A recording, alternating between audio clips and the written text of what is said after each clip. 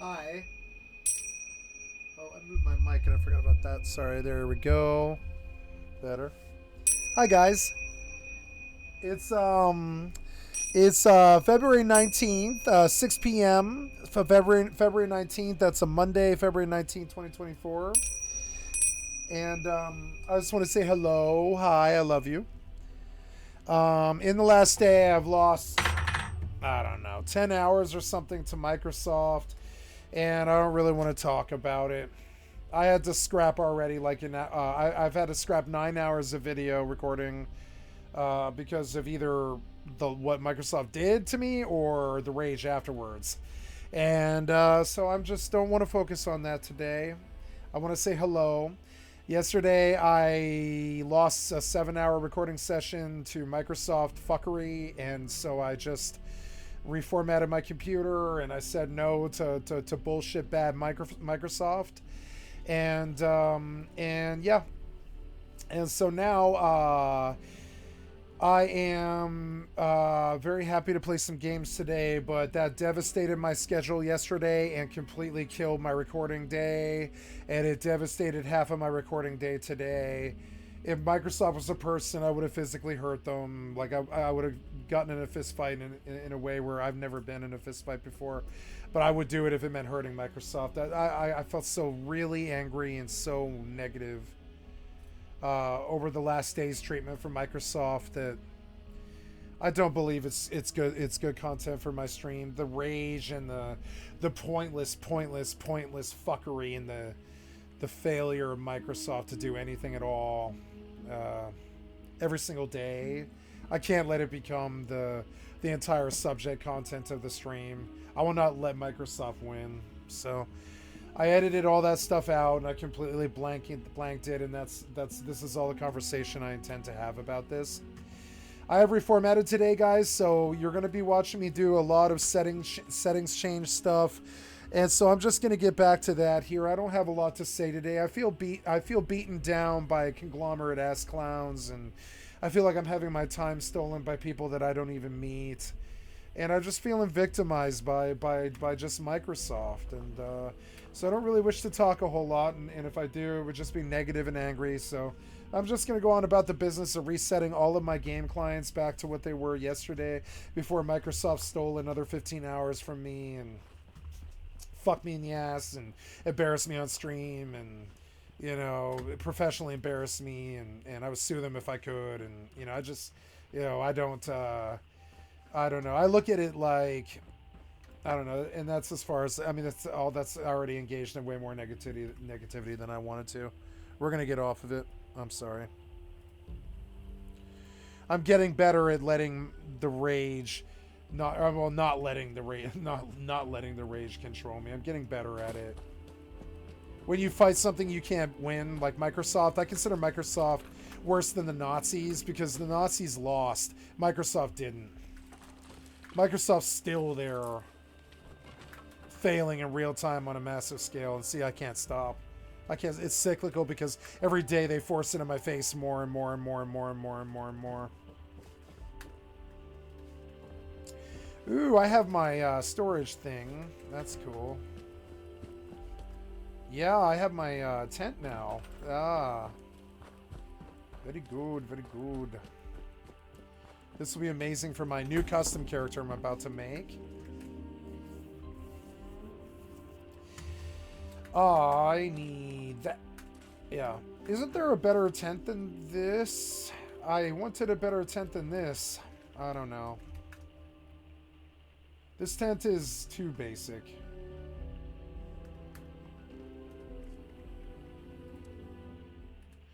Not the scoreboard, but the... oh, and I will change the title too. I said I was on Rust, but I'm not anymore.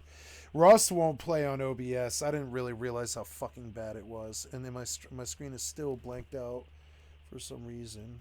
Why? Why is my screen blanked out? That seems weird. Well, let's reload. Yep, and then, but nope, I don't want Rust Zombies. I want Fallout 76. FFXI Horizon and EVE Online, because Rust was okay. I fixed it already, but We've got to do a bunch of work. I mean, really, I should identify under EvE because a lot of the time is going to be under EvE. So.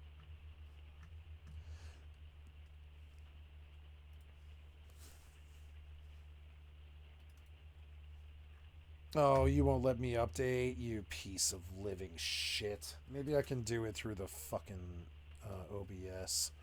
Piece of living fucking shit.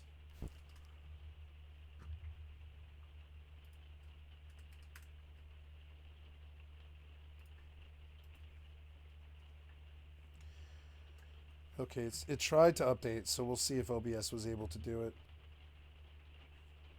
No, OBS was not able to update this stream title. No, it's failing to update. What do I do now? I have to do it on my phone.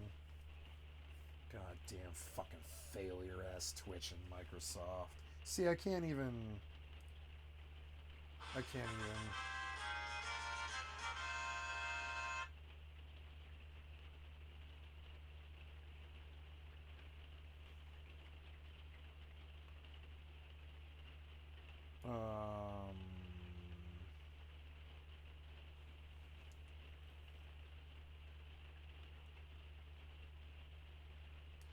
I'm looking for Twitch. Yeah, Twitch. And I want to edit my stream. I can't believe you make it this hard to use your products. You're fucking morally disgusting to me. I would hurt you if I could. Your products are so morally disgusting. It's fucking base. You can't even get title changes right or anything like that. I look at how much I had to do in my jobs in my life to be accurate and not fuck around and waste time and steal people's time and money. And then I look at what you get away with, and I'm like, no, you should be prosecuted. No, I'm not doing Fallout 76. I'm going to do EvE Online. 661 save. Yeah, we got it there. There we go. That's better. Now, YouTube will probably let me update, because YouTube is competent. They're fairly competent. Yeah, I'm going to go you and public and done. And we're going to go say EvE Online. And we're going to say save. Edit. There we go. Dismiss, and I want you to reload. Yeah, or well, I want you to stream. Yes. And then we'll come here and we'll say reload. Good. And there we go. Yep. And good, and good, and good. Did the YouTube actually do anything? You are loading a red line over and over and over again. Just as fail as Twitch. I'm going to ask you to reload again. You are running a red line over and over and over again, just as fail as Twitch, and I'm going to ask you to reload again. Man, YouTube is sucking dick, and Twitch is sucking dick, and every single fucking software development I can think of, company I can think of, is sucking a lot of dick today. I mean, watch this shit, man. Look at this shit. See it? Oh, there we go. Cool. You finally failed at it. You finally failed at it. Like, as I show you. So you can embarrass me even more. Thanks. You worthless piece of shit fucking company. Stop the YouTube stream. Yep. Discard the delay. Start the YouTube stream. Go. I will have to wait 60 seconds. I will double check it again later. Yeah, claim poker paint for the circuit breaker.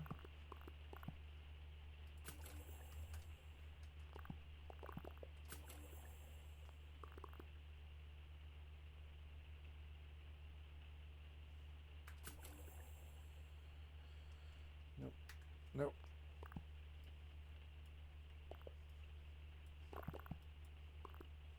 Are the yellow ones the ones with... or no, I guess the unyellow ones. The silver ones are the ones with script rewards and stuff. Claim, claimed. I see. So it's all claimed, right? Can't you just... You should be able to have a claim all button. Yep. Okay. Mithril Bard is 4 minutes. Okay, So I want you to leave this thing now.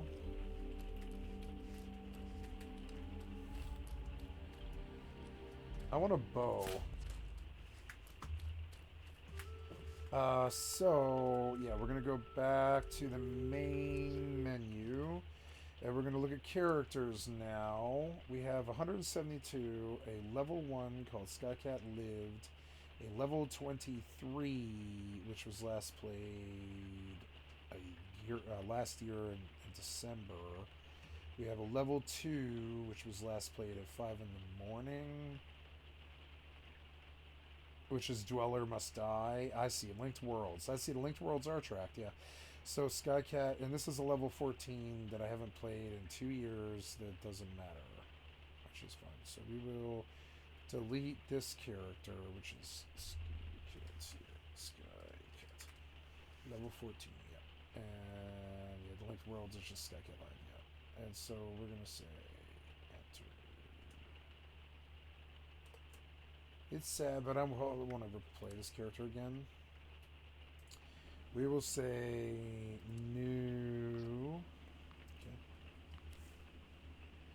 And then we will go over to EvE, and we will launch both my EvE clients.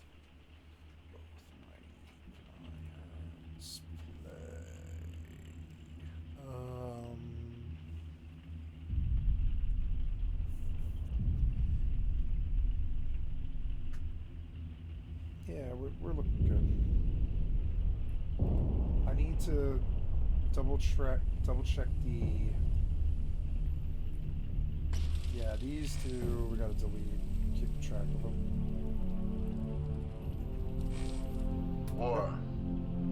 War never changes. War never changes. Blah blah blah.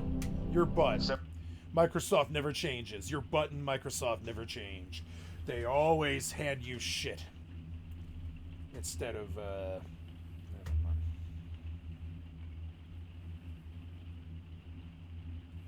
My God. I didn't know how much I hate Microsoft. I have to make peace with Microsoft now. Just like I had to make peace with all the other people that I, you know. No, this is,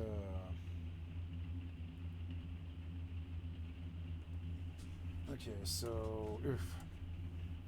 Yep. And, yep. And all that's good.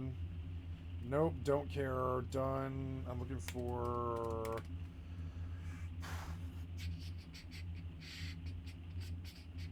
Skycat Live. Custom. This is like my real custom character. I'm going to keep her. I had another one that was a really good custom character that I did a lot of work on. That would be pretty fun, but I want to start over. And I want to do the same settings as Dweller Must Die.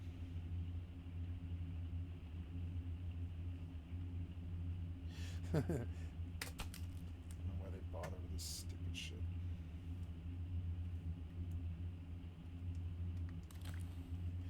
Okay. Can't take anything. Don't want that. I like this setup. It is good. And the music is off, I guess. No, the music's not off. It's just not working. So, yeah. I love this stupid game. This is the only game that's keeping me a Bethesda customer. Or I would just stop. I'd stop playing their games. I watched how horrible their clients are, and I'm like, oh god. I just realized I don't really want to play that much Rust anymore, because the Unity client, you can't make it work well with Rust. You can't make it do it. It sucks. The Vault 76. I agree. But yeah, when she gets out there, I can log her.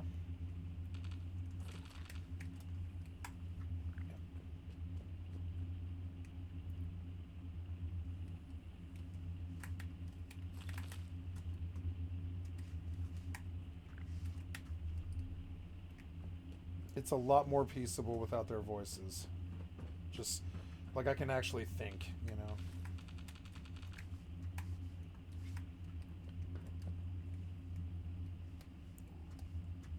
Oh, I have Pip Boy already, huh?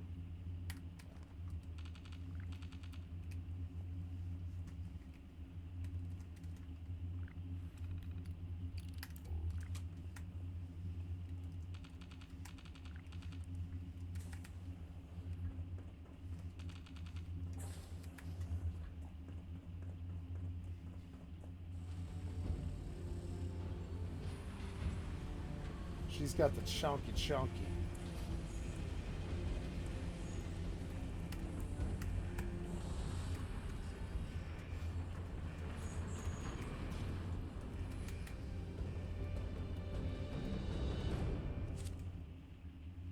Pick a special loadout. Battle-ready dweller or a fresh dweller.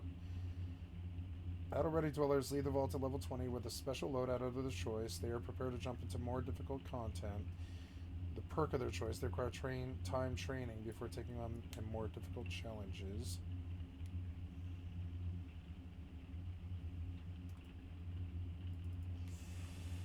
Yeah, can we view the perks? Oh, I have Action Girl. That's cool.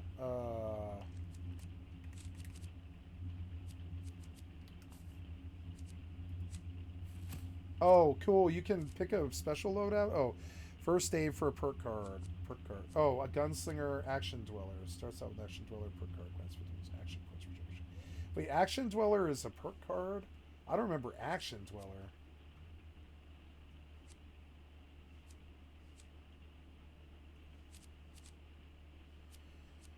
Two-hander would be fun. Pistol damage would be good. First aid is super good, but the action dweller thing is so good.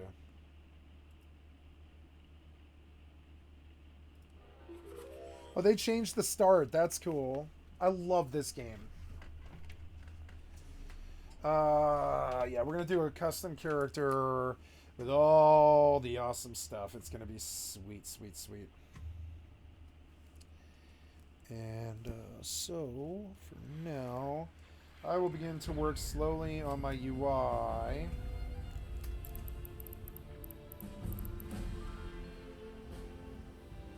Level 2. I have Action Girl. Action Girl. Oh, Action Girl. That's what it is. It's Action Girl. Yeah, Action Girl's better. So, I don't know. I could run the voices, but I don't want to.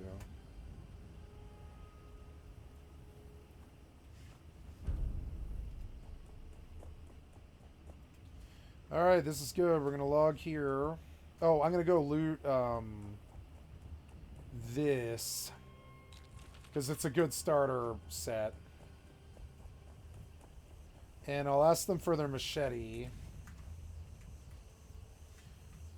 No, this is good. I can save here. It's good. This is good. I don't want to cheat. So quit to main menu. We'll launch my other character on EvE, which is you. Play now.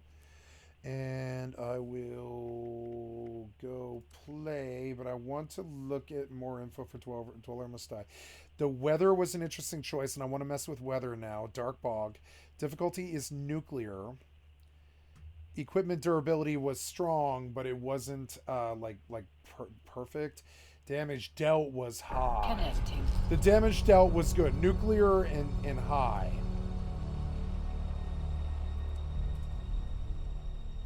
So I want to make, I want to select a world template.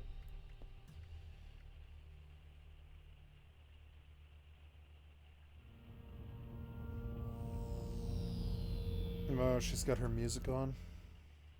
Maybe not.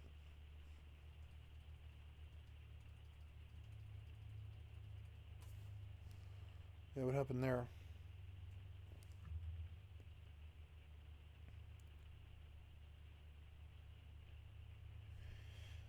I don't think I need to run these games in windowed. I think I have to run Rust in windowed.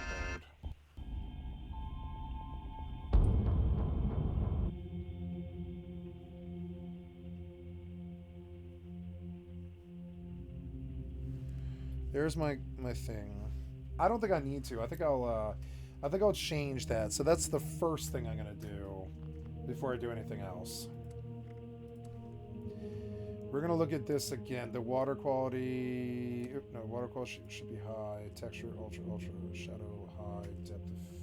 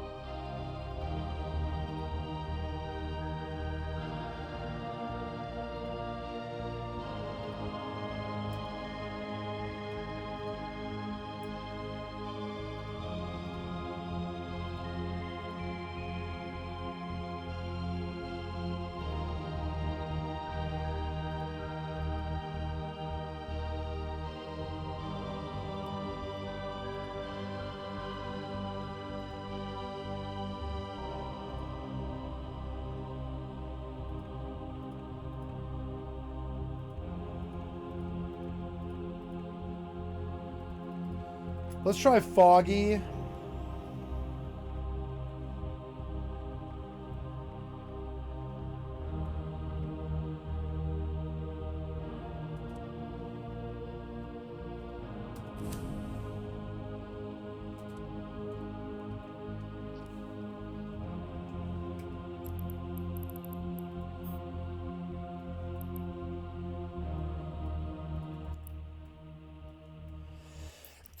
Excuse me. Excuse me. Ugh.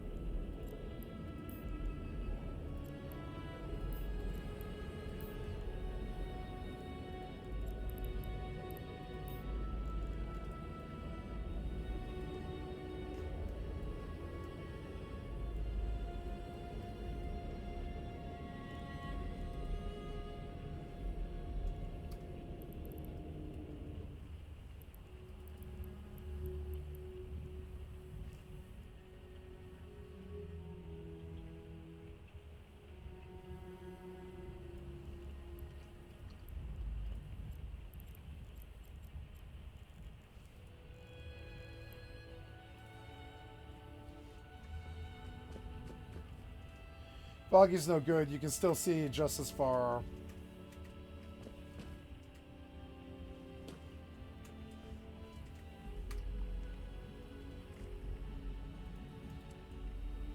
I like messing with the weather. I think it's a good idea. The dark bog was cool. Because you couldn't see... like, you couldn't see. And that's what I want. So I think I'll probably go dark bog. It's not a very good setting. But, you know... so we will... custom world... Yeah, we gotta change this here. So, nope, we're gonna, oops, play, and V, and, hey, yeah, stream's looking good, though. I'm glad I reformatted. I'm starting to get in a better place with everything. I can't stand losing time like Microsoft steals. It just makes me fucking crazy. If I had done that when I was a dead drug dealer, I would have ended up in the grave. Can't let people steal time like this.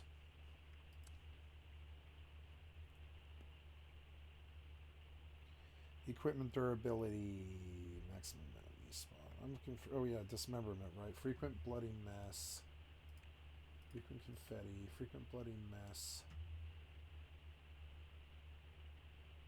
Yeah, grease force, yeah, but not,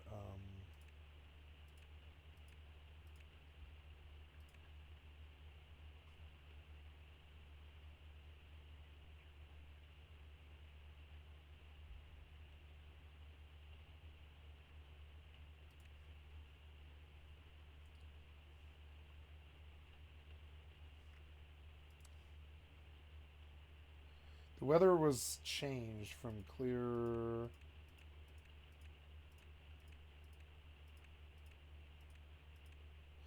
Default weather will change all the time, and that's probably technically the best. But,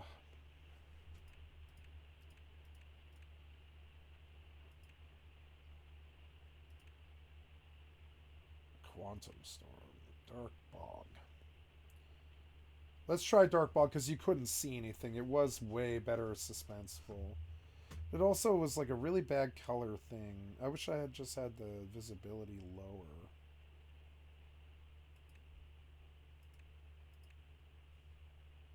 Maybe Mothman. Let's just go see what each one is, I guess. Yeah, let's just go see what this one is and see what it's like. I want vision obscure. And so we'll try that. Yeah, we'll try that. And so oh, this is ending right now. It ended as I jumped to it. Yeah, it did. That's all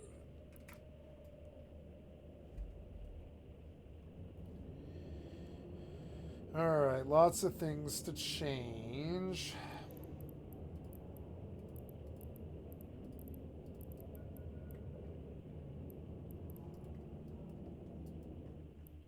It sucks that we're at the end of the run, but that's all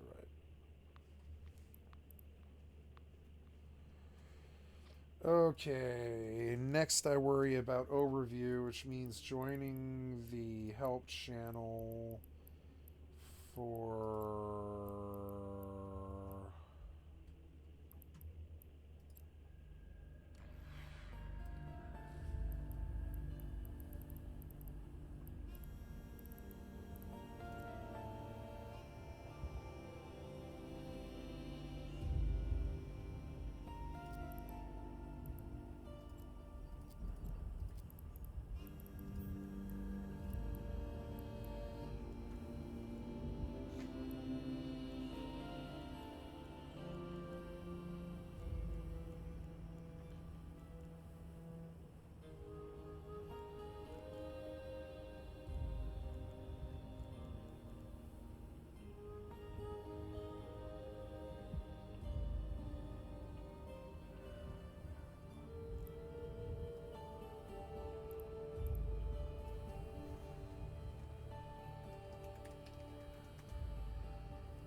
I mean, I don't need an overview.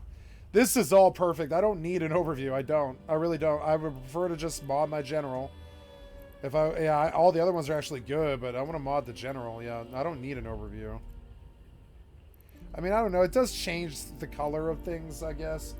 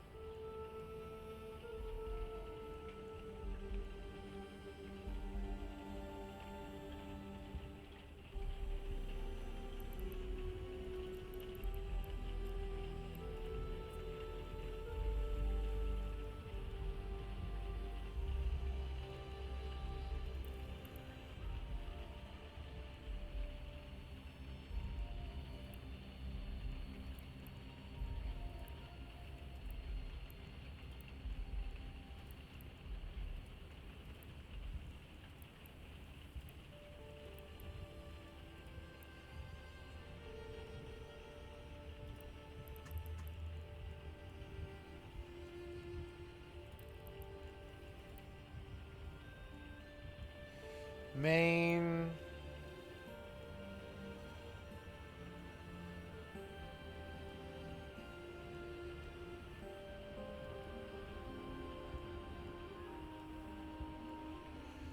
Fleet, loot, and salvage and all that, yeah. So, and I want this one to be...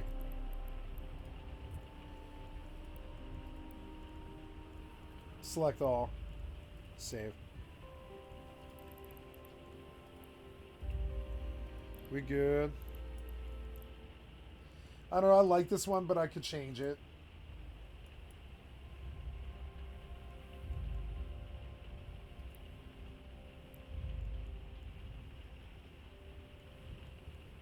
CS Core. There. I like this one better. Yep.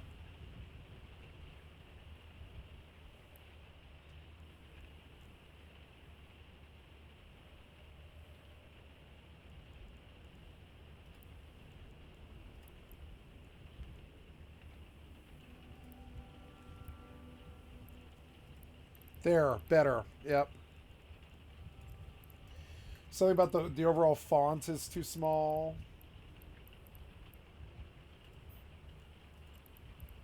Huge. Tooltip delays.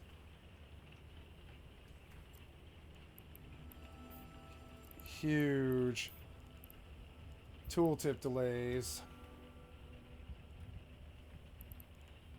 I'm gonna get some of this in order to just gotta do each account as I get to it.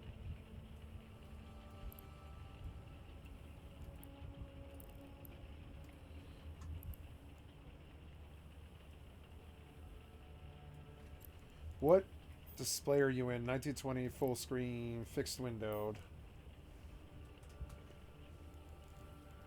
1536. No, we're in 1920, damn it. Yeah, run to that screen, yes. Alright, whatever. Why does it seem all big? I don't know. Because the UI, no. See, this seems wrong to me. We're just going to run windowed. It's alright. And we'll stretch. Yeah, that's better. Oh, I told you to stretch. Fucking Windows. Yep, that's better. Better frame rate and easier to... Well, I don't know. How does that look compared to that? Oops. It does. I mean, it doesn't matter if you're in full screen. It doesn't. Yeah, it doesn't matter if you're in full screen. This looks way better, I think, actually. And the other one is in full screen too, right? Yeah. But the UI is smaller for some reason. I want it to be auto. Yeah. I need like a generalized.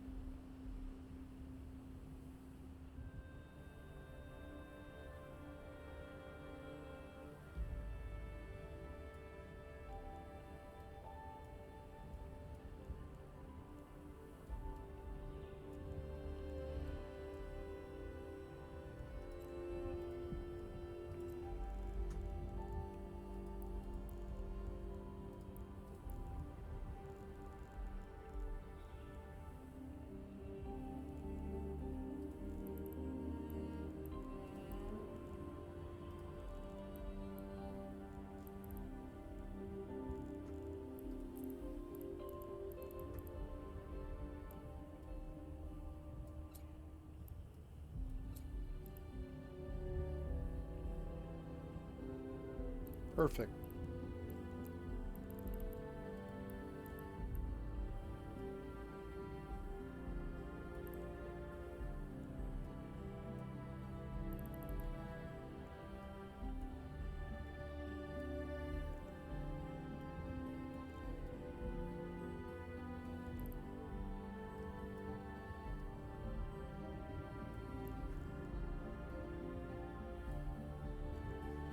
It's fun to reformat kind of, because you get all your performance back and you rethink all your settings and you try to become a better player just a little more, you know.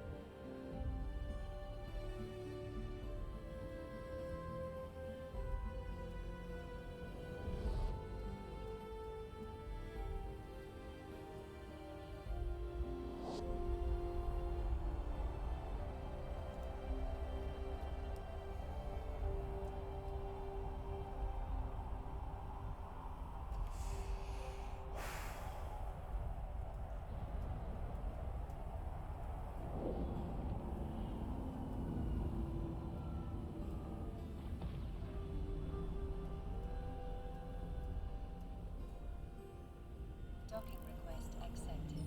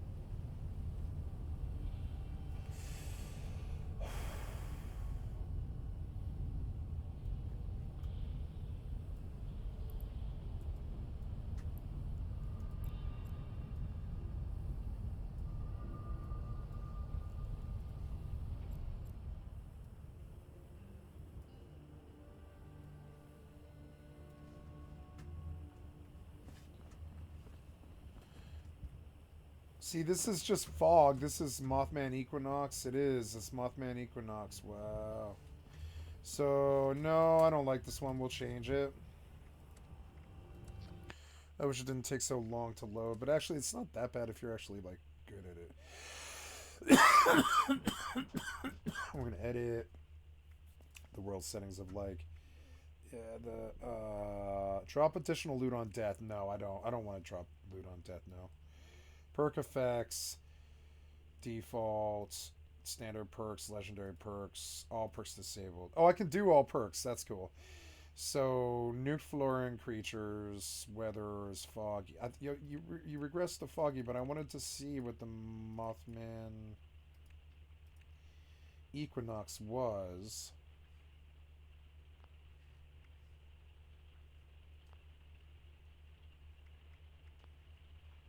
Yep. And then, so we'll back out. We didn't see what it was. That was just what foggy was. Okay, so... Yep.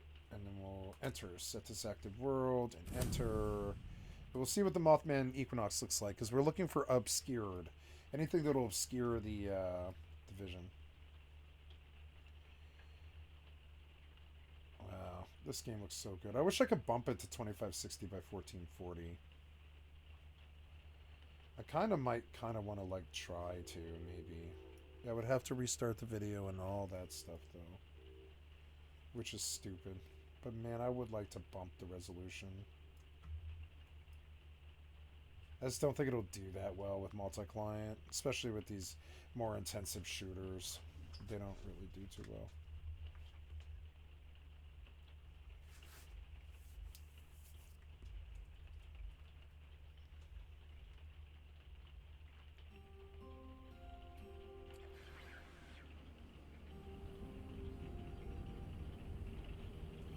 Yeah, that looks fucking way better than the blue, in my opinion, but you can still see way, way, way too far.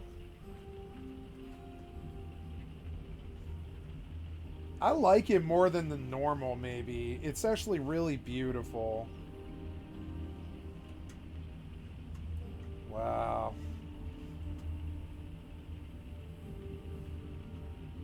Everything's all windy, I think, because it's the equinox.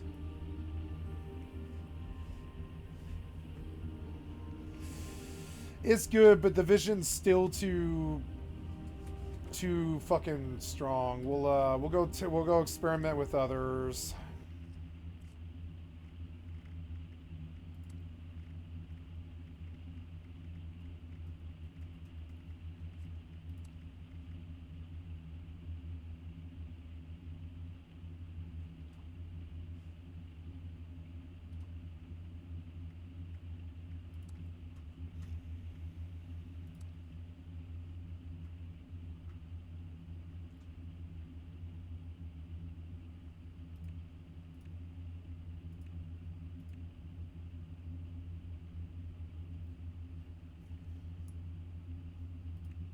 Misty rain.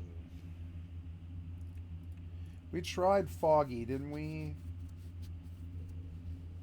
I think so, but it's still not good enough. Misty rain, overcast, rad storm.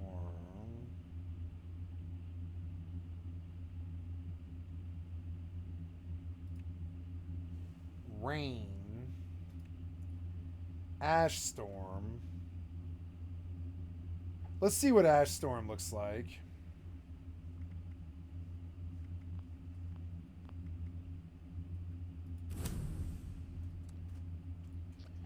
I'll go back to working on my shit here.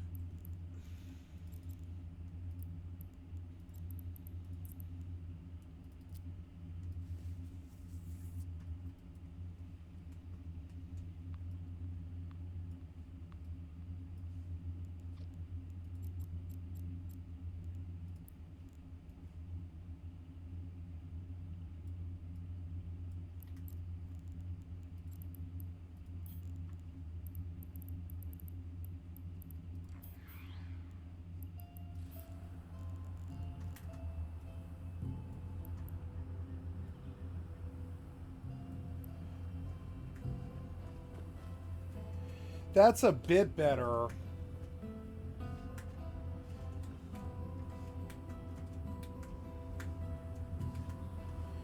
But it's too brown and...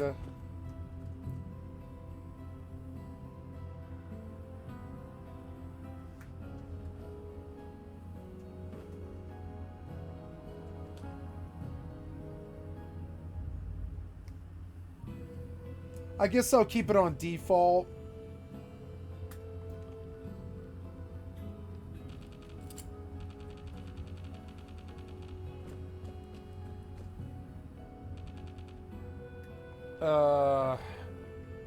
There's also something wrong with the settings too, so... I want my VATS AP use to be 0. And I gotta make sure that it's like that. V... Edit name, world settings, description. World settings... Yeah, VATS is on. Off against players, off, on. Equipment durability is invincible. Proximity enemy spawn, VATS, difficulty, PvP rules, bloody mess. Ragdoll behavior is normal. Increased upwards force. And infinite ammo is on. Damage received is default. Damage dealt is high. And the weather, ash storm, wasn't good. Nuke is no good. Searing. I wonder what searing is. Let's go see what searing is. And I need AP use to be basically like everything.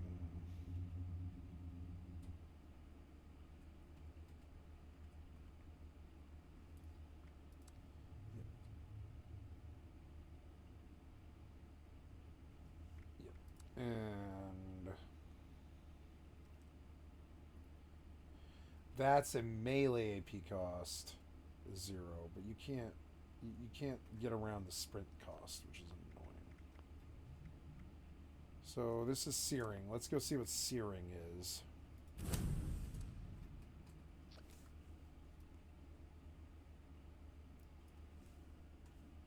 Yeah, I don't think I need to run windowed anymore. I think Rust just sucks, and I should stay away from Rust.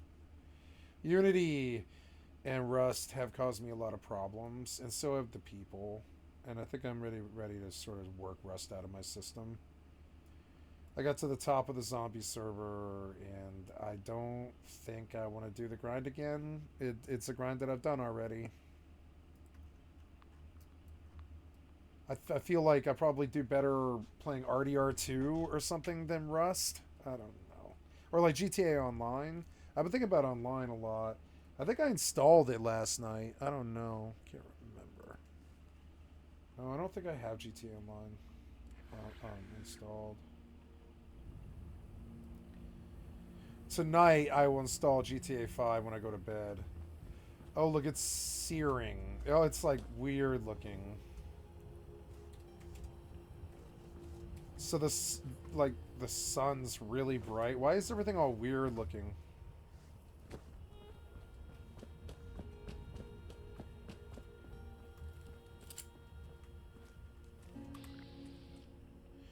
The light's really good.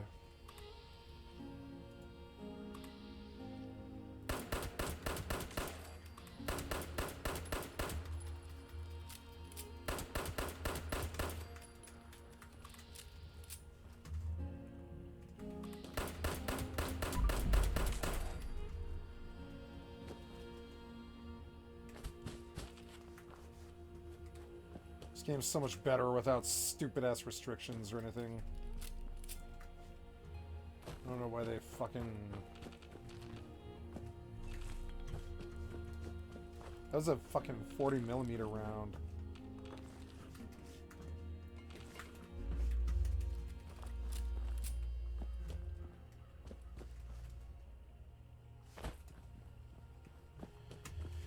I like searing, but it's never gonna change. The good thing about default is there's a day and night cycle. I don't think if you change it at all, I don't think you ever do get a day and night cycle.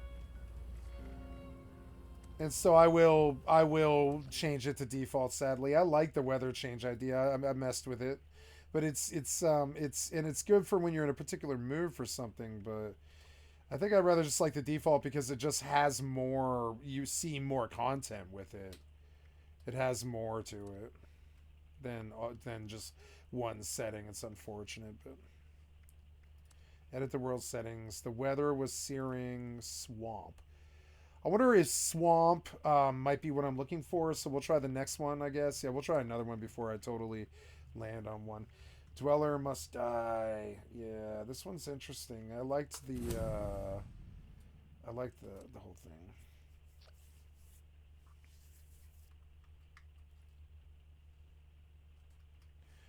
Okay, let's do a little bit more work on fixing UI. Next, I have to get this where it's like uniform with my thing and lock it. I want to lock the other one too. Oh, that is the wrong thing here. I will also have to fix FFXI, so I should load that too. But at least I now have, I don't know where my FFXI install is now. Where is this?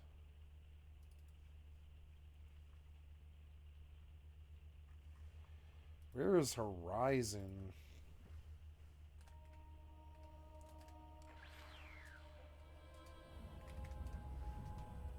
Yeah, where's Horizon at?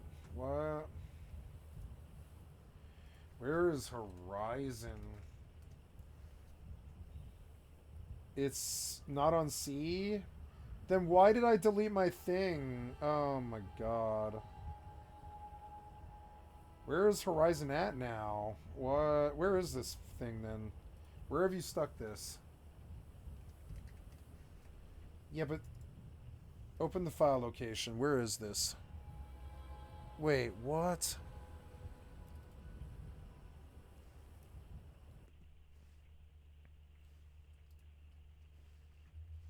Wait, did something happen? Oh, did you crash? Yeah, you crashed when 76 crashed when this this thing went off. Oh my god. Anyways, where have you stuck this? Where have you stuck that at?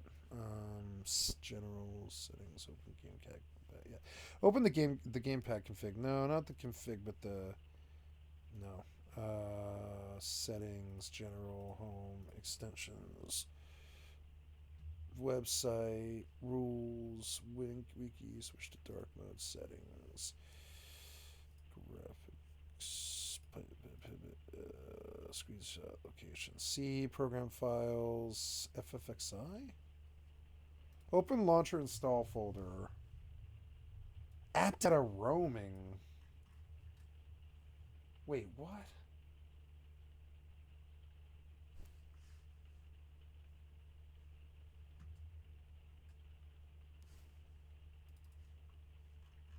No, that's right, but all right.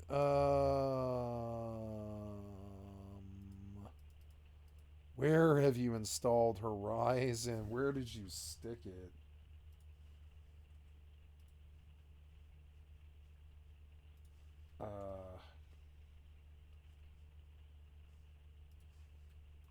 Horizon, where did you stick this? How about Ashita, right? Where did you stick Ashita? No, no, I want you to look in search. I want you to look for Ashita in C. Where did you stick this file? Maybe I best just pin this to taskbar then. I don't know. I don't know where you stuck this, but it's weird. Oh, the server's offline, huh? Oh no, oh, there we go. No, the server's not offline, but there we go.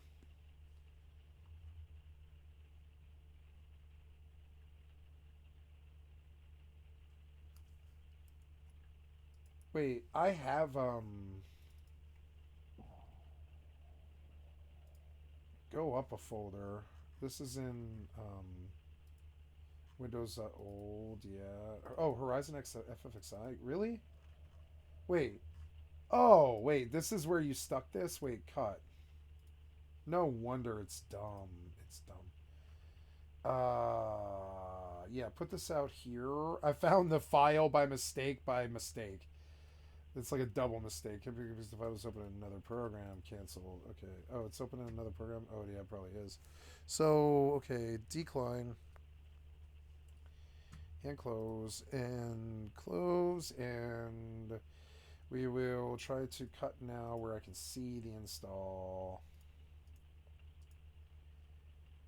Paste. No, I want you to come back to the windows.old and cut and paste. Very good.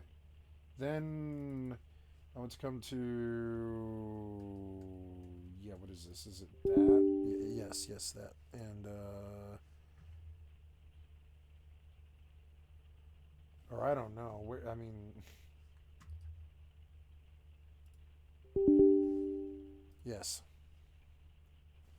Okay, that is the launcher install. So we're gold. Internal server area. Just kidding. Yep. So we're gold on that level. So good. And yeah.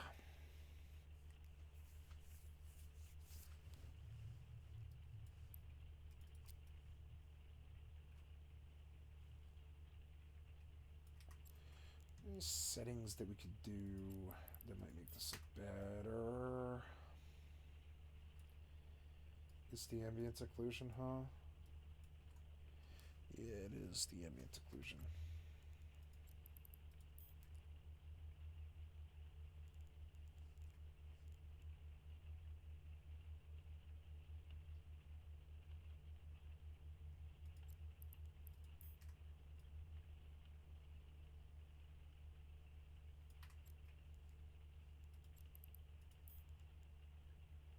don't know. This thing's running pretty fucking good.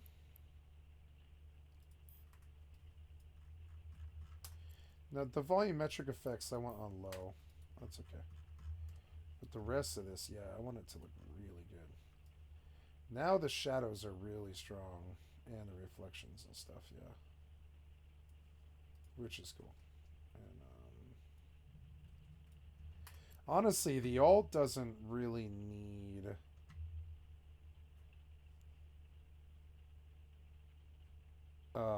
any settings at all, really. It could just optimize for memory.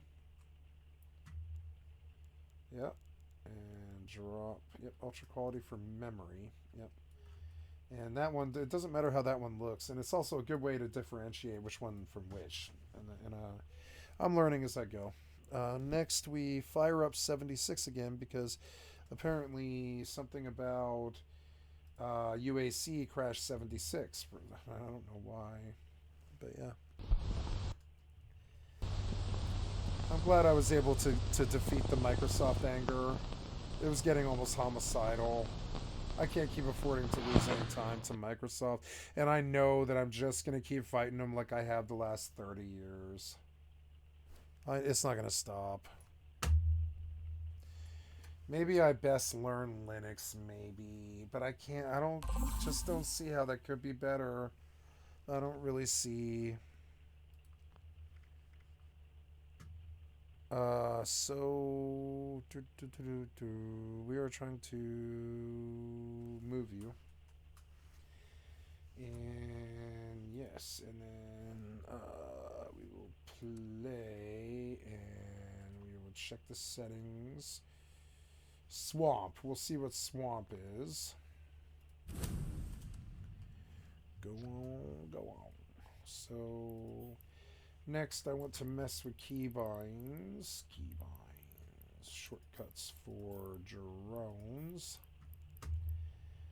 All drones engage would be mouse 5 reassign. All drones return would be mouse 4. Return to drone bay will be E, and launch drones will be F. We're going to go do this on this client as well. Oops. Shortcuts for drones. F. Engage. Pull back. Return.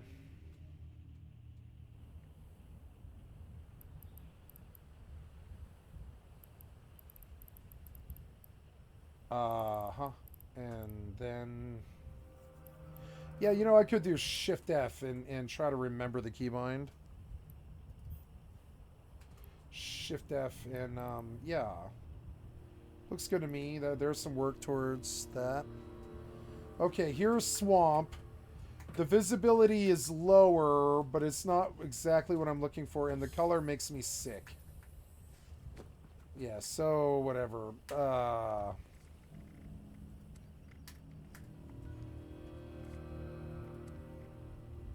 But I saw it, and that's the main thing. So then we're going to come to the world settings and looking at general workshop. No, combat. No, general weather, swamp, quantum storm. I guess we'll just try it so we know what it looks like.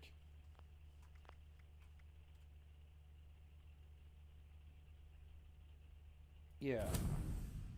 Yeah. Okay, what next? Inventory next to it needs to be my personal locations. Next to that,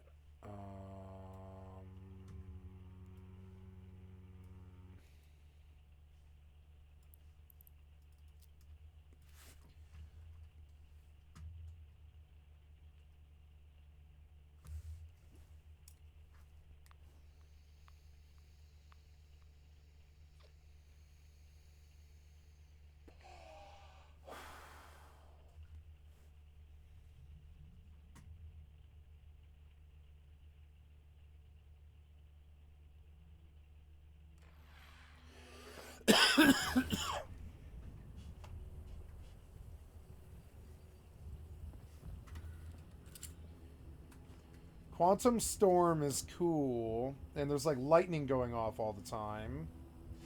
And the colors of everything is way cooler.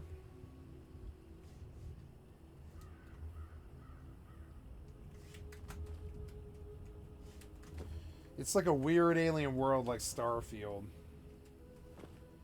But it's also kind of pink. Pink and blue. I like all the lightning all the time. That's kind of like, you know, eventful.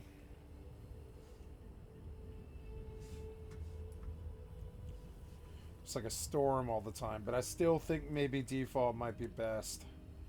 So we saw the Quantum Storm was cool though. I'm trying to commit these in memory. No, wait.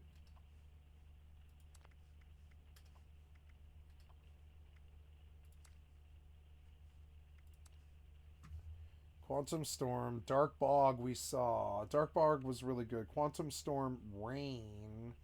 Let's try that one.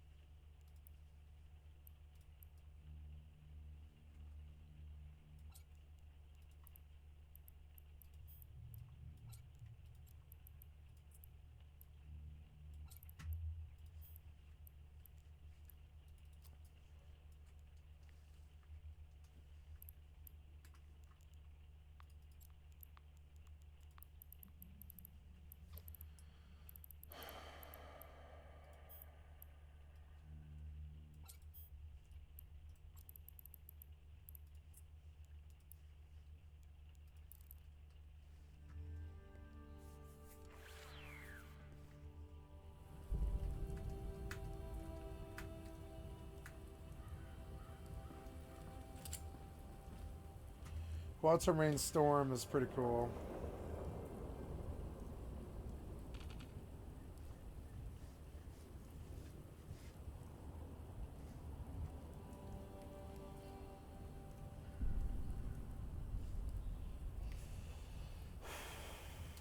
So you can do one like a different one each session. I do like that, but I might prefer the default, I think. I keep coming up with default each time I do a change, and that's probably what's going to happen. We'll see. I think that's everything now. Saw the Mothman, Equinox, default, clear, foggy, misty, misty rain. Let's try misty rain. Before I do any others. Before I go back to default.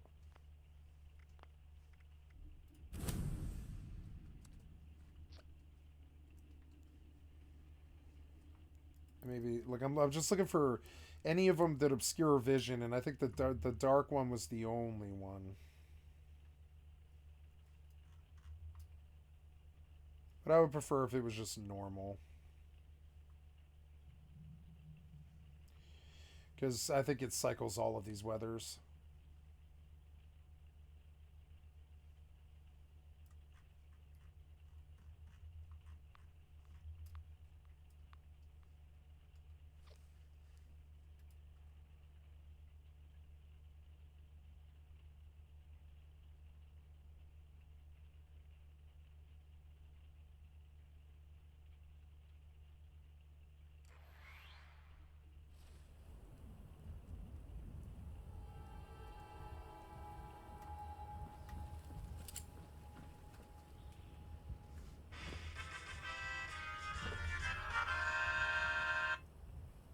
Nice, got plenty of time to play.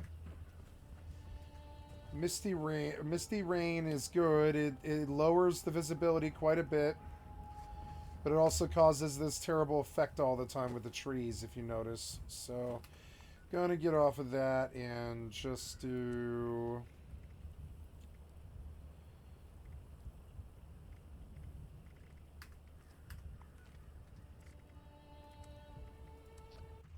we'll go. We'll just do.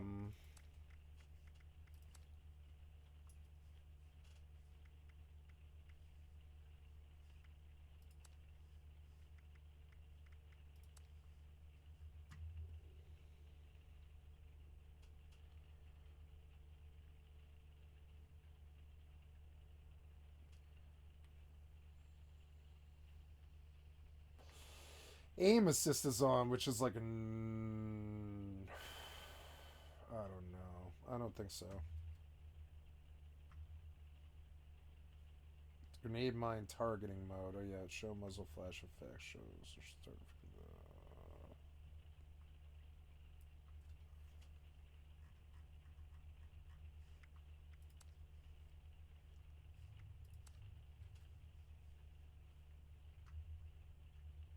Yep. So okay.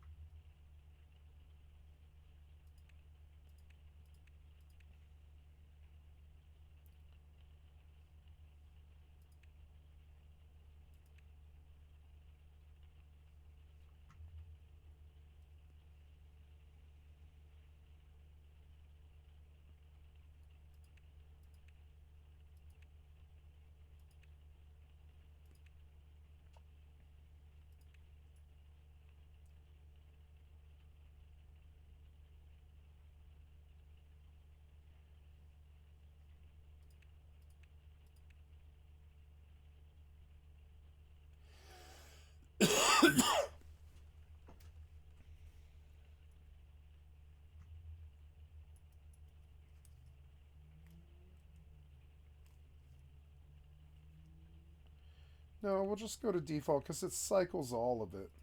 And it has a day and night cycle. All the rest of them don't. And that's stupid.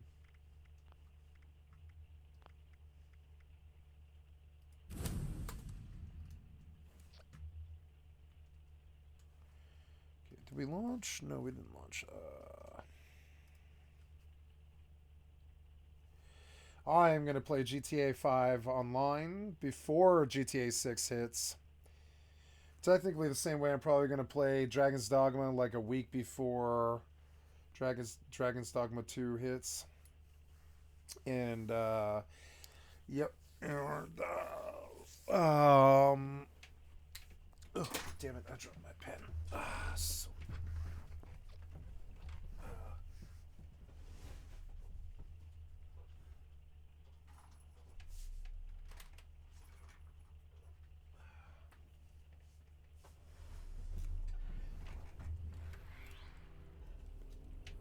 I'm becoming more open-minded to one-player games with endless enemy spawners. See, when it's default,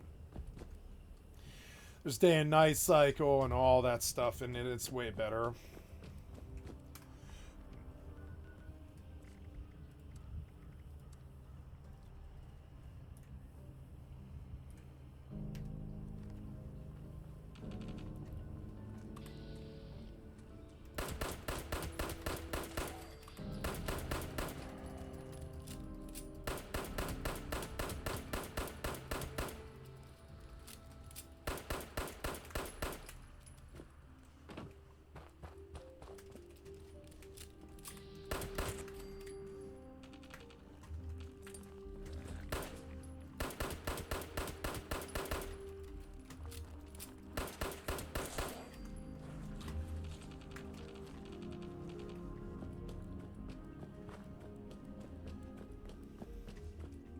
Oh, yeah. Also, I should run my legendary perks up front.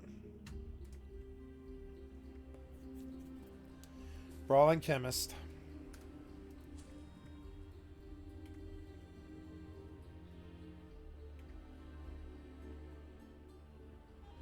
Collateral damage.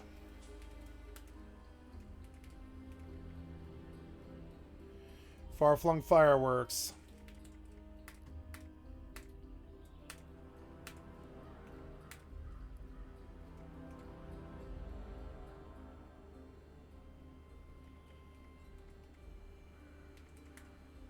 And what rads? I think. Oh no, I need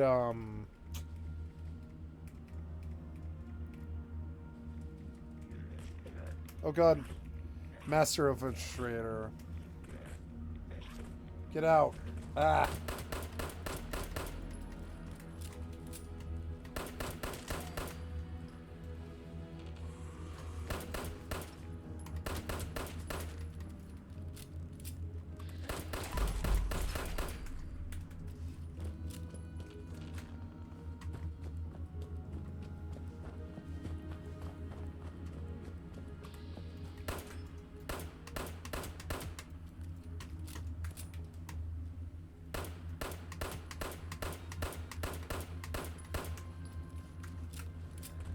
Oh, whatever you hit me.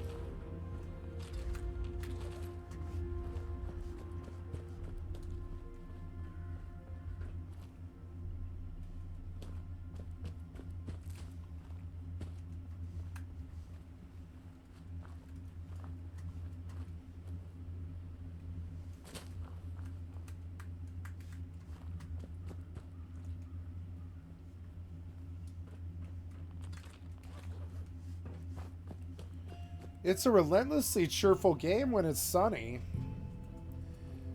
I have kind of forgotten because I've been playing for Dark Bog for like a week.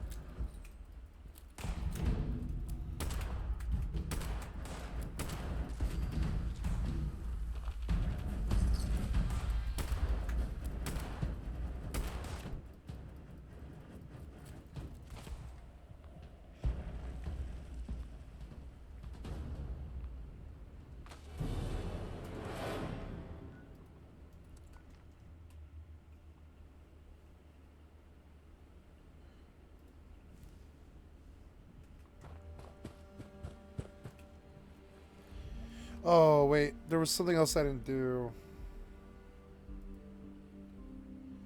Oh, the server is actually offline? Yeah, it is. 0 players.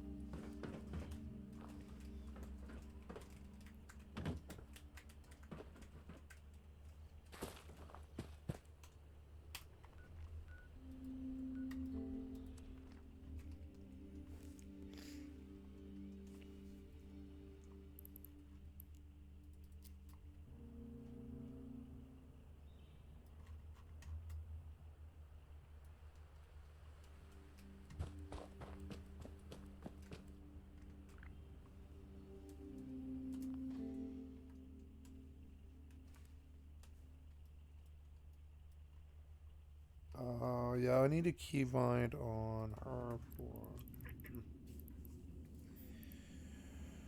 Windows. We want the agency encounter surveillance system on A. And we want to toggle collapse all windows to Shift Z, and we want to come to general and toggle user face visibility on Z.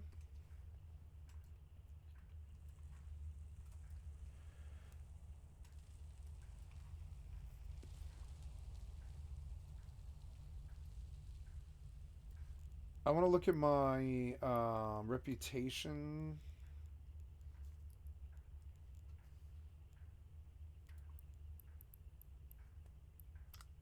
Oh, all my shit's good. All my shit's good. Wow.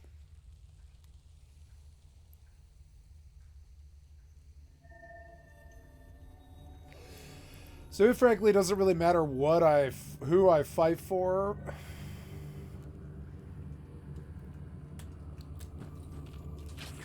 Oh, what? Oh shit. What was that? Oh, it was traps? Yeah, traps. Annoying.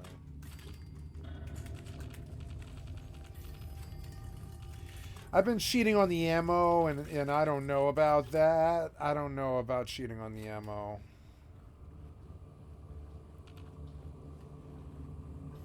The damage isn't good enough.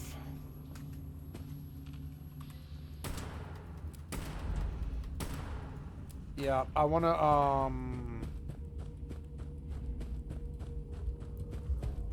I don't like the damage. I'm going to change it. It's just not good enough. It's too bullet spongy. God,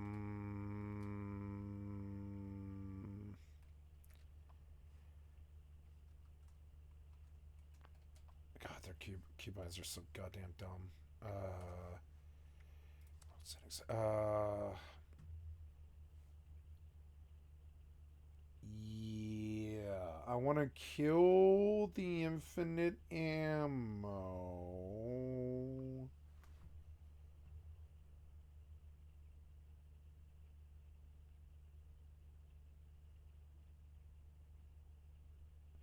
No, I don't. No, I don't.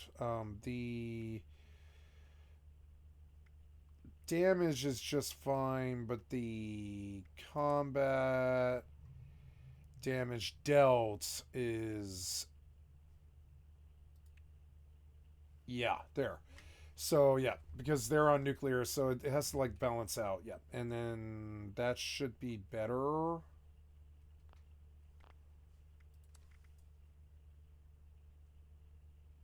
Yes. Yes. Then...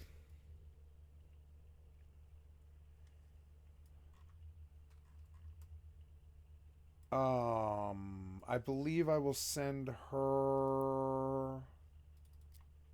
Oh, well, but there's no medical bay here, which is kind of annoying.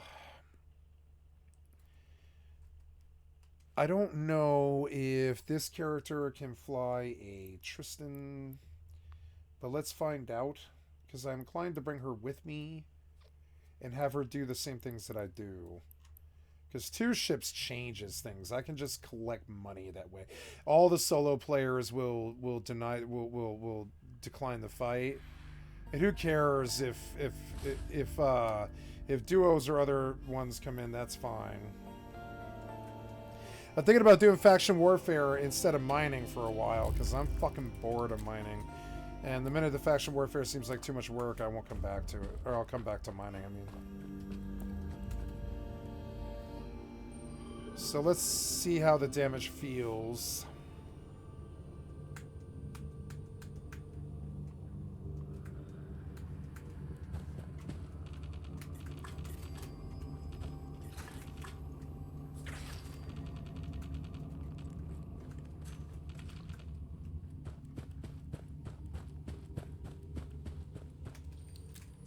Wish the VATS accuracy was better, though.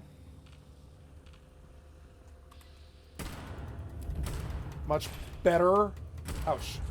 Yep, much, much better.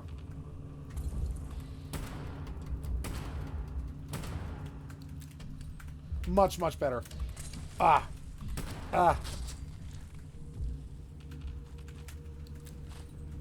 Damn cultists. Much better. The game's playable. If you take the Bethesda dumbass choices out of it, it's a really, really good game. I feel like Starfield is better than this if I could mod it like this. If I could mod it like what 76 has baseline, I think Starfield's a better game than this. It's weird. Especially if you put dungeons on the planets and, you know, monsters. I haven't looked at the Starfield modding scene in a long time, and I might re-look at it.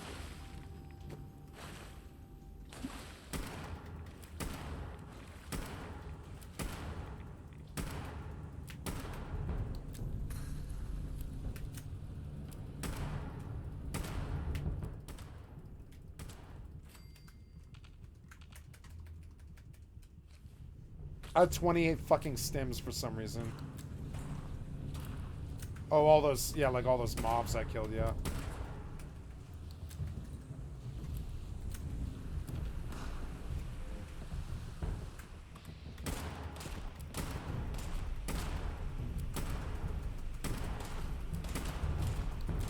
Oh, please reload, reload, reload. Come on. Oh, got him.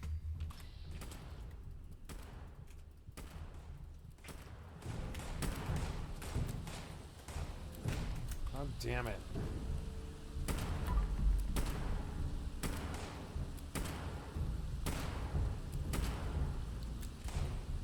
I want to blow his right arm off so he can't shoot. Can you do that? I don't know, but it sucks. I should have stayed on the head. Ah. I need serendipity next.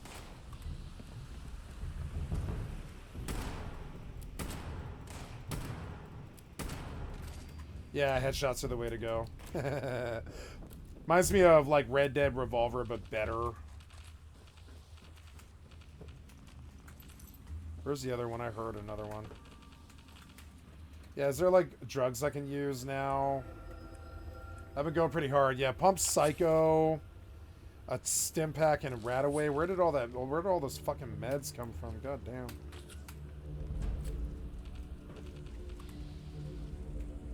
Oh, grenade. Nuclear bitches.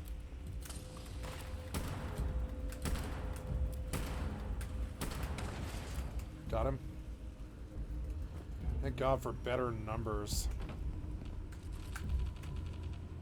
Very high is a good setting because it's like you still have to hit them like 4 or 5 times, but they die. There's no bullshit about, oh, this guy took 40,000 rounds. There's nothing like that, and that needs to be erased from Bethesda's dumbass fucking existence.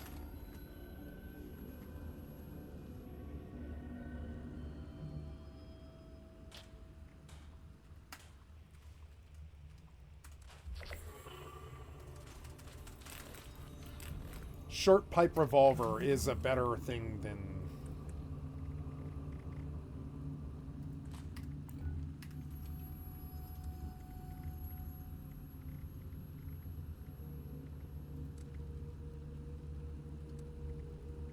And a short hunting rifle and that 10 milli. So 10 milli, right? Yep.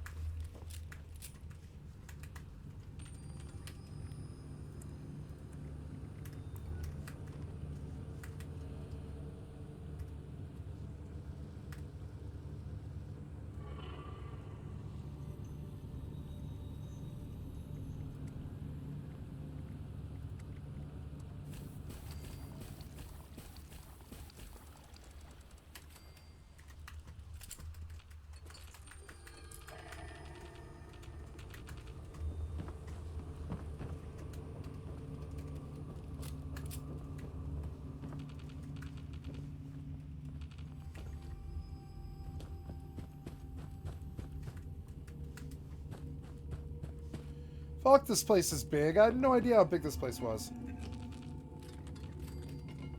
The infinite ammo, I don't know. It's kind of breaking the game. It's making the looting not seem like it matters to me, kind of.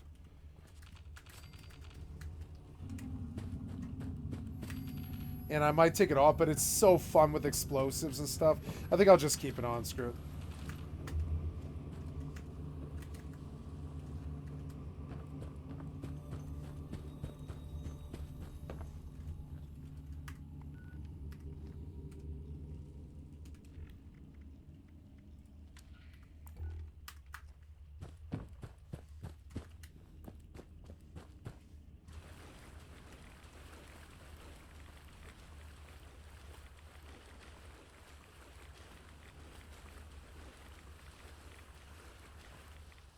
This cave is usually, like, actually quite a lot better. I mean, it is a Bethesda cave, though.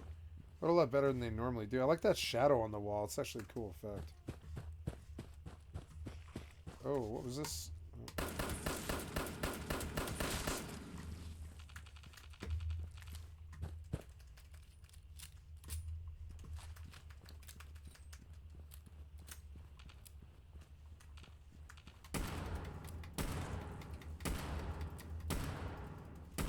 Much better.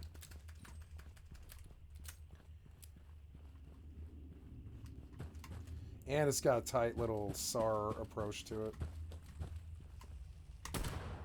Like that. Ah!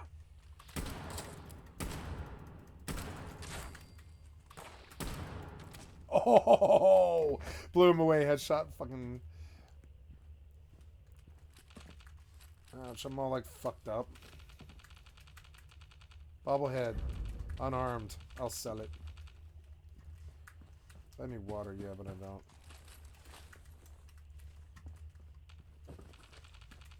There's a bed. I definitely need that.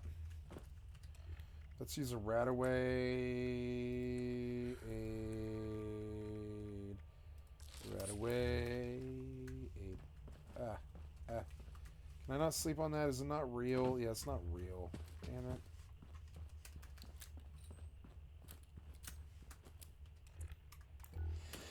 It's easy.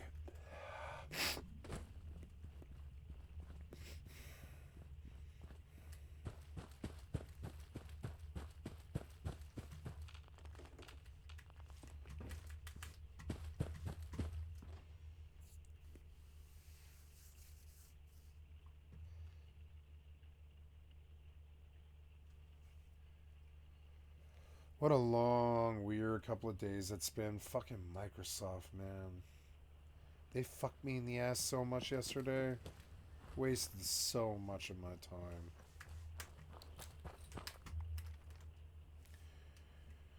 Oh,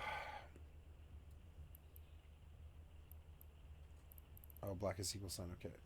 So now I wish to look at her. Now that I'm out of the cave, I wish to look at her in terms of her training towards a.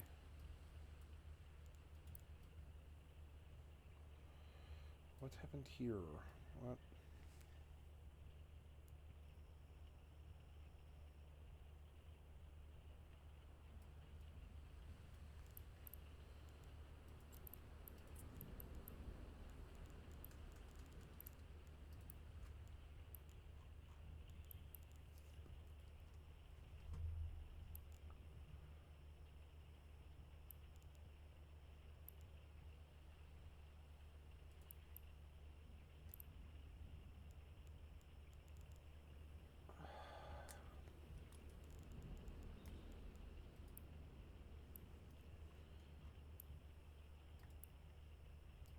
Yeah, I just want the improved default one.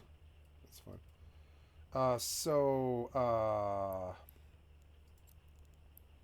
Close. Then I will look at training towards a Tristan.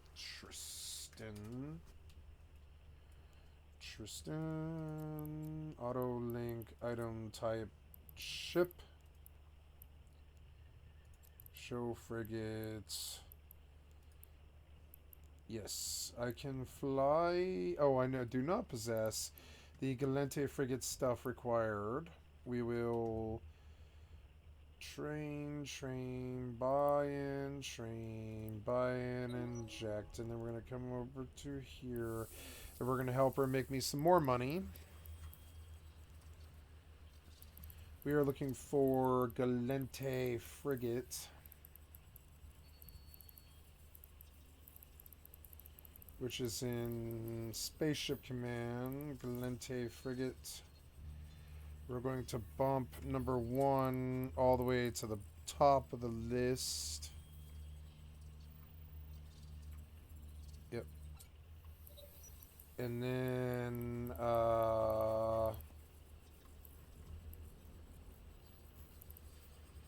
number 1 to the top of the list. Galente frigate 1, Galente frigate 2, Galente frigate 3, Galente frigate 4.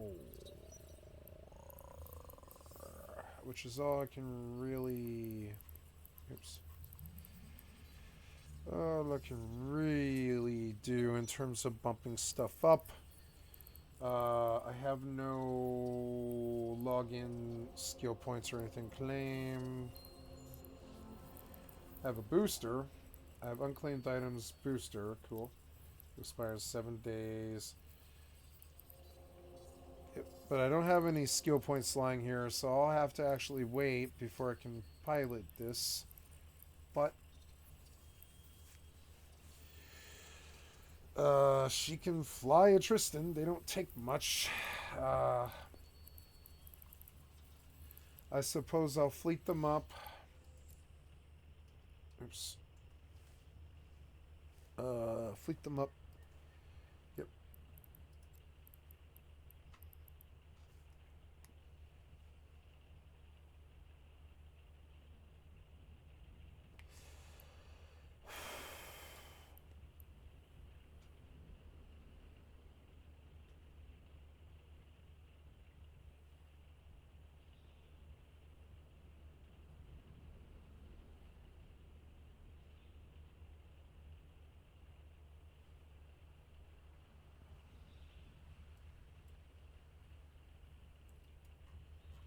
So, I am going to train this on the way. Like that I got good guns out of there. That's cool. We're going to go to the next one. Which is like... I want to do Gilman Lumber Mill, I guess, yeah. And do lanes daily, because that's like free XP. And, yeah, and we will... Yeah, I don't really have like too much lying around here. It's good. So we'll... First thing we'll do is we'll both board Corvettes. Board my Corvette. If I mean, I don't know.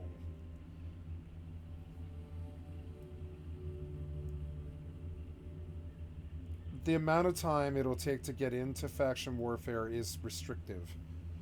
What I should do is spend the time getting ready to stage out of this station. Sorry, I didn't mean to bump my mic. Something else I need to do is get all my material out of this station and take it to some place that isn't a public station, because this... I mean, well, this place will shut down and all the Athenor stuff will get moved. It's fine. That won't matter. So... Need to...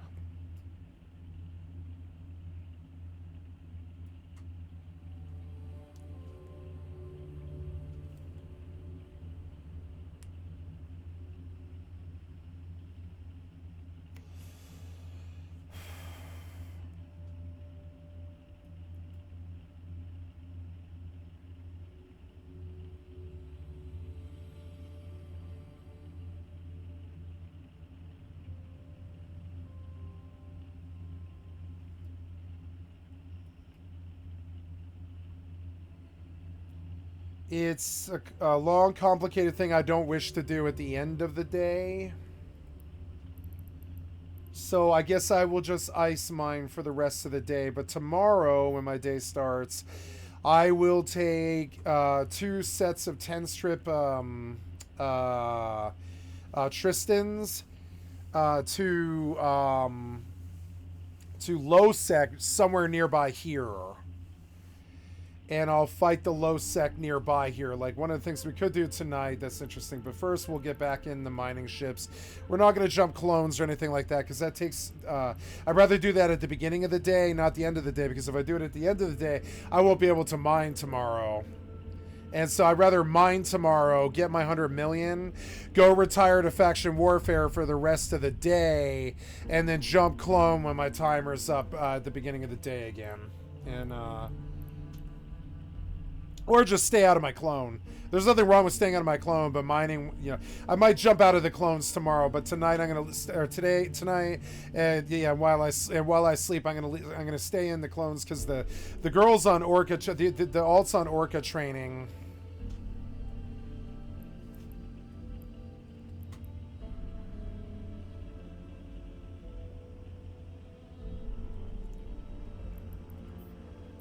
Okay, good. She's staged and ready to go. Oh, wait, no, she needs to...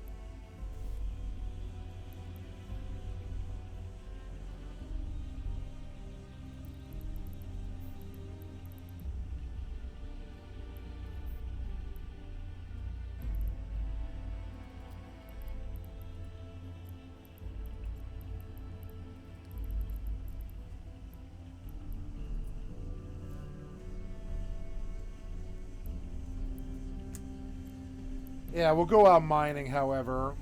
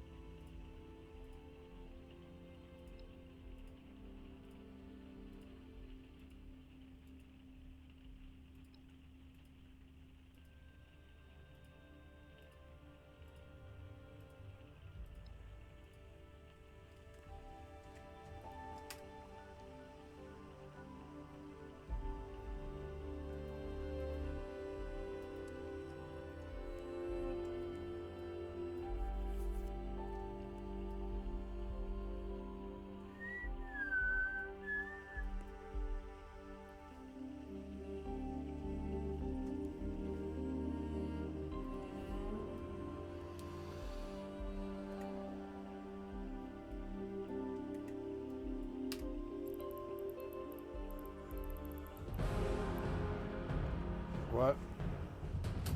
What's going on? Oh god, what? I don't know if I can handle that. Where did he teleport to?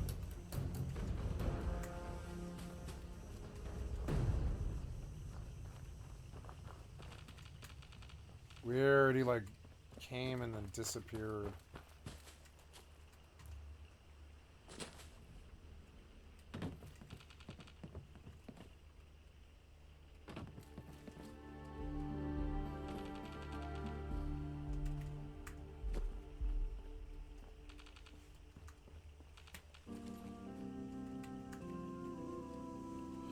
Oh.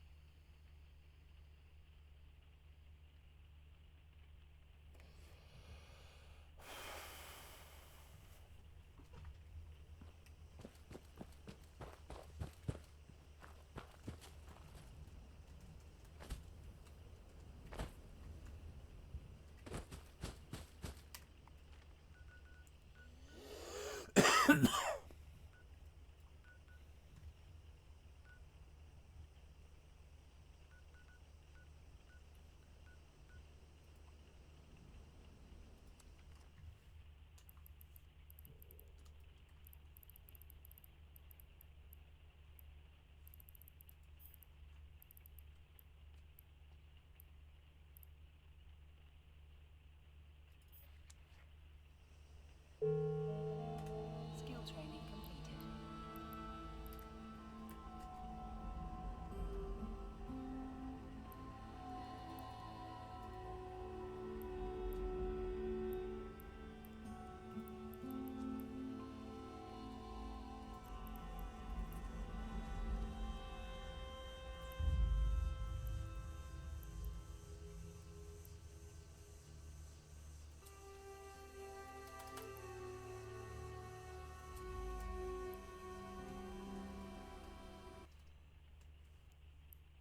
Did you crash? You crashed when I alt tabbed. Oh. Stupid thing.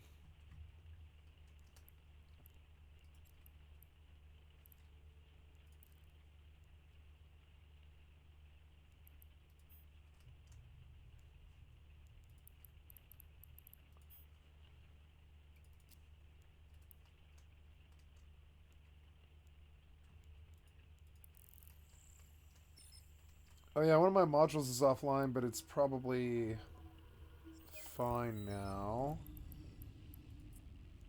Nope, I need Afterburner 4. That's okay, I'll get there.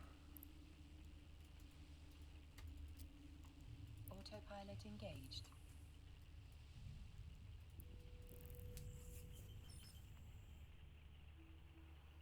Warping to Stargate. Warp drive active.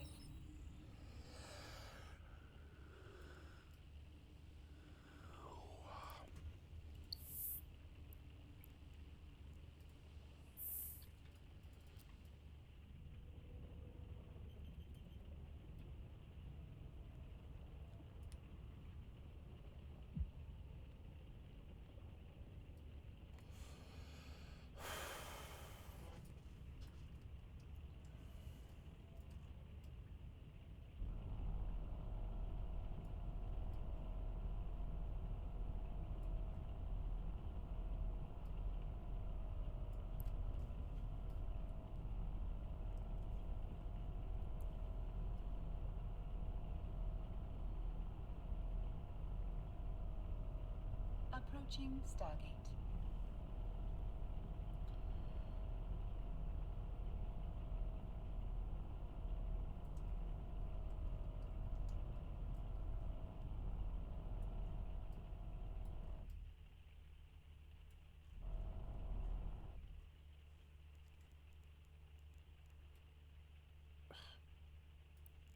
Autopilot engaged.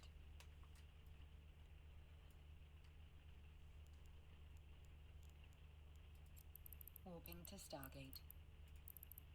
Warp drive active.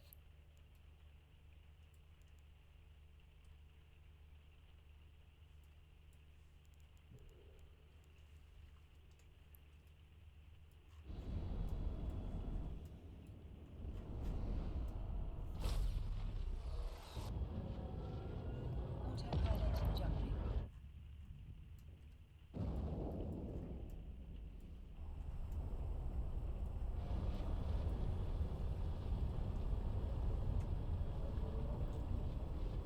Warping to Stargate. Warp drive active.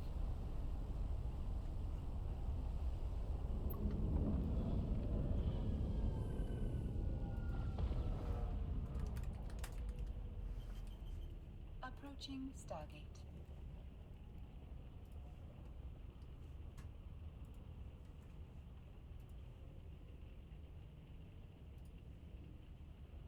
You say server's offline?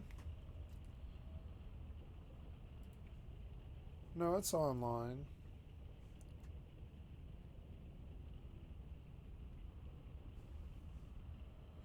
But you aren't firing up. No.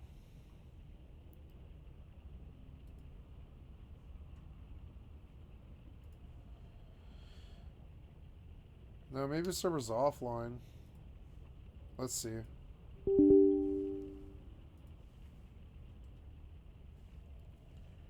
Autopilot jumping. Internal server error. Excuse me. Approaching Stargate.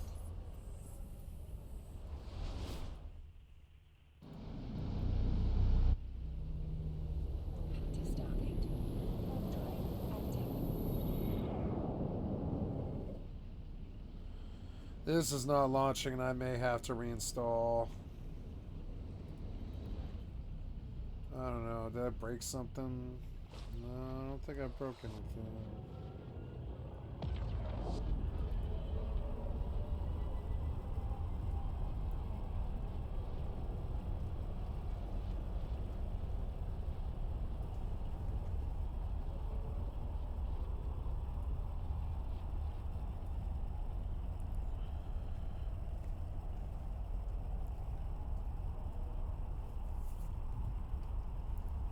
Autopilot jumping.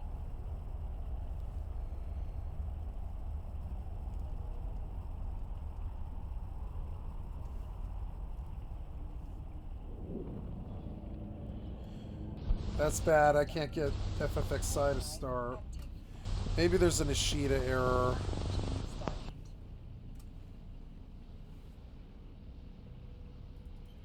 Yeah, let's kill everything around Final Fantasy and Ishida.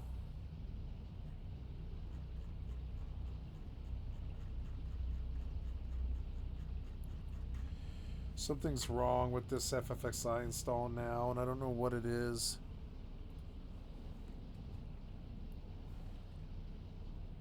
Every time I do a stupid ass thing,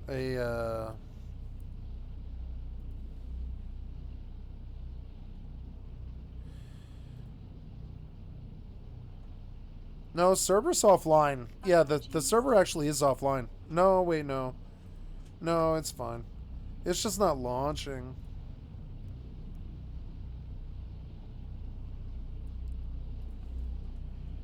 I'm too close on one of these clients. Jumping.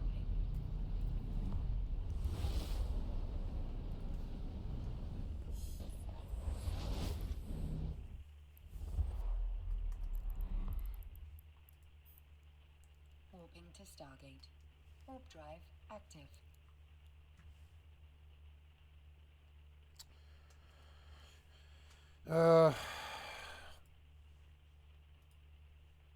This can't launch. It's broken or something now.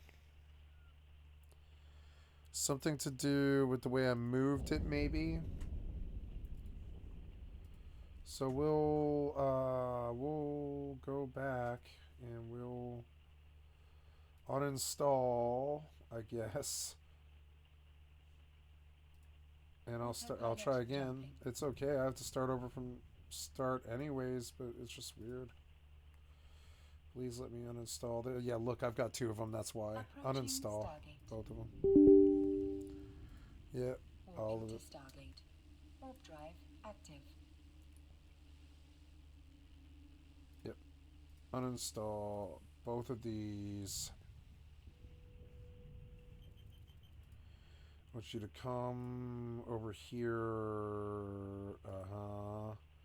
and trash that. I don't know why it was in there in the first fucking place. And then we come up, that's roaming, right? Yeah, roaming's good. That's a good way to get rid of it. And we come to C, and we come here, and we look for the Horizon folder, and we find it, except for now. Let's try that. Pilot jumping. I want you to show me more details about Microsoft. Oh, it needs a .NET framework setup is why. That's why? I thought I got in and that's... Oh, no, it was busted because it needed the framework. Which is, yeah, framework, huh? SDK. Okay, well, yeah, very good. And then I want you to make sure that this thing is in 7.1. 7.1, damn it, go.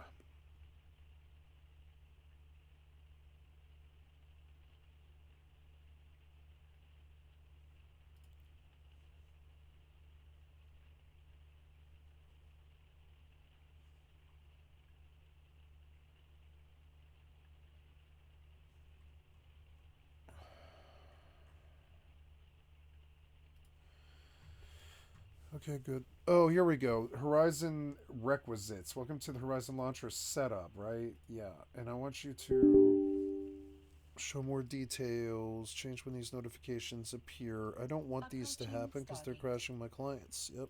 Good. Okay. Yes. No. And I want to go to next, and I want to install. And that's probably what happened. Is it hit like a Windows barrier on its permissions, I think, and now I should be okay. Actually, I don't think I have to reinstall. Yeah, but where? How do I start this? I don't know.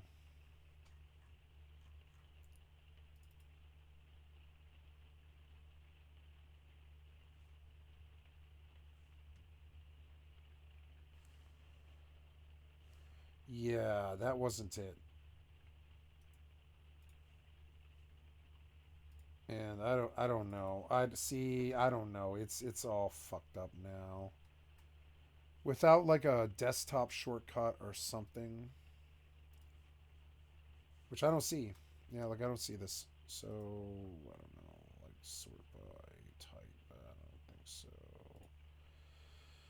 Yeah, I don't see Horizon. Yep, I don't see Horizon there. So I don't know. I don't know.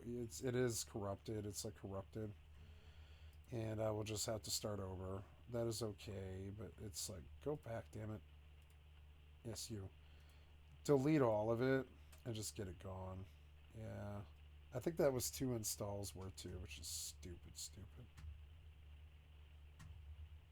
Oh yeah, some of this is still open. Why? Oh yeah, this thing, welcome to the Horizon Launcher. Yeah, are you sure? Yeah, I'm sure. You're corrupted and fucked up. I want you to fucking...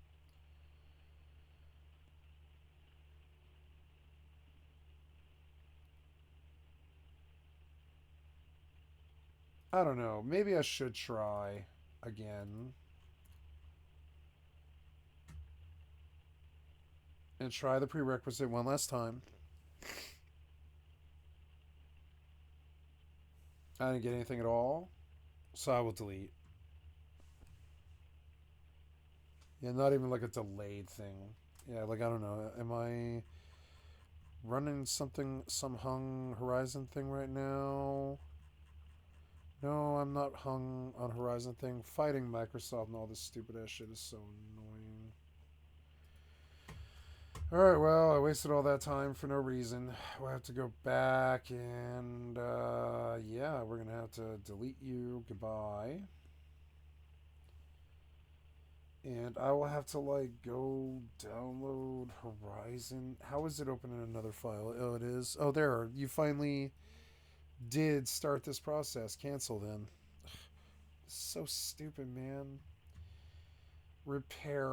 Repair the installation. Repair it.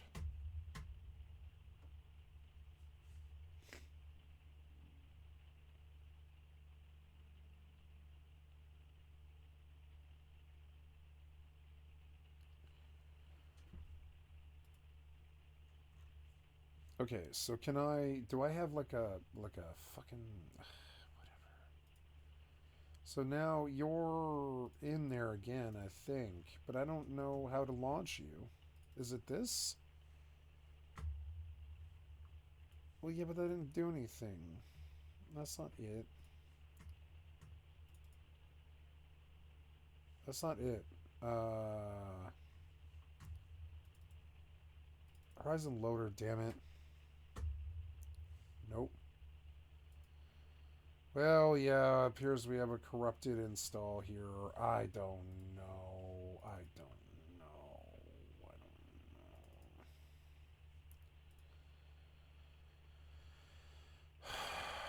don't know.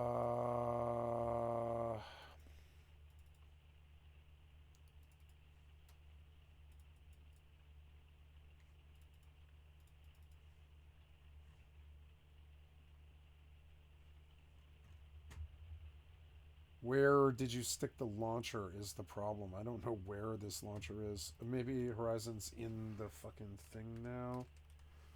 I don't know. I don't know. Try it again. Maybe that'll work now. Yeah, let's see if it works now. Let's see. Horizon. Oh my god, shut up, you. You did this wrong. Try again. Try it again. You're so... Watching you try to stumble through PC gaming makes me so sick. Hey, here. This appears to be a working launcher again, so we're going to link... Oh, damn it.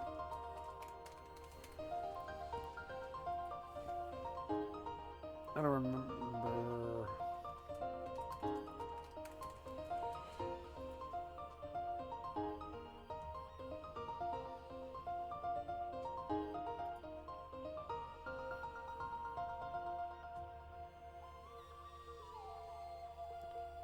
Okay, so...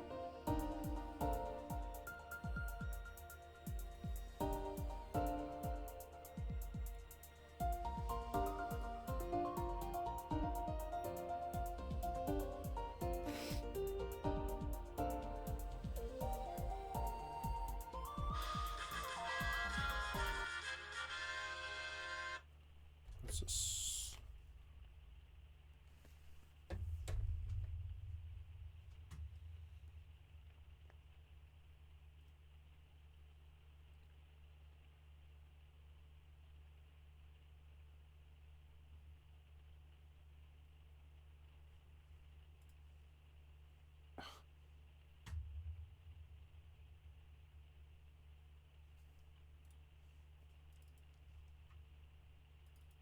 Oh, no, wait. I want you to stop.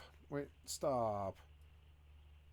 No, no, wait. Oh my god. I mean, it's fine. Whatever. Does it matter? I don't think so.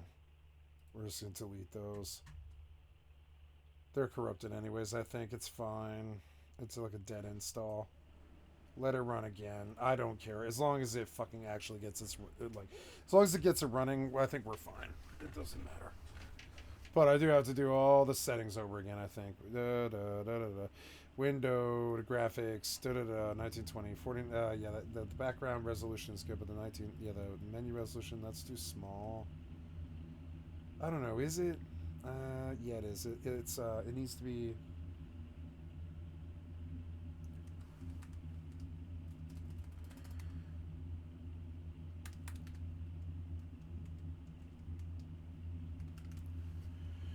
Yep. And I think I have to run all the stupid extensions again, and I have to do it all over again. I did this all again today. It's an example of Microsoft stealing time from me. I hate it. I hate it.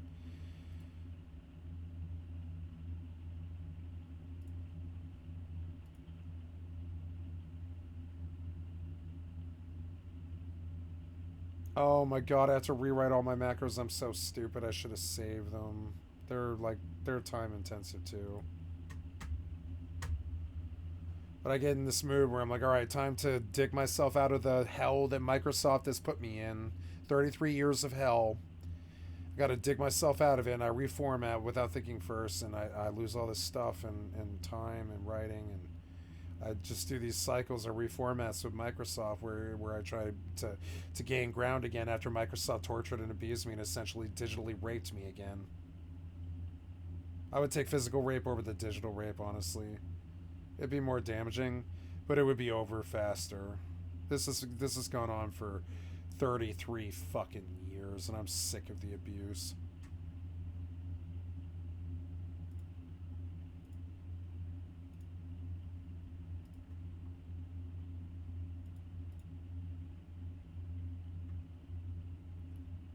I don't need draw distance changed. It's fine.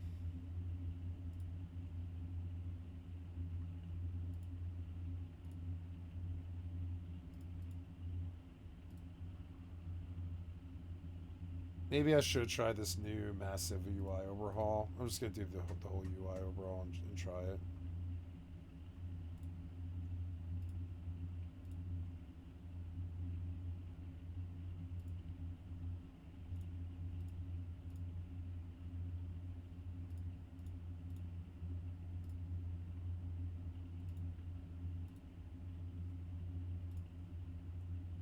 I hate this.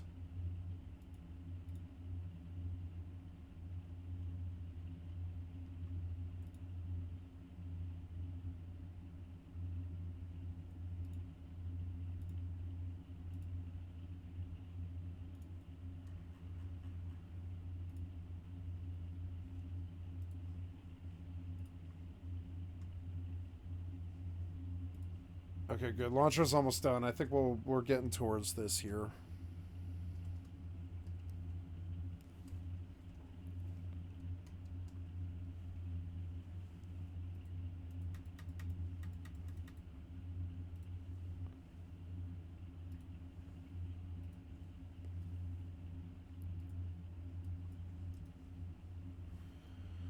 Uh,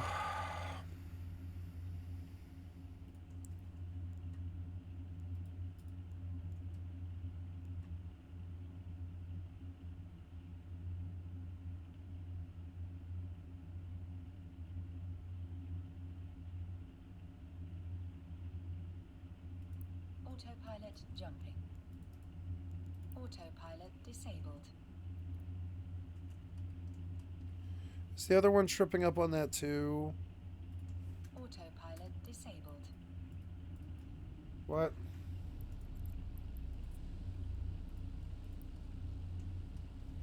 Yes, the other one was tripped up on it too. And just jump.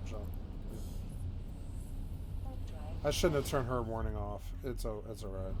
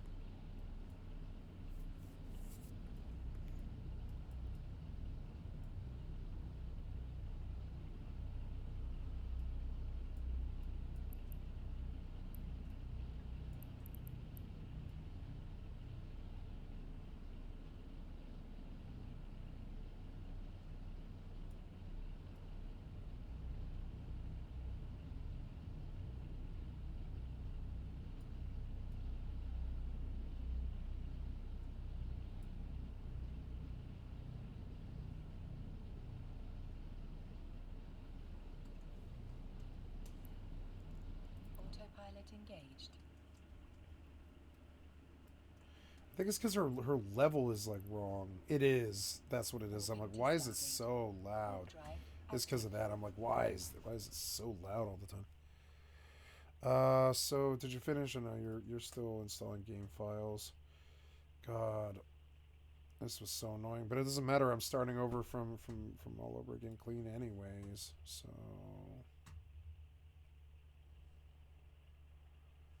I wish I had a backup of this somewhere.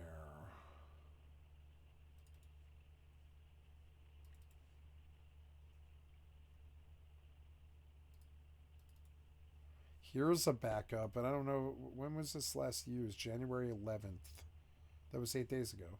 No, that was last year. This is a very old copy. This can go away. Approaching Stargate.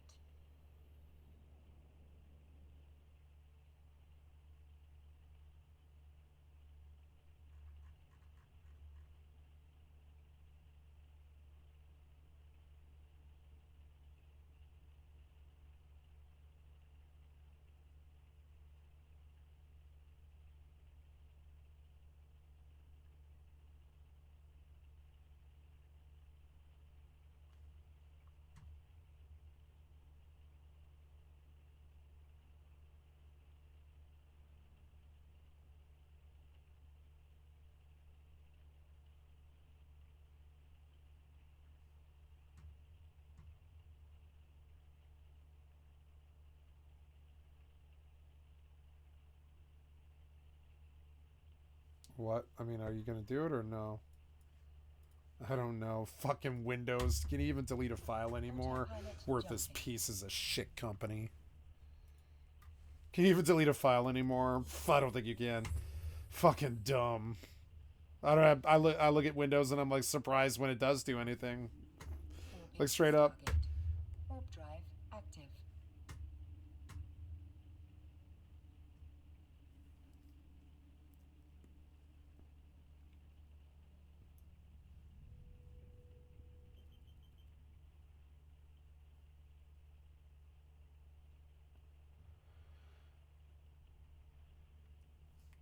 Oh my god.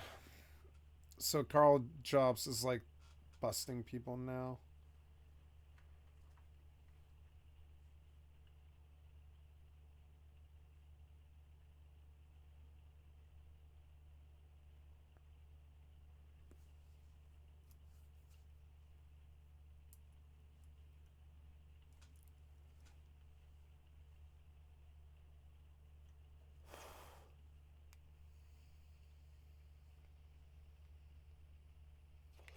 Approaching Stargate.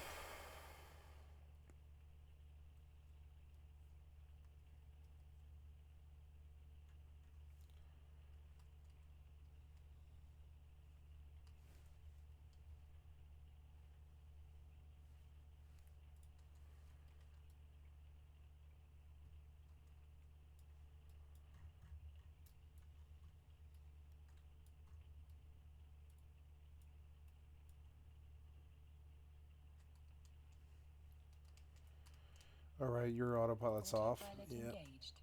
of course it is. Because of that mess with what's it called? Oh well. Warping to Stargate. Warp drive active. And 76 kept crashing because of the UAC Autopilot things. I fixed jumping. that.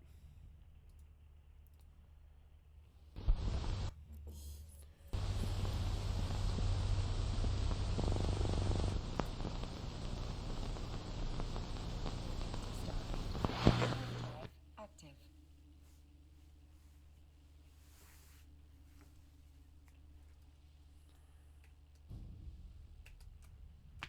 Great, and now this fucking game. Oh my god. Alright, whatever. You better fucking switch to the right screen. Oh my god, you aren't. You aren't, though. You aren't, though. Come on, man. Oh my god, I actually need you to do it. Yeah, I like need you to do that. No, I need you to do that. No. God damn it, getting this to work is so annoying. Alright, I'll fucking relaunch you, you worthless piece of shit. Bethesda, Microsoft, every fucking client that I use, it just crashes all the fucking time.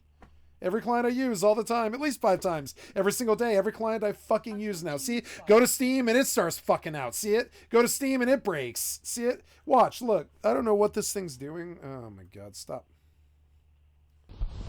Stop it now. Anyways. Yeah. Get out of it. Get out of it.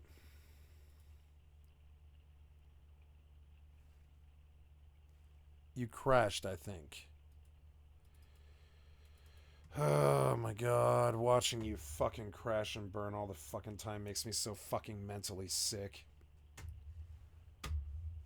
Fucking Bethesda and fucking Microsoft sucking dick all fucking day. Jesus Christ. Right on stream. How come other streamers are allowed to just play their games and they don't have to fuck around with clients all day like me? Why do I have to do that? Come on, man.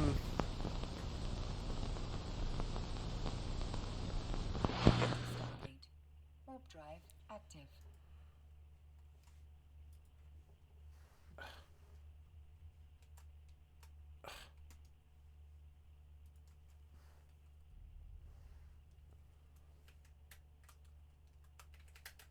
God damn it, you froze or something. Come on, man.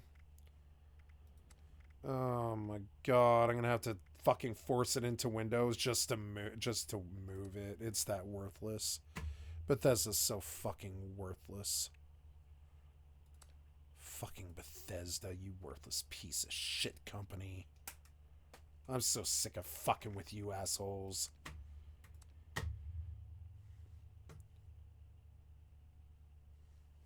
Let's try again. What is this? 13 times the last 90 minutes or something like that? You think your client's ever going to run? Or are you just going to stumble over and over and over and over and over and over and over and over and over? Maybe it'll be better tomorrow. Fucking worthless piece of shit company. Fine, I got out of borderless full screen because you can't seem to handle even borderless anymore. Like, Jesus Christ, man. Like, what happened to your fucking companies, you worthless pieces of shit? Get out of the fucking video game industry. You don't belong here. Watching your fucking clients stumble, trying to get Skyrim to run on a modern monitor. I believe your company should die. I think Starfield should have failed, and I believe your company should die. I don't know, man. Like, you can't get clients right. Why would I buy your games anymore? God damn it, man. See, I can't, like, I don't know. I can't move this anymore. Like, Windows glitched or something like that, and now it's, like, just fucked. It won't stop. It's so annoying. Autopilot jumping. Autopilot jumping. Autopilot disabled. Yes. No. Oh, my God. Watching Windows suck dick makes me so sick. Please stop. Oh, you're fucking such a fucking worthless piece of shit company. Sick of you. There, is that it? Yeah, I think that's it. Leave it. Oh, worthless piece of shit company will give me an ulcer. Microsoft and Bethesda are so fucking bad. They deserve each other's fucking failure. Oh my god, watching your clients suck dick in real fucking time. It's not like I'm making this up or trying to get it to do this stuff. I'm desperately trying to get it to not do this stuff. Wow, you and your fucking piece of shit development companies. I hope you die. I hope your company dies. I'm going to say it every day till you do. I hope you die. I hope Bethesda dies. I hope your company goes tits up, straight up. I'm not your fan anymore. I'm just the person that's addicted to your games. Like I'm the junkie that comes to your crack house. You piece of shit company. Fuck you, Bethesda. I've tried to fire up Fallout 4 lately. Nope. Skyrim. Nope. Your clients won't even fire up anymore. Like, what? I have to play in Bordered. I'm a streamer. It's retarded. Like, you're retarded. Your development's retarded. Like this stuff with like, why do I have to play in a bordered screen? I can't play in a fucking borderless screen. No, no, because my other screen set is the primary, so Microsoft doesn't splash my personal information across my screen all the fucking time. And so to get my privacy, I've got to fight Bethesda's failure, and I get ping pong between Microsoft's failure and Bethesda's dick sucking all day, and it fucking sucks. It sucks. So like you got to get your clients under fucking control, you worthless piece of shit company, Bethesda. Fuck you.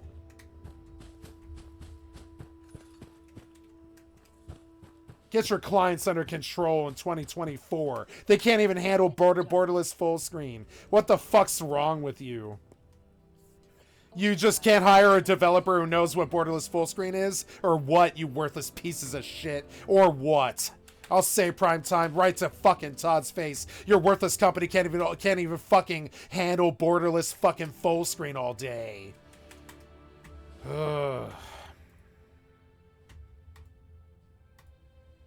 I can't handle your voice. I can't handle your voices anymore, so I turned them off. You know?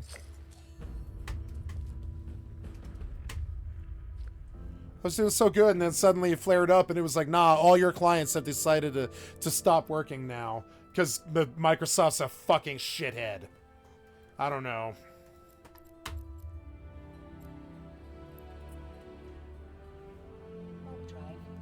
Wish it didn't happen. It did. Happens all the time, every day on stream.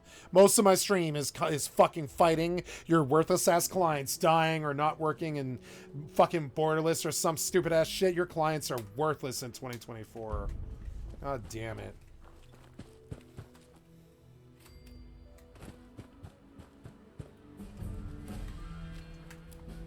Every year it gets worse. I swear to God, 4 years ago, it wasn't even this bad. Now you can't even run anything windowed.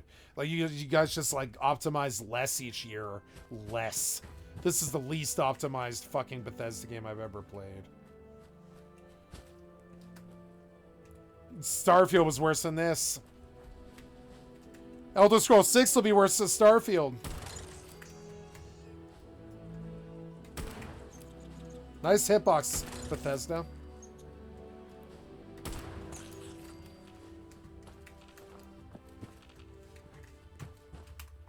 Couldn't you maybe handle borderless full screen better? You don't think you might need to, you know, maybe not suck dick about that a lot? Or you don't think that might be really important in 2024? Do you not play video games or sell video games to people who play video games? You don't think it might be really important to get that borderless full screen shit under control? Maybe 20 years ago, back when it really should have been addressed. This is a problem from 2000, the year 2000. 24 years ago was the last time anybody thought about borderless full screen, unless it's gaming and you idiots get involved.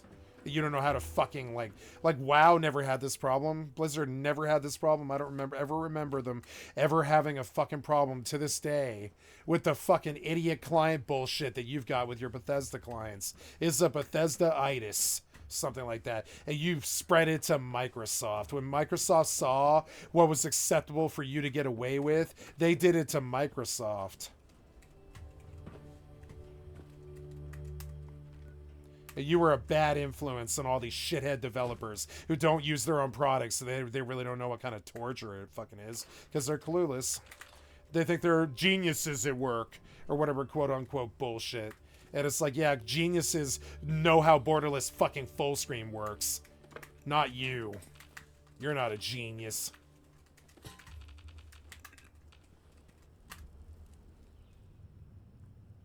Just saying things that are true. Sorry if they're angry and fucking toxic, but it's fucking true.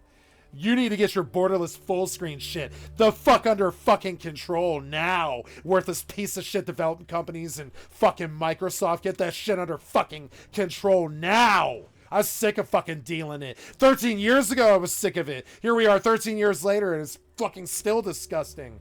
Get the fucking full screen shit under control. Get it fucking working now. I was sick of your clients not working in borderless full screen. You need to suck dick and stop sucking dick and fucking get control of it. God damn it.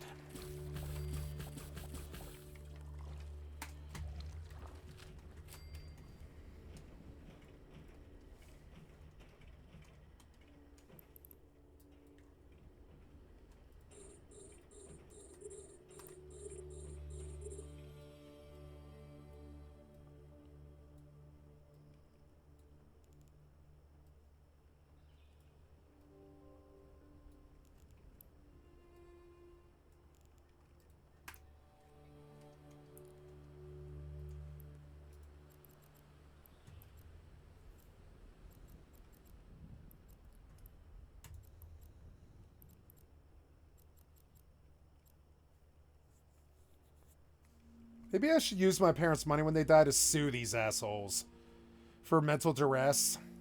It'd be like, because all I have to do is fucking wheel a computer into the fucking courtroom and show a jury what they've done to me. It's simple.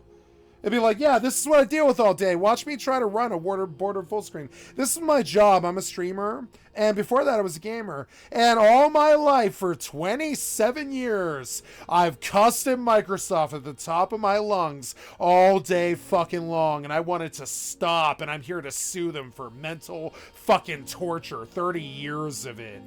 And I'd make them pay for fucking therapists and shit. I've got PTSD from it. Fucking bullshit ass artists, fucking bullshit software development artists with their fucking cyclical fucking bug riddled bullshit that can't handle fucking window full screen in 2024. And it wasn't like this for between 2000 and 2014. It wasn't like this. You started this about 8-9 years ago. You just started the border full screen bullshit with Microsoft, and you haven't stopped. It's just gotten worse. This was something new. It didn't used to happen in 95 and 98. You'd been playing border was totally fine. You could have a nice little minimize and a block and an X, like a normal Windows program all across the board up until 2014. And then Microsoft and Bethesda started sucking each other's dick. They saw how each other could fail horribly right in the market and phone in for 10 years and not supply product that's worthy of even using, or whatever the fuck you want to look at it like. And you watch each other fail and sucked each other's dicks for 10 fucking years, and you merged, and now you're really sucking on each other's dick and failing and phoning in at a massive level, and everybody wants to congratulate you for how much money you fucking made, but all I can see is a fucking client that can't handle fucking borderless full screen. What the fuck's wrong with you? What the fuck happened to you, Bethesda? Do you not know what borderless full screen or bordered is? Do you not know what it is? Did you just never design it into your clients, or you don't know what it is? Because it's always been a problem with you. We've always trolled you about it forever. Getting Morrowind to run on the PC, that client, Jesus fucking Christ, amateur hour. Billions and billions dollar company, amateur fucking hour. Amateur hour. I've known about iPresent interval for so long, 10 years or something like that. I've known about, how to force your clients to do what I want for so fucking long. Why should we pay you for these products that we mentally torture ourselves to get to even function? Why should we pay you for that shit? I can't get off it. I can't get cyclically get off it because you torture me with it all day. You torture me with it every day. I wish I could get off it. I thought you know what? Okay, I spent 7 hours losing a 7-hour session. Now I can't get you to even alt-tab clients. I spent 7 hours doing a video session yesterday. Turns out you have fucked out my fucking sound driver. After 7.5 hours, I discover your sound driver fucked me out and lied to my fucking face. And so then I reformat Windows. And I start up today, and you can't even manage to fix the problem that I reformatted for, which was getting Fallout 76 to run in the right fucking window. I reformatted Windows to get you to operate correctly, to get 76 to fucking operate in a window correctly, and Windows can't do it. They aren't capable of it. You're not capable of competent fucking, your fucking programs aren't capable of it anymore. God damn it, man. Why did I spend so much time being your customer? I should stop now. I just gave you another $12 yesterday. I should fucking stop using Microsoft, and I'm going to stop using Bethesda. I think everybody in the world's kind of thinking this. What if we cut you cocksucker developers out of the picture entirely? We can do that to you. We've always been loyal to you for 20 fucking years. After the treatment of Starfield and the treatment of Microsoft, I don't think I ever want to spend money on Bethesda or Microsoft ever again. You can hear the disgust and the hatred and the violence in my fucking voice. I hate Microsoft that much. You know what I'm saying? I think I gotta get you out of my life. I gotta get Microsoft Bethesda out of my life now. I think everybody I know is gonna do that too. I think we're witnessing the death of the Microsoft stock. Right in real time. You can watch them suck dick and waste millions of hours of man time every day. Sucking dick and can't even connect a printer or get a fucking Fallout client to run in borderless full screen. Why would I support Windows ever again? I'm not ever buying a Windows past Windows 11. I swear to God and on my father's grave. I will never buy another Windows. Never again.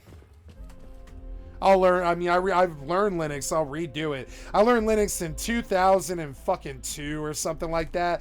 I'll dust it off and come back to it 21 years fucking later. I'm sure it's not that fucking hard. And I'll write Microsoft and Bethesda the fuck out of my fucking life. I can't handle your failure anymore. You even want to know what the God's honest fucking truth is? I failed pretty hard the last 10 or 12 fucking years or something like that.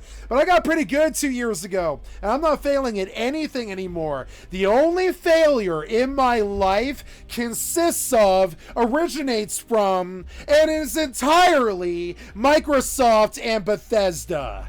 And I think I might be done with you fucking shitheads. I think I am done. I'm going to publish it. I'm going to publish it tonight. I think I'm done with you fucking shitheads. I'll learn Linux tomorrow. And I'll learn I'll learn how to not do Fallout or fucking Skyrim anymore. Or maybe I won't. Maybe I'll just use Linux to circumvent the inherent problems with the Bethesda clients, maybe. I don't know. If a live Windows installation cannot handle putting Fallout 76 in borderless full screen on a second monitor, I don't think that some emulation of Windows on a Linux program could do it.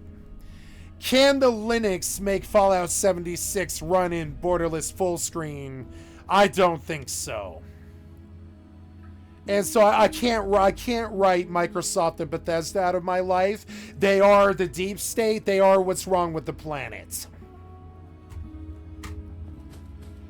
They have corrupted our Skynet, and they're like delivering these piece of shit fucking Starfield phoned in billion-dollar bastard, a wretched abortion of fucking video game clients that can't even handle borderless full screen on Windows 11. And I wish for your empires to die now. I was a loyal customer for 26 years or something, but I wish for you to full-blown fail and die now. I have no sympathy, faith, or any hope that you should survive any longer. Nice grenade throw. I threw out past that telephone pole, Bethesda. You wedged it on the ground 2 feet in front of my feet and forced me to run however long this is. You can see in real time why I shouldn't support you any longer. And I've got to work you out of my system. I did it with the heroin and I did it with the methamphetamine. And yeah, it's your worst nightmare. An addict who's given up everything, and I'll give up Windows, and I'll give up fucking Bethesda too. You know what I'm saying? I'm strong enough. Worthless pieces of shit. Worthless pieces of shit.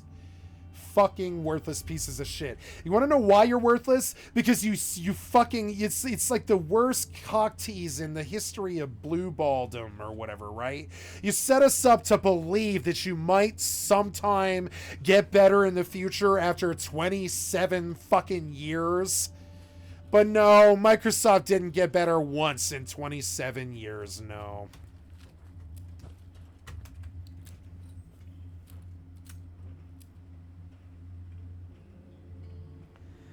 DirectX 12 was okay.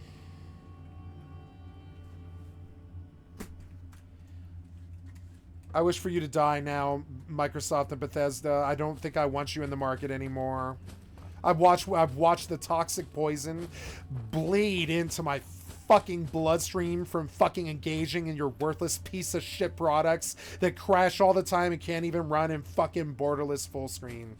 Unity wretched abortions like Rust that can't run in fucking borderless full screen or whatever, and all the frame rate drops and all the crashes and all the bad keybinds and all the bugs.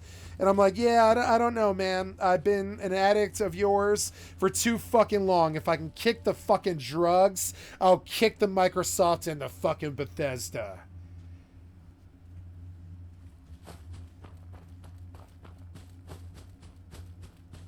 I wish Microsoft and Bethesda to die now. I don't want them to make any more new titles.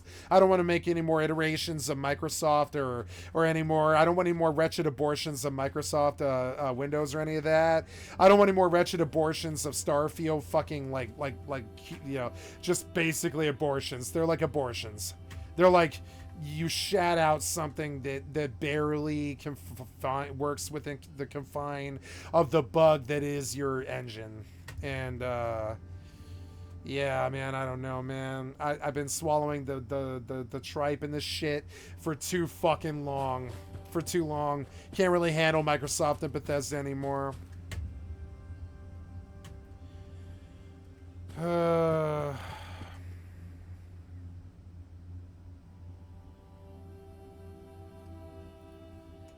Why are you like this? Why are you like this, Microsoft and Bethesda? Why are you like this, Bill Gates? Why are you like this, Todd? Why?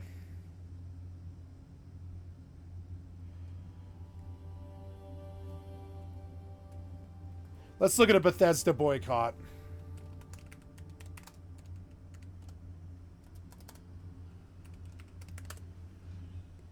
I want to boycott Bethesda over borderless full screen.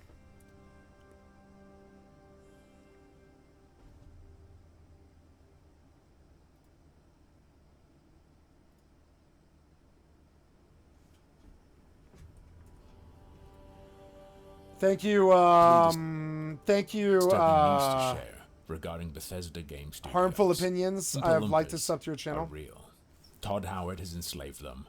They are writing responses to negative reviews of Starfield as I speak. One of them responded to a Steam friend of mine who had heavily criticized the game as not being worth it unless much more is done to fix and improve it. Greetings! Thank you for taking the time to leave a review for Starfield.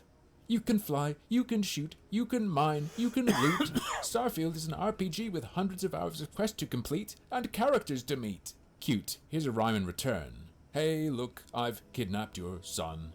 Now you'd better refund. Just kidding. They can't refund me. I played it on Game Pass with the code Microsoft gave me because I'm an epic video game streamer on Twitch, and soon also on YouTube and Kick via Restream.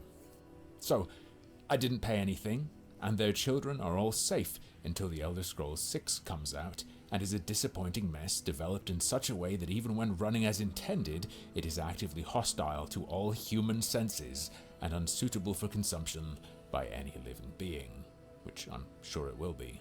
I do, though, feel just sorta sick.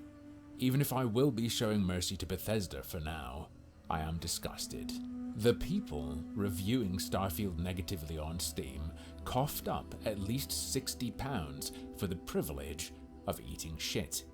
And then a representative of the companies they paid that money to swoops down and calls them a retard. Because that's what happened. Someone wrote multiple paragraphs detailing various points of disappointment based on personal taste and even more objective issues regarding the game's performance as a piece of software. Then, one of these whack-a-mole dipshit interns sticks its head up under their post to screech, "Did you know there are side quests? Did you know there are characters you can interact with? Did you know there are guns in this game?" Having flushed what they spent on Starfield down the toilet, the people leaving these reviews have now, in a roundabout way, paid for this trash to be written to them as well. Disgust. Utter disgust is what I feel. Let me explain something. I don't take a moral position on not playing games worked on by weirdos. Typically, I care more about things that are concretely part of the game or related to purchase of the game. If I've been lied to about fund, as the product is no longer what I was sold, in a way I was specifically promised it wouldn't change. But if I'm fully aware of the situation beforehand, it won't stop me from buying a game. Unless the situation is that, say, the game as a piece of software will damage your PC, but that's pretty extreme and rare. Though it does happen sometimes, normally related to particular hardware. If something's made by horrible people like breast milk thieves, there's a good chance I'll still be interested in looking at what has been made. Even a game that's obviously going to be a poor experience, I might have some interest in trying it for myself.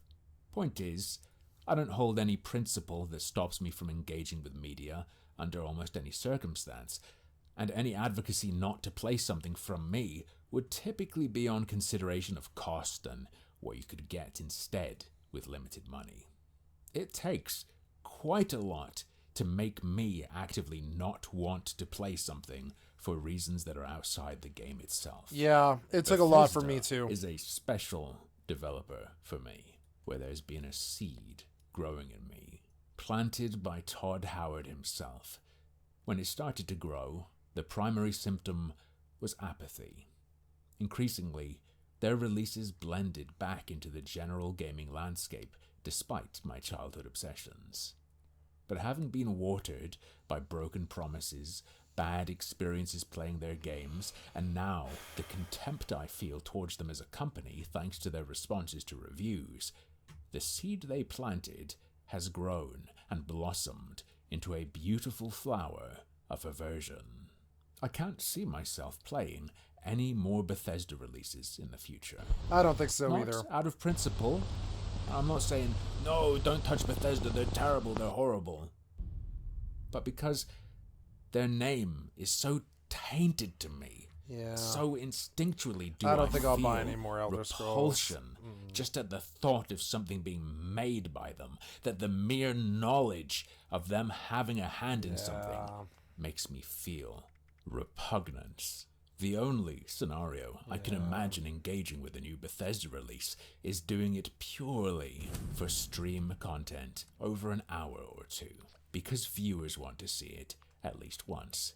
Even, say, a Quake reboot would not tempt me if it were to happen. With FPS in mind, in fact, I distinctly remember the point at which I dropped Doom Eternal. I'd finished the campaign on Nightmare and was considering going for an Ultra Nightmare run. In the meantime, I checked out the master levels. The game crashed, and I never ran it again. Nope. Could happen with any game, not necessarily even the program's fault, but that little tug away That little from anything bit. Bethesda Nope, that that I little feel bit. Yeah. meant I wasn't willing to Because I play pursue other clients that don't do that. Don't do that the entire time I use them. have Like WoW. many other titles where similar has occurred. Yeah, that just don't I'm do not that. sure any other developer has made me feel like this. Even with Blizzard, my reaction is normally, oh god, what have they done now? Let's have a look. Yeah. I'm excited, at the very least, to see what's up and share it with you guys, even if it is just to document disaster. Right now, I'm imagining The Elder Scrolls 6 coming at some point in the future, and all I can think is, oh god, no. Not even because I'm scared of what they're going to do to The Elder Scrolls. There's not much left to be done to it, especially if you consider Elder Scrolls Blades. But because some people are going to expect me to actually look at that trash. My perspective on previous releases, even, games I loved, has soured. Bethesda is like a chef with a time machine, going back to the past to take a dump on every plate of food I've ever eaten from them. Their shit sucks. Yeah. It's not even funny bad for an audience at this No, point, it's as not. even the It's- bugs are repeats of past titles. I Yeah, don't Starfield want to sucked. play it. They don't want me to play it, at least not if I'm going to say anything about it that isn't brain-dead praise. When they respond bizarrely to criticism, it doesn't even fire me up like another company's attempts might. It's simply pathetic to look at. It's not a case of, how dare you? It's, ew, It's sad. I'd rather pretend it doesn't exist. They have somehow become uniquely worthless for me to engage with, even amongst the sea of sinister peers of theirs. I think what it is, to me, they're not just soulless like so many other studios in their output. They're actively soul-draining to even think about or speculate on. But, as usual, that's just another one of my harmful opinions. What would a Bethesda game be without awesome storytelling?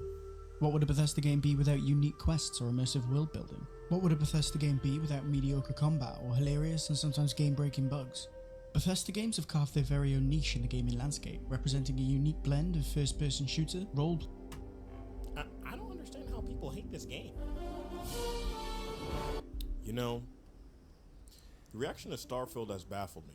I've seen lots of people enjoying the game, and good for them, but I've seen a lot of people who are disappointed and upset that Starfield didn't live up to their expectations, saying that they were promised a transformative and enriching experience, and it fell short of that by a long shot. I'm confused about this because that's what Bethesda does best. I've been wanting to make a video on Bethesda for a while because I'm a seasoned Bethesda hater.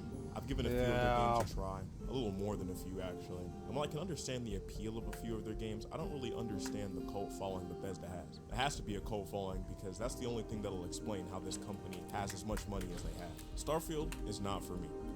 I don't need to play it to know because it's Bethesda. And Bethesda doesn't make good games. They never have, ever. They just make games.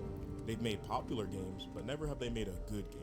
Oblivion, Fallout 3, Skyrim, and Morrowind. Morrowind was so bad in a lot of fundamental ways. All of these games are ass. Let's just get out the way. Regardless if you like these games or not. I loved it, but it was bad. It was like full-blown bad. An argument can be made for Fallout 3, I guess, but the others are terrible from a technical standpoint. And I was under the impression that it was because these games are ass that gave them their charm, until I talked to some Bethesda fans. Bethesda cult members would be more accurate, because the guys I spoke to love Bethesda more than they love their family. They even busted out the hard R when I criticized Bethesda to their face. I attempted to play Skyrim when I was a kid, and I was bored out of my mind. Wow. I tried to play it again when it was ported to the Switch and put back on my radar, and all it did was strengthen my hatred for the game. But then I saw the glitches and challenge runs and mods, and I was like, oh, I get it. I still don't get it. How to distract from bad graphics, Bethesda moment. Why is it that every time they make a new game, the graphics on it are like they're like dated? Like, how do you make a new game that comes out and looks dated? Are they just always using old engines? Yeah. This is coming from an active, seasoned Bethesda gamer. Every single one of these games is made on the same garbage engine, refined in big quotations for this specific these title. engines. The thing Bethesda is good at is making expansive worlds that feel lived in. But they're more intent on refining trivial aspects like picking up various cheeses and notebooks and shit instead of refining core gameplay mechanics like interacting with characters. And if it feels like Starfield actually took a step backwards in that regard, that's because they actually made a new engine for once. An upgraded version of their previous engine featuring AI that's less intelligent than that of a game from 2011. I was expecting Starfield to be standard Bethesda trash, but everything I've heard and seen about this game has exceeded my expectations. 2023 is home to some of the most innovative and refined gaming experiences, as well as developers pushing the boundaries for how little effort they can put into a game and charge $70 for it. But comparing Starfield to Redfall would be unfair because there are things I like about this game. When I was looking into the game as I thought about the script for this video, Bethesda put a lot of thought into sculpting a world, chock full of lore and things to explore. Creating places that some players will never even see with excruciating detail. Creating some fun and engaging side plots that I actually really enjoy, even out of context of the game. Enough to look more into some of them myself. But that's just not enough for me to even consider purchasing this game. Everything else I know about this game suggests it's exactly the opposite kind of game that I'm interested in playing. But I know that because it's Bethesda. Bethesda games have always been about the same, consistent in quality and made pretty much the same every time, just in different settings. As I've seen a lot of people share their thoughts on this game, I kinda got mad at the people hating on the game because when has Bethesda ever made a good game? From a technical standpoint, Skyrim felt outdated when it came out, and 12 years later, Starfield feels outdated now on release. Just like every other Bethesda game that's ever been released. From a technical standpoint, their games have never been good. You should have known what you were getting into. Crazy that so many people got fooled by the marketing when we know how they operate. For the people that enjoy Bethesda games, let them enjoy it, and I'm happy for them. They got a new game. He's to right, enjoy. too. But best believe I will not be playing it. And for all the people who bought and were upset with their purchase, you should have known better. Let me know what you think in the comments below. Are you a Bethesda hater or enjoyer? Is Bethesda a good company? The answer is no, but you're free to argue your opinion in the comments. I'll be looking. Like the video if you agree, especially if you disagree. Send more Bethesda fans to hate on me. Win-win for both of us. Take it easy, and as usual, have a good one.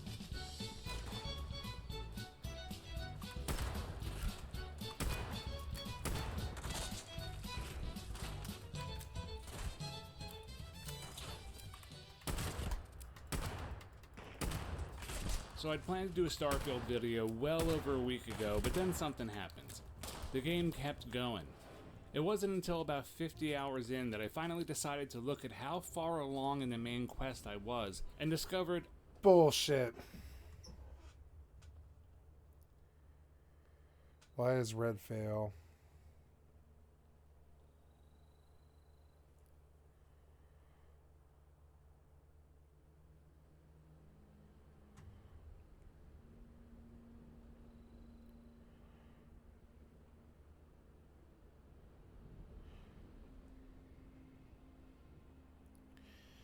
Let's look at Starfield mods.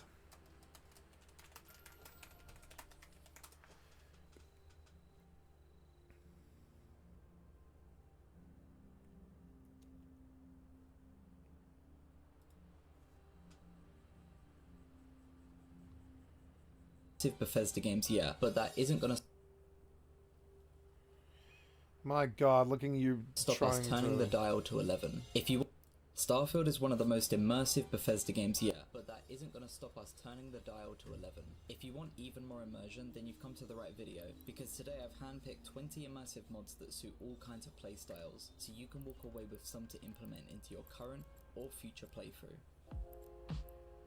We're gonna start strong with Team EvE, seemingly coming out of modding retirement to bring us Effects Textures Enhanced, or EXE. I have no doubt this mod will become the definitive Starfield special effects mod. At the moment, it's an ongoing work in progress that aims to remake and improve every single effect. Fire? Come on, Starfield. San Andreas had better fire effects. Drive active. This change alone makes all the difference. Electricity now looks more vibrant and intimidating, and explosions now look super cinematic. Why can't you along with fucking the details select they that? leave on the walls. These really sell the belief of explosive damage, as opposed to just a texture being displayed on a wall. Blood, wounds... Thank you, impacts Lukio, on for the bodies cuts for my stream. are I'd like to also sub to your improved. channel. Although I don't really know if I'm allowed to show this on YouTube. So let's move on. Seeing the aftermath of a gunfight in Starfield shows you really how much damage you've done. Bodies are strung all over the place, and more importantly, bullet casings fill the room. Well, they will fill the room with immersive shell casings. A mod that increases the amount of casings that can stay in the world. Before you wonder, there should be no impact on performance. At least there wasn't for me. But the author has included a bunch of versions so you can choose how many casings you want. This is just one of those background mods that you don't really notice too often, but when you do, you come to appreciate how cool it looks. I however can't say the same for the scopes in Starfield. They are an active immersion killer. It's the same cheap effect from the older Fallout games. You aren't actually scoping into your gun, and I don't think Bethesda is fooling any of us with this. Until we get a mod like see-through scopes from Fallout 4, the mod Transparent Scope Overlays does an excellent job at making this effect feel more believable. I love how the transparent part outside fades out. It makes a sort of depth of field effect and draws your eyes towards the middle. The red reticles the mod adds as well does a great job at contrasting the crosshair from the rest of the scope. It's gonna make combat a whole lot more enjoyable. And speaking of combat, let's hand this one over to Mr. Todd Howard himself. Of course, the real Todd Howard couldn't make it, so we're gonna have to do with an AI counterpart. You see, the combat in Starfield is amazing. I think everyone here at Bethesda knocked it out of the park. All of these AI systems work so perfectly together to make combat feel intense. I don't think any mods are needed to The improve crit it, was so let's just move 54. on to the next section. There's still Wait, bullet no, sponge. hold on a second. There's still Combat bullet sponge. definitely It's has so some room for annoying. improvement. Todd is mostly correct here, but when thinking about combat, there are two issues that Like, there's scream still out. bullet Attack on sponge. the I'm first issue headshotting is them as and they're- easy as installing they're fucking deadly living. difficulty. When That's you reach stupid. hard and very hard difficulty, you will notice you deal less damage, whilst Wow. enemies deal more. This mod, however, increases both damage dealt and received, meaning both you and your Maybe I enemy just need only take a perks. few I shots don't to be know. killed. It's going to enhance your experience with combat a whole lot by making every fight actually feel intense. Pair this one with improved combat AI, Wait, what? dealt and received, meaning both you and your enemy only take a Okay. few shots to be killed. It's going to enhance your experience with combat a whole lot by Yeah. making every fight actually feel intense. Pair this one with improved combat AI, which makes enemies more reactive to your attacks, and you'll have the most immersive combat experience. If that's not immersive enough for you though, no enemies on compass means you truly are in the dark when it comes to knowing your enemy's locations. You will have to purely rely on sounds to pinpoint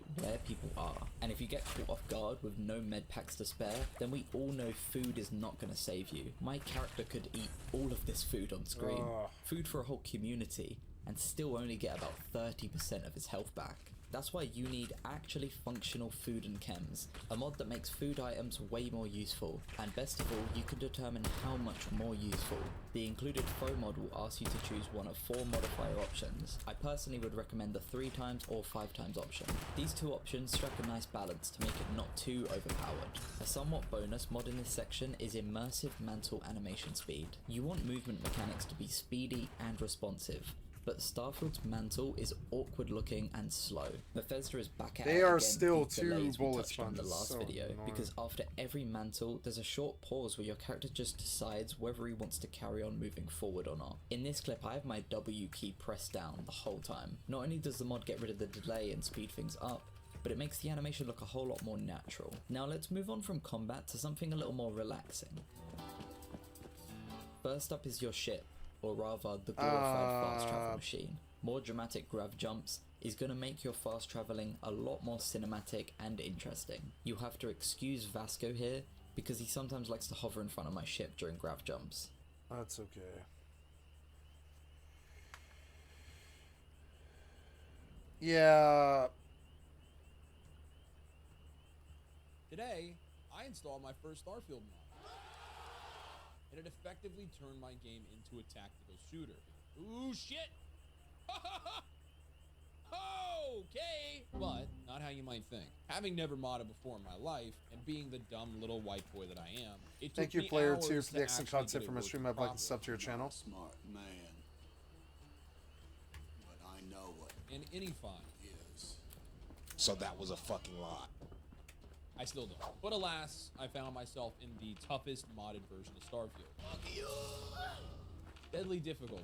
What this mod does is take the damage multiplier from the hard and very hard difficulties in the game and increases it drastically, effectively removing the sponginess of the enemies, which is good, while doubling the damage that you receive. Not good. Oh my god! But for whatever reason, call it self-loathing, call it masochism. It wasn't enough. I needed more. I wanted to make Starfield as brutal as possible. Not Pain Olympics brutal, but pretty brutal. Which brought me to this cute little mod. Improved combat AI, giving my enemies German tankard chocolate, tiger blood, and Adonis DNA. With improved combat AI, NPCs are more inclined to shoot their weapons, they'll fire from cover and change their positions more frequently, they have reduced reaction and idle times, accuracy gets a slight but noticeable upgrade, and grenades become a more prominent part of the NPC strategy. Stop grenade spamming me! So that's fun. Now my expectation was that the duplexity of the deadly difficulty mod and improved combat AI would be miserable. And it is, but it also creates the best combat experience I've ever had in a Bethesda game. Because here's how it typically works. In a BGS title, the first couple enemies in starting areas are breeze. Then as you gain levels and progress further into the story, they become more and more spongy, soaking up even the most overpowered legendary weapon. This is because Bethesda sets a multiplier for the amount of health in the weapon that increases with every level that you gain. This is exacerbated exponentially by increasing the game's difficulty. In my opinion, this just makes each combat encounter experience become growingly more tedious, removing the intensity and the exhilaration of the fight. With deadly difficulty and improved combat AI, any common enemy can knock your full health bar from the magazine. An explosive going off anywhere close to you is basically insta-death, and they will persistently chase you down rather than chill behind cover for 20 seconds like they forgot they were in the middle of a fight or something. Oh, he was on This top makes of you me. consider No, your I actions don't know. more carefully, placing your shots, and tactfully making your way through a mission rather than carelessly running and gunning. Like, this is the first time that I've really had to utilize buffs from medical items. as a serious part of my strategy. Additionally, the overall health multiplier they used to get with every level has not only been removed, but pushed a bit in the opposite direction, resulting in much faster, more satisfying TTK, even on the usually tanky elite enemies with multiple health bars. A simple early mission, like clearing out spacers in the station above the moon while searching for Mora, becomes an adrenaline-fueled escapade. Ooh, see that? I was at full health. Dude, this is gonna be insane, man. Oh, shit! See, that guy you would not be able to eat through him that fast. Move, Sarah! Ooh! Bro, that was so close. This is what I want the game to be. Yeah, but I want Damn, bro! Oh, this is bad. but I want enemies on the overworld or it's no good. I have 20 med packs. I'm gonna keep trying to save those up and eat a bunch of food first. Oh shit! Ooh, shit! Did I get him? Nope. Ooh! Oh shit! Where did it come from? He's Yeah, just why over did they here make their beating combat Sarah so bad? senseless and I It's don't even weird. know. He's gonna come upstairs. Come on, yes! No! Ooh! I saw him. I didn't know he was so close. Woo! Let's go! Get him, Sarah. No, he's behind you. Look behind you, Sarah. He's like stuck in the wall. Oh my God! Get out of the wall. What you get? Trying to hide from me in the wall. Thank you. I love that there's two of you. Wait, stop it right here. Now you may be wondering, why are there two Sarahs? Especially with the round butt Sarah version 1.0 mod, with 16 times the woody for the waifu, how could I even handle more than one? Well, seeing as how I bestowed gifts upon my enemies, unlocking the matrix for their AI, who was on crack? I figured it was only fair, as the just and noble demigod of this galaxy, that I award myself a gift. So I installed the Starfield Companion Ascendant mod, making Sarah, as well as any other companion I so choose, to join me in being Dragonborn. Starborn. Huh. This granted her the force powers and wizard shit, conjure a familiar of herself, giving the crackhead AI another body to focus on. That's how you get it done. That's how you get it done, baby girl. Thank you. I love that there's two of you. Now tonight's gonna be much more fun. Okay, this one was a bit OP. So I went back to the web, searching for a final mod that I could add that would turn Starfield into the unforgiving, hardcore tactical shooter that it deserved to be at this point, I guess. Bringing us to our third and final mod. So you know that compass watch? Barry gives you a tip at the end, after giving you a whole spiel about the watch. Ouchies. This uncomfortable up my ass 2 years. Anyways, you know how nearby enemies show up as little red markers on its compass? Well, those are gone now. With the Look, even with nuclear damage, now, it my takes TTK 2 is shots. less than It's 2 good though. seconds. The AI Very have much learned better. flanking abilities, precision accuracy, and fire from cover, and now I have no idea where they are. It's a bold strategy, Cotton. Let's see if it pays off for them. All right, Andrea, I'm gonna need you to take point on this run. POP, hold it down. I'm legally blind. Somebody on the other side of this wall. Can't really tell. Talking, but I don't know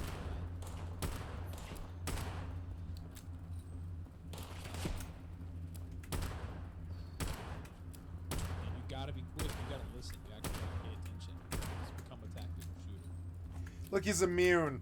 I always kind of thought they might be. Look, he is immune. He's immune. Whoa!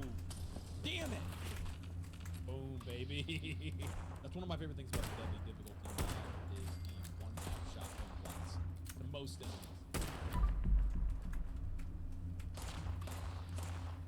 Let's go! God Time to damn it. Boost you up your powers, babe. Starborn. Fucking Molotovs.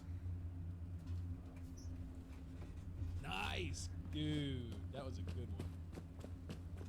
Alright, there's gonna be some tough guys down here at the bottom, I know that, so. See how they fire from cover like that? They only started doing this once I put the mod in. Ah! Not good. Not good at all. I have no idea where they are. Okay. Yeah, for the final section here, we're 100% gonna need to put on some buffs. I know there's about to be some elite enemies, and I die really fast. I can't see anything.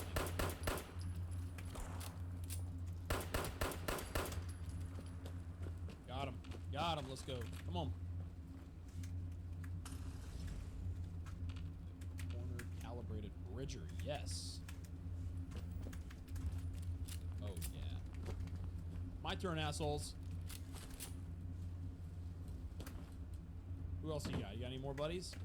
It is it. And if you like Torture 2, all of these mods are listed in the description below. If you guys have any other mods that you think I should try, these are basically the only ones that I currently have installed. And after modding Starfield for the first time, I can't imagine going back. Like when I got stationed in San Diego and was introduced to Latinas for the first time. It's all empanadas for me from here on out. After that, if this type of Starfield content butters your biscuit, check out this region lock challenge that I just did, where I attempt to answer the question that nobody's asking. Can you play Starfield without leaving New Atlantis?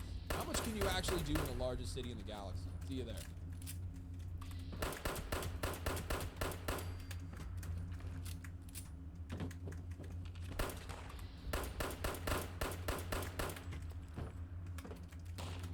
First fully functional Aurora manufacturing outpost involved. Effectively found a way to mass produce a new 99.1% pure Aurora recipe. Because the standard method Hot Toddy gave me of crafting Aurora and selling it isn't profitable or fun. So I carved my own way. The rival Xenofresh Industries' complete monopoly on the leisure drug market. Get busy making me my money. And become the most prominent drug kingpin in the Milky Way galaxy. But just as Uncle Ben told Peter, more money, no problem. Stay out of my crops! But never underestimate the overworked and underpaid. All we sometimes need is a chance. Except this lady. She needs an exorcist. Oh, damn it, he's gonna kill me. No. This is my character, Jebediah Threefordale. As many men do, I live a life of...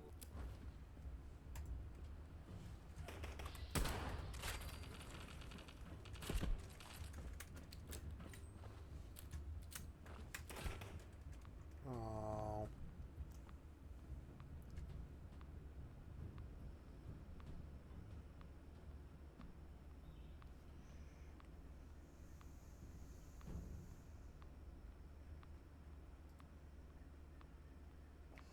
with years of wasted potential, working Thank in a you, repetitive Player2, soul-sucking for the excellent job on content from my factory stream. I'd like to called sub to your Xenofresh. channel. So to cope, I drink beer, frequently watch cars turn left fast, I started drinking at 6 a.m. and dream of a better life, not living paycheck to paycheck in a beautiful home, surrounded by thick butter pecan thigh Latinas, sipping margaritas by the ocean. But for now, it was back to the literal shipping container I sleep in. Yo, what you doing there, my guy? Hey, this is my container. Don't do it. Don't you lay down in my bed. Why would you think this is okay? I can't live like this. The only way to numb my situation is downing a bottle of Space Mad Dog 2020 on the way back to my container. Except this night, the liquor store attendant had a new proposition. You look like talent. Serious talent. You trying to recruit Yeah. me for porn? If you are, the answer is yes. Yes. I've been trying to get my OnlyFans popping for like a year. I haven't really had any hit. Except for this one guy in Alabama who just keeps messaging me Roll Tide. So basically, Yannick wants me to drink Aurora and sneak into his drinks like a little Russian Bill Cosby. Which I'll agree to do, considering again that I'm living in a shipping container, but in the middle of this shift on the Aurora production line, after a typical 5-minute lunch break where I don't even have time to take off my seatbelt. All of this just works. Xenofresh Systems was showing a new Aurora recipe that changed everything. Up until now, the key ingredient to Aurora, chasm bass oil, could only be obtained from chasm bass in the waters around here, making it virtually impossible to create an automated Aurora farming operation and mass produce at a comparable level to Xenofresh. This recipe replaced chasm bass oil with biosuppressant, a resource that, while rare, is the strongest plant. You just have to find it, along with extraction areas for the other things. A million credit opportunity. Finally, old Jeb's gonna get some. So I called out sick. I have COVID and went to tell Yannick about what I'd found. We could partner up with the but Benjamin Bayou, the CEO of Xenofresh, was there. My soon-to-be business rival. He just didn't know it yet. You're, just adorable, aren't you? Dude, why do I feel like all of you are seriously trying to get me to do porn? You make your blend and sell whatever extra Aurora you want on the streets. But I'm taking 20% of the profit. Starting a new business venture with a 20% reduced profit was not conducive to my plan. So I pieced out and journeyed forward just as I had started, solo. Searched the galaxy for my perfect planet for my Aurora manufacturing plant. Yeah, I had somebody recently be like, yeah, just mail me 10% of everything you mine. And I was like, no. And that was like my corp leader, I think. And I was like, no. I was like, that sounds terrible. I mean, I didn't say it that way. I didn't say anything rude at all. I was like, that's okay. I'm not doing math, is what I said to him. But my real problem with it is I'm not giving away 10% of anything to anyone ever.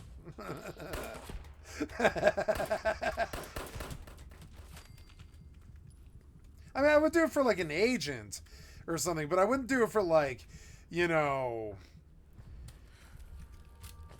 when I'm farming. I'm not giving 10% of anything that I'm farming to anybody, no. Maybe like in a clan in Rust or like a corp or whatever. Well, no, not even a corp though. No, I wouldn't like, no, if the corp was like, yeah, I'm taking 10% of everything that you make every day, I'd be like, no.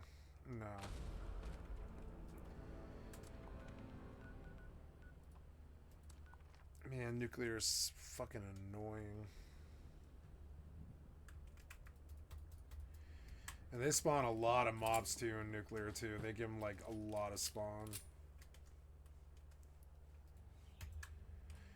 I like 76, but it has Bethesda-itis that you have to edit out by paying them money. It's so annoying. Okay, not gonna lie. And that's their scheme too. They know that their games suck, and they do it on purpose so that you go and fix the game, and you feel like you have some sense of accomplishment for fixing the game. They do that on purpose. Because they sold, like, right now I'm playing a good version of it. After quite a bit of searching, and not using subreddits to find out what planets had biosuppressant, benzene, hallucinogens, like, using my own I had to pay $12 for that. I found the perfect place to get started, which, seeing as my name was Jebediah Threefordale, I'd colloquially named it the Holler, which, if you're not from where I'm from, I'll refer you to the Urban Dictionary definition. A small valley that sits between two mountains, often littered with small homes or trailers, usually trailers. And now, in the words of Steve Earle, Holler. you can officially smell the aurora burning down Copperhead Road. I'm just hoping we don't draw any unwanted attention. Wait, who the hell are they? Great. This is exactly what I need. Guys dressed up in oddly familiar white spacesuits, inspecting my cargo lane. What can I do for you, gentlemen? Do you have clearance for this sector? Yeah. You won't be nervous when we scan. Yeah. No.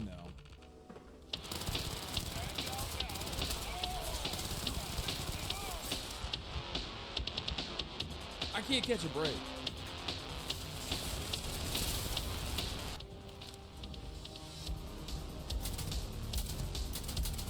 I have a double barrel, boys. Stay out of my crops. Yeah, stay out of my crops. Cops always try to snatch my crops. These pigs want to blow my house down. Try to fuck around. I think that's all. You know, this might have been a bad idea. At that point, I just remembered that I picked up one of my old mining buddies back on the ship. Maybe he'll know what to do. We'll have a problem with Daddy. They fired first. I don't know. I thought it was pretty funny. Actually, that was terrible. Look, we just need to sleep it off and figure out what to do in the morning. We just need to sleep it off and figure out what we do in the morning. That's something I've said so many times in my life. No. We just need to sleep it off. And that's such a drug thing. We just need to sleep it off and figure out what to do in the morning. Sober me will fix it. You wake up in the morning, you're like, oh my God, I feel like shit. And now I'm just not high anymore and I'm unhappy. And there's no solution. But you're like, sober me will fix it.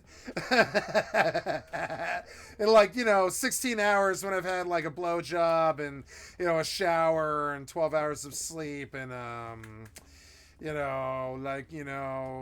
woke up, watched some YouTube for a couple of hours. Then sober me will deal with whatever problem it is. Drunk me is just going to do drunk me. And then sober me will deal with any problems or whatever. We have a lot of Marines at the bottom of the holler. Sleep it off and deal in the morning. Oh, they're making a move. I liked it. Okay. I think it's ironic, but one of the mods that he put in. Well, it's been fun. This might be it, guys. What was that? What was that? You just fucking... We're in the middle of a war down here. We're still going strong. Actually, that gives me an idea. Wow. Got to make it to the cargo bay. I can't believe it.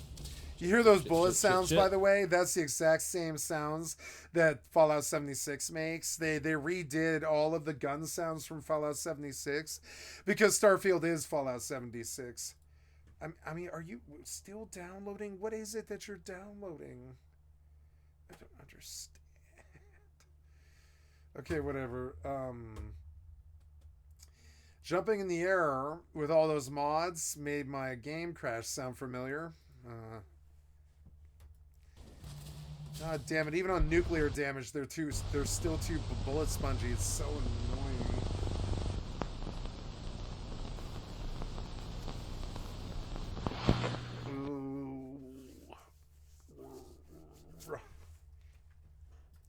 And so I hitched a ride in the back of one of my supply ships, and I was out of there. Which you may be thinking, hey, you can't do that in Starfield. To which my response would be, sit down, Jimothy. This is my hero's journey. That was just a supernatural aid. So the hauler had been overrun. I knew I would never be able to return there, and so I had two options here. Go back to my life as a neon street rat living in a shipping container with my hands smelling like fish every day and not for fun reasons, or attempt to move my base of operations to a new location and start again. At this point, I remember the dream. Beautiful beach, Latin BBW toes in the sand, holding 2 Corona and lime. I couldn't stop yet. Holding 2 Corona and and lime. More protected, atmospheric. Only planet in the beta turning on system that I hadn't yet explored, and landed right on the beach. Immediately, I envisioned it as a destination. Aurora Bora, a resort with waterfront views where you can trip balls and get a suntan. A perfect front to keep what was really going on under wraps. So I put my head down and went to work. I reestablished all the supply chains and improved them so that we had one cargo link for biosuppressant, cargo link with helium supply over there, to power the biosuppressant link for interstellar shipping, a link for benzene, and then finally the cargo link for hallucinogens and stimulants. I also started constructing the foundation for the 3 for Dale Lounge and our Aurora lab, along with a small warehouse for storage. At which point the sun had gone down, so I decided to tuck into a sleeping bag on the floor for the night. Honestly, one of my favorite things to do when moving to a new place. Like order in some pizza in your new empty apartment, Netflix and chill from the laptop, handmade sleep on the crappy bedroll on the floor. Yeah, Fallout 76 is like that too. Stop staring at player one, guys. I need to turn this music off. What are we even doing? In the morning, I noticed that we had a bit of a pest problem. And we had crabs, and you just can't have a luxury beach resort infested with crabs. This ain't a Ramada, so I took care of them before continuing on. After that, I built a dock with a shipyard for the storage containers that held all our resources. Funny. Not really sure why. There's no ships in the game. Now it was game time. So much had been deposited into our containers so far that they were almost entirely full. So I grabbed everything inside them and went to the lab to start cooking. The first batch came out clean with a high yield. Happy with the results, it was finally time that I go make my first deal. I loaded up my ship and was on my way for our first big payout.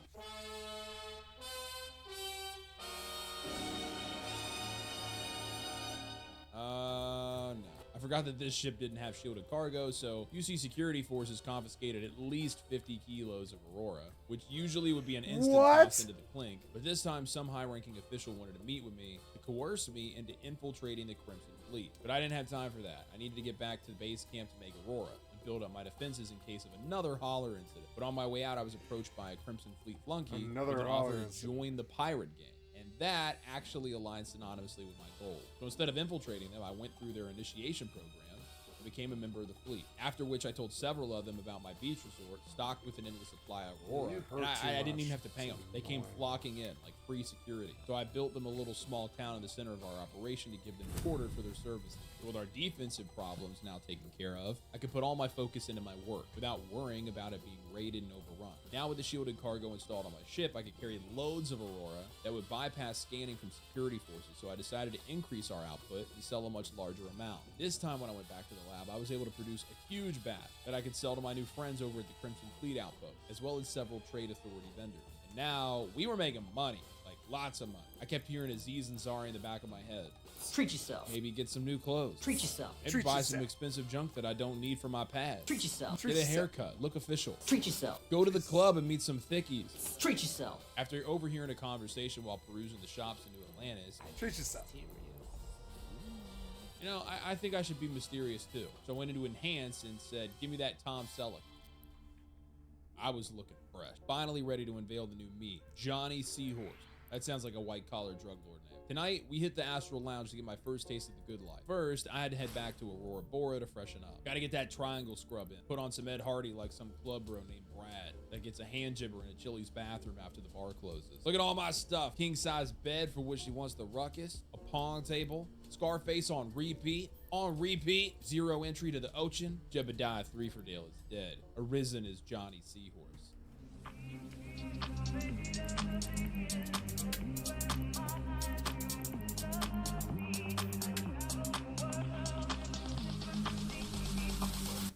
Smells like bad decisions in Crown Royal. Now, before I get loose, I had some serious business to attend to. A contact tipped me off that Benjamin Bayou, the Xenofresh CEO, had a suite tonight on the 2nd floor of the lounge. If I was really going to be taken seriously as the top Aurora producer, he would need to be put in his place. Just gotta find the elevator. Hey, have you guys seen the elevator? Is that Trail Luaus? Hey, it's me, Trail Luaus. Oh, there it is. Looks like he has security. And now he doesn't. Hey, R2-D2, you saw nothing. Booth 4. Okay, this is him. Yo, what up, Playboy? You were gonna take 20% of my Aurora profits, huh? Nope. Now you're taking 20% of this dick. Now it's time to party.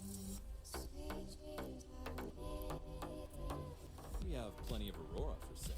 No, I'm good. I brought my own. Well, down the hatch. I brought my own. Ugh. You are haunting. Anybody ever tell you that you look like a pedophile / McDonald's assistant manager? Cool. Yeah, so I'm basically a rich drug dealer. Wanna hang out? What? I can't hear you. Good talk. Hey, I'm on beach resort, but it's just the front for my illegal Aurora facility. Hey, what are you doing? Me?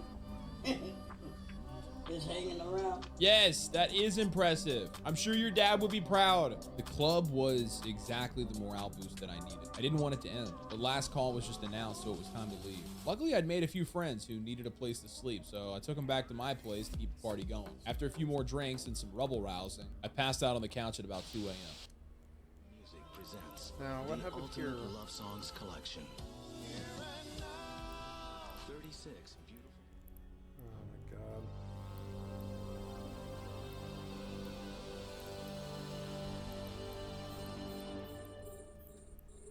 The next morning, I awoke abruptly. Something smells fishy.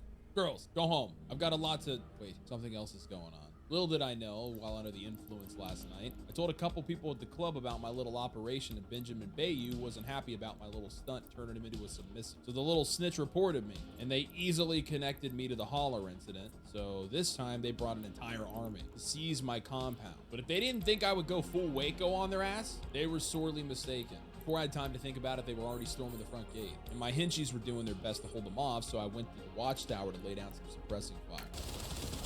Get some! Once enemies made it to the ground, it was much harder to hit them from the tower. So I hit the ground for some close quarters. Woo! Let's go! They just keep coming. It's almost like I'm spawning in more and more of their forces to overwhelm me for dramatic effect. Regardless, with such little time to enjoy it, I was going to be forced to once again abandon ship. This time, I wasn't going empty-handed. Loads of Aurora was stored in a warehouse. I just needed to make it there. Then to the launch pad. We can just start again somewhere else. Of course, they're already inside.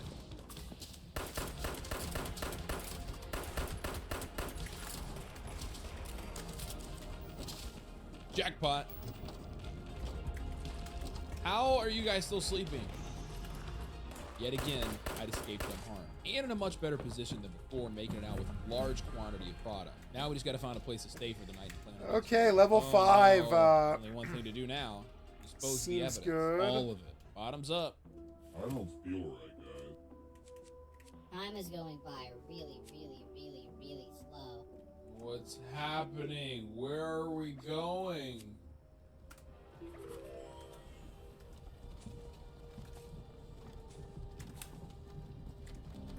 Hey, you. Finally awake. If you enjoyed our little adventure, consider subscribing for the next one. I really appreciate you guys watching stuff like this that I put a lot of effort into making. All mods like the Aurora recipe used in this video are in the description, and check out the last one that we did here, where I attempt to answer the question, can you play Starfield without leaving New Atlantis? See you there. This guy was great. Player 2, he was very funny. I like him. He's got that drunk stoner vibe that I like, you know? Over at Brilliant, ladies and Sounded gentlemen. like he was from Colorado, like me.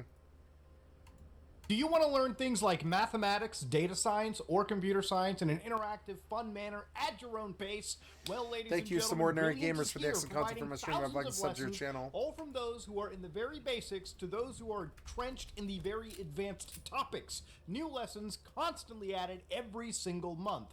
And whatever your skill level is, the pace that Brilliant builds for you is specifically designed for your specific needs. Ladies and gentlemen, as a YouTuber, one of the most important actual aspects for us is understanding data science, how data points interact with each other. But understanding what data points interact with what data points on how they interact allows me to establish certain trends, allows me to understand how things work. And Brilliant is over there designed to make me enjoy learning without pressing my head up against a brick wall, reading a boring little book. Now, if any of this interests you, head on over to brilliant.org/SOG. Remember, you can get started free for 30 days, and if you're the first 200 to go to that URL, then you get 20% off an annual plan. Ladies and gentlemen, go to brilliant.org/SOG. That said, let's head into the video. Hello, guys and gals, me Mutahar, and you remember the time North Korea's internet got taken down? Yeah, ladies and gentlemen, way back in 2022, this magic masterpiece happened. How many geniuses do you think it took to take down an entire country? Well, I'm going to give you some guesses, okay? Did it take the entire U.S. Cybercoms division? No. Did it take a few hackers sitting in a garage? No. Did it take one person who ran automated scripts? Absolutely. And if you think, wow, that's crazy, Muda, how did that happen? Well, sit back, relax, because today we're jumping down the story of how North Korea as a whole got DDoS'd. Now, recently there's been some wild shenanigans. This is a VTuber from Taiwan who ended up actually basically showcasing a bunch of confidential information from a Chinese company allegedly known as iSoon. Apparently there's been like 50 documents, and a lot of it details how this company aims to attack us, all right, how this company is developing malware that can spy on everyone around them. So yeah, the world of cybersecurity constantly evolves, and there's always documentation that scares the crap out of me. If that topic interests you, there's a Mastodon account by a user known as AdStill that's just looking through all of the Mandarin, translating it piece by piece. Oh shit, what was that? I killed like 5 guys. On a tangent here. This isn't about the Chinese. What? This is about North Korea. And recently, according That guy's got to a the United flamer. Nations, North Korea has raked in $3 billion to help it develop its nuclear weapons program. How did it make $3 billion? Was it through hard work? No. I want to turn the difficulty up now that there's no penalty for death. Cyber attacks. You know all those scams I've been covering for like the last year, 2 years? And you know, we've been laughing at some of them. We've been looking at the size and scale. I'm going to change the When you add settings. it all up, it's been accounting to somewhere around 40 to 50 cyber attacks that have raked in $3 billion. Whether it be by people in the Lazarus group, so people like this guy who has an actual FBI most wanted poster, they'll probably never end up capturing this guy unless he does something really stupid. Why? Because we're talking about a state hacker, people with actual backing from the state itself. Once this guy escapes into China or North Korea, extraditing him, getting him on US soil, and arresting him for his actual crimes is usually a near impossibility. But hey, I guess the law enforcement agencies can be fucking hopeful. So yeah, they're investigating 58 suspected DPRK cyber attacks on crypto companies between 2017 and 2023, valued at approximately $3 billion, which they apparently believe, and they allege, finances the development of their weapons of mass destruction. So again, to understand, we're going to go back to 2022. Now, again, based on all this, you think that North Korea is filled with some watchdog tier hackers, and to understand, it's not as glamorous as a video game or a Hollywood movie.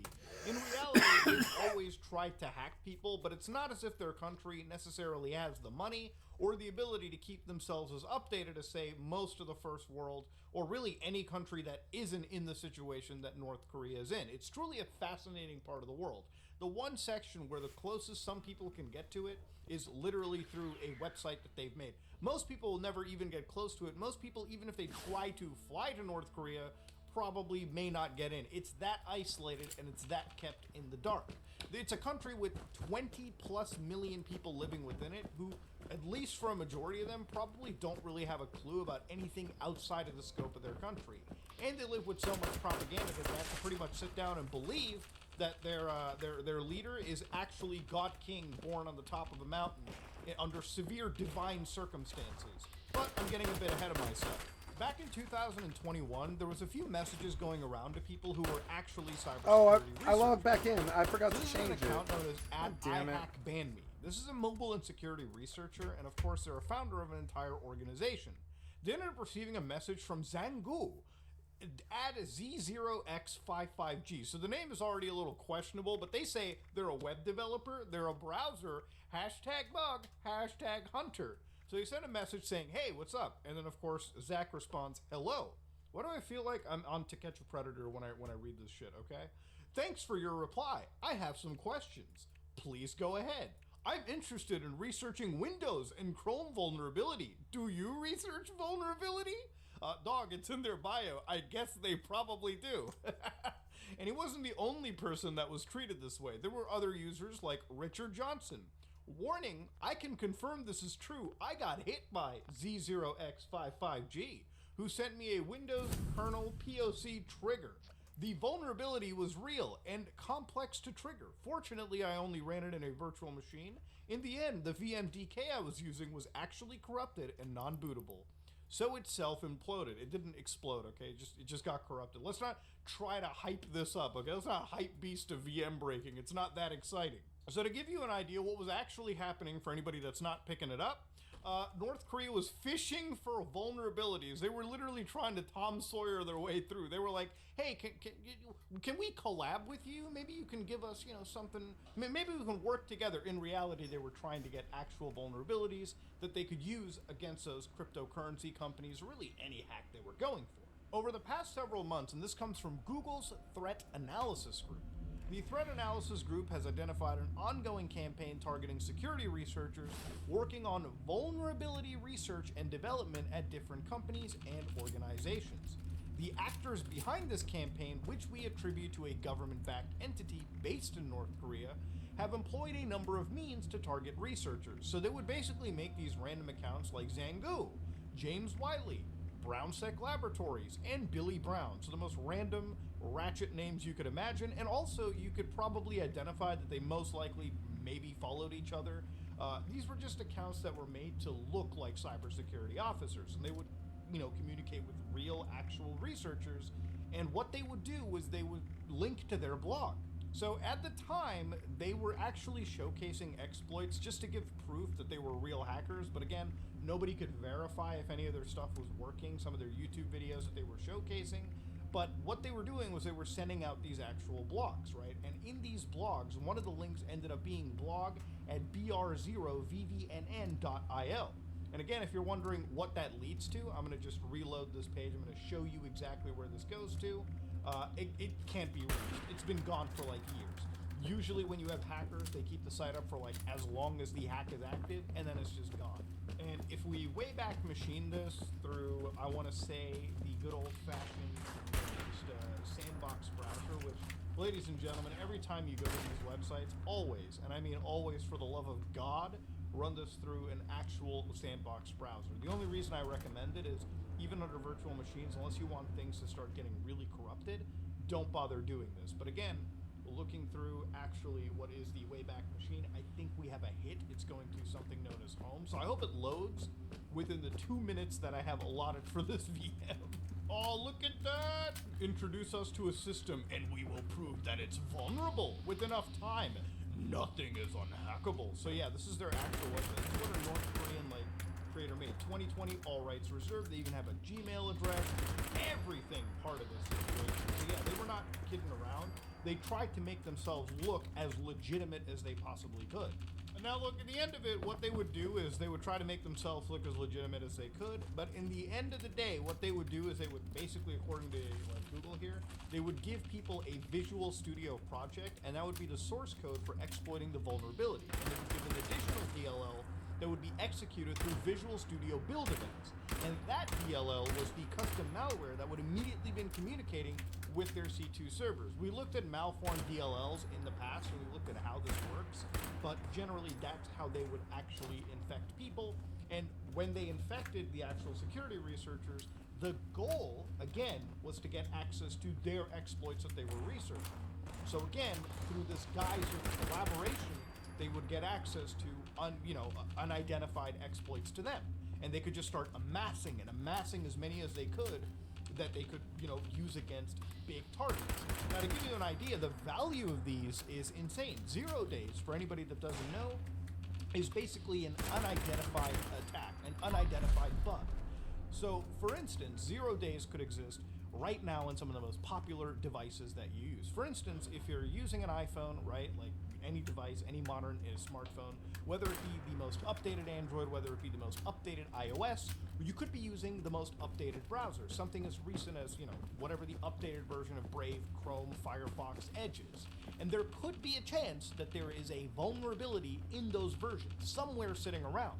Now, obviously, if you have an unused device, something that's not so popular, chances are 0 days will probably exist in that, and there'll be 0 days because nobody really has an interest in that piece of hardware or software. They don't really care about looking in the nitty-gritty, and there's just not a lot of attacks that you could perform, not a lot of vulnerable targets, right? But if you use something like Google Chrome, for instance, having a 0 day within Google Chrome or having a 0 day within Apple's iOS is very valuable. We're talking millions of... Oops. Oh my god, what'd you do?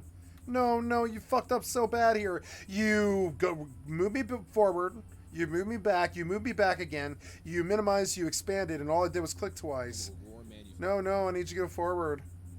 And look, you lost me in my spot on this, so no, you didn't. Piece of hardware or software, they don't really care about looking in the nitty-gritty, and there's just not a lot of attacks that you could perform, not a lot of vulnerable targets, right?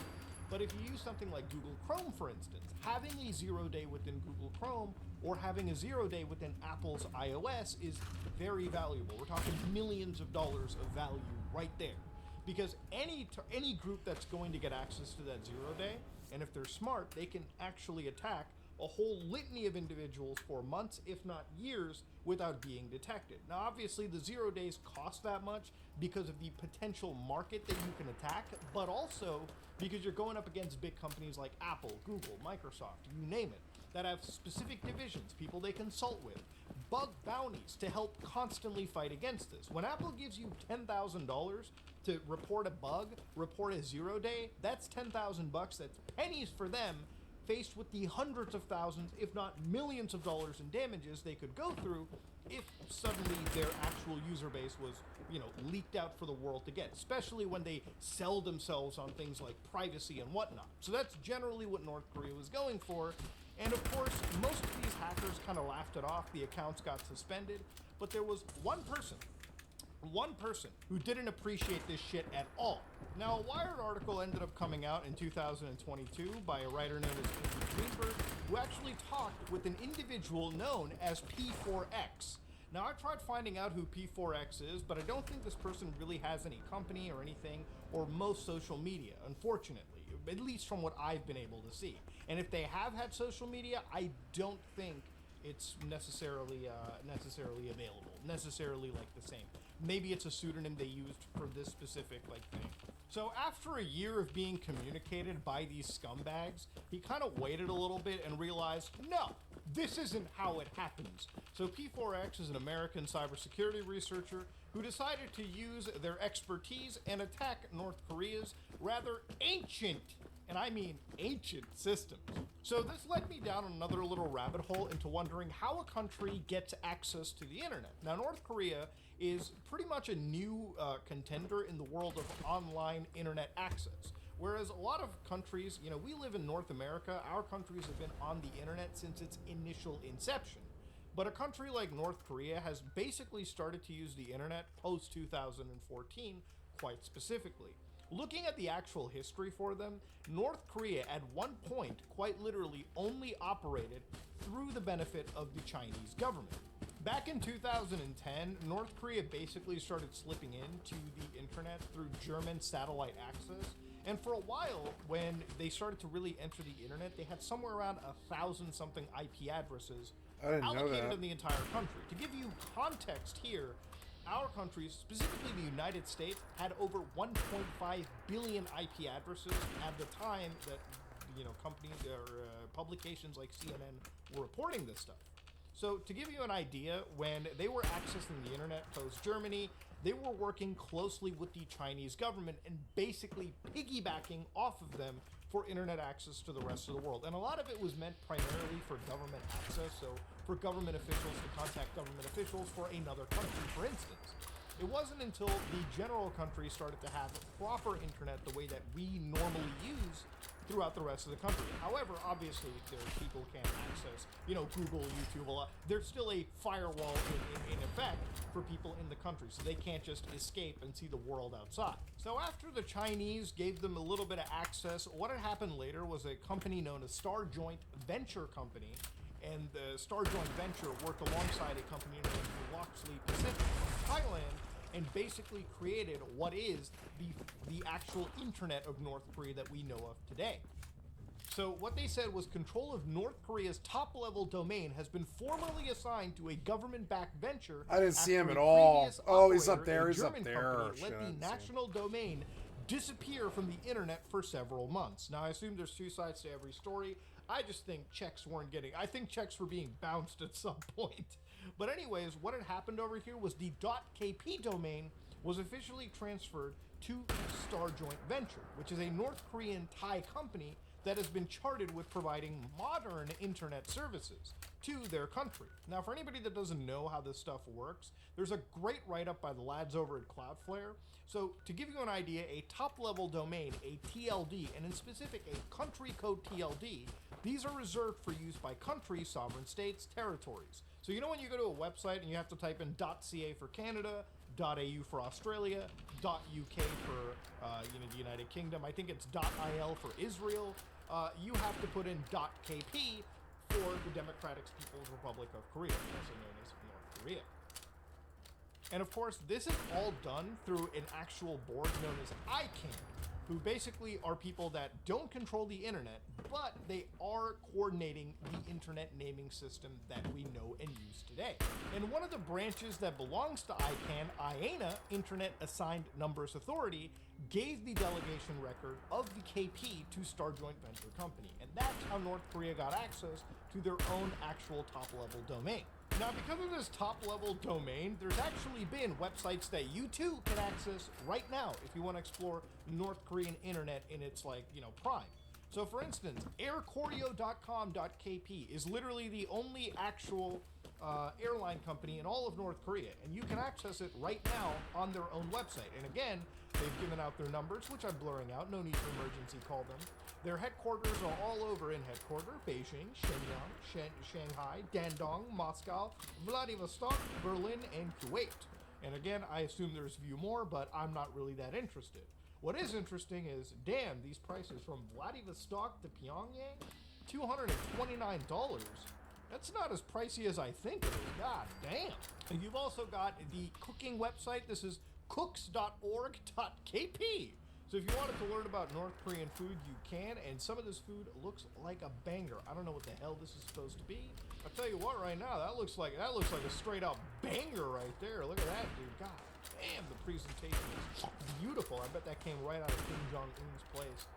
What is that? Oh, that looks like ass. And of course, if you want to see a celebration propaganda, you can look at the brilliant commander of PEC 2. But this isn't a propaganda video. That's not what I'm here for.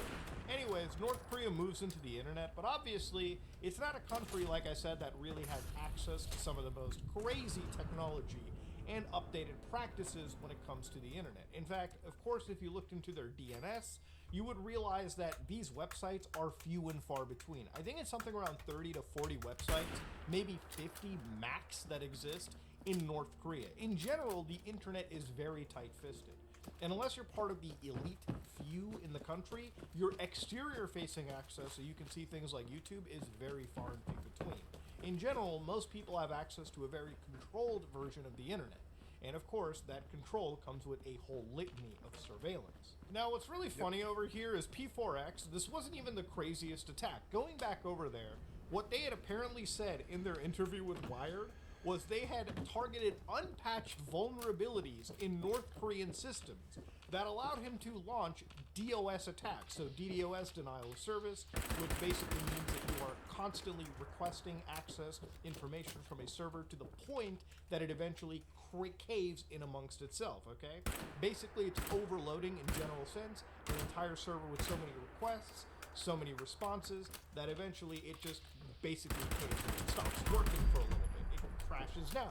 So the country, and again, because their internet wasn't so massive, they had like, what, 30, 40 websites even at the time, shutting down these areas wasn't that difficult.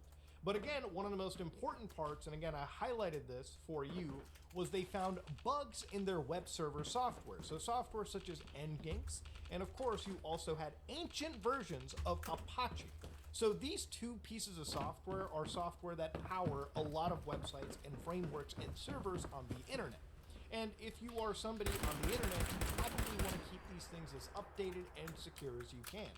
Vulnerabilities exist all the time, and if you leave software that is like basically left dormant for 10 years without an update, there's a good chance that a toddler might develop enough intelligence to attack you, attack your server. And again, they even started to look into their own operating system known as Red Star OS, which, according to P4X, he described as an old and vulnerable version of Linux. And I agree. I actually browsed Red Star OS on my channel. And I can tell you right now, it is basically a butt-fucking of Linux, an old version of, I believe, Debian. And they basically, like, had a UI that they put on that resembled, like, old-school Mac OS X, like Snow Leopard or whatever, right? Like Mountain Lion. Old-school Mac OS X, not even new. Old-school Mac OS X. Now, of course, since then, Red Star has went through some updates. So they have Red Star 4.0. I don't know who they're aping. Maybe it's still Mac. Maybe they're aping Windows or something. Or maybe they're just using borderline, like, KDE Plasma. I'm not entirely sure. But yes, they use their own operating system, which is, of course, a Linux-based operating system. And this shouldn't really surprise anybody. Linux is used by tons of people around the world, tons of companies, organizations, governments, because as you can imagine, a lot of governments probably don't want to just specifically use closed source software that ultimately belongs to Microsoft or Apple, when they can put something together that they can control entirely on their own. It's one of the reasons why I use Linux as well. I built my computer. I like to also own my software. That's kind of how it works. So according to P4X, they even automated their attacks on their systems. Basically, they would just run some scripts, walk away from their computer. So this guy was able to run a script, fuck off, and as they were doing their own thing, maybe they went out for a nice cup of coffee. Their American computer was destroying the backbone infrastructure of North Korea's entire country. Again, one person, by the way. Insanity. And at the time, people who were covering this had thought maybe the country was being taken down by a group of hackers. Remember, at this moment in time in North Korea, there were actually like missile tests at the time going on. And some people thought maybe this was just a group trying to, like, you know, again, fight against them for some political objective. But in reality, he wanted to do this, again, because he felt that this was right. There's no reason why a country like North Korea should be able to harass and try to steal exploits from hardworking researchers. And I 1000% agree. Yep. But yeah, the story of how North Korea got taken... Gotta get something to drink and pee, guys. I'm terribly sorry. I'll be right back. Running some scripts on the most ancient... We're talking servers with dusty hieroglyphics written on them. Yep, he's right. I've seen it before the Windows 95 shit.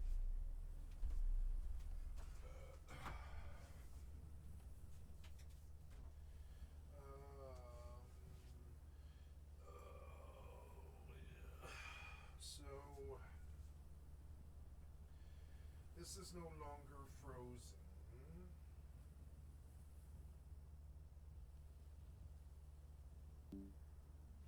What was that? Did I miss something? Oh, I thought I heard something. Oh well.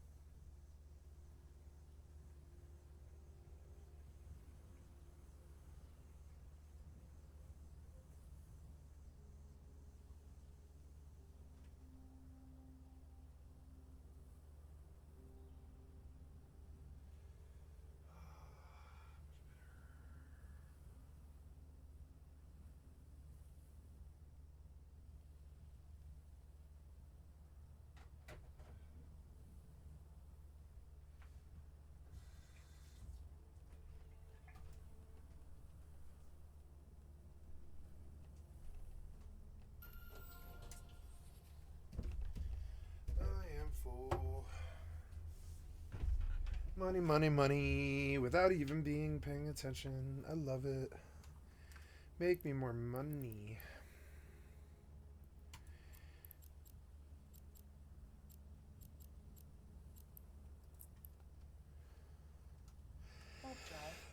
Excuse me. Excuse me. Excuse me.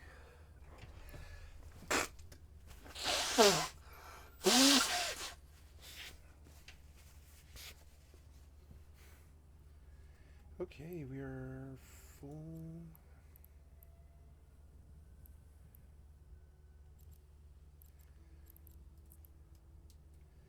Warp drive active.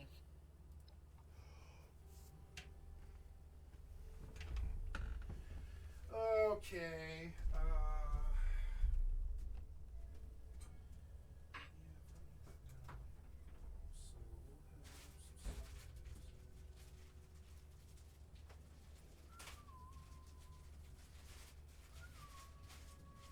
Docking request accepted.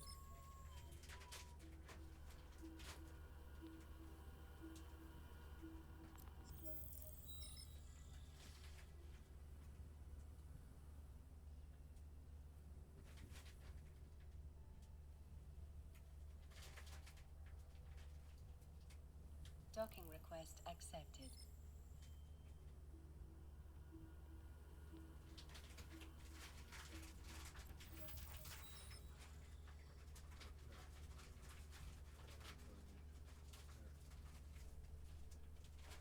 So today,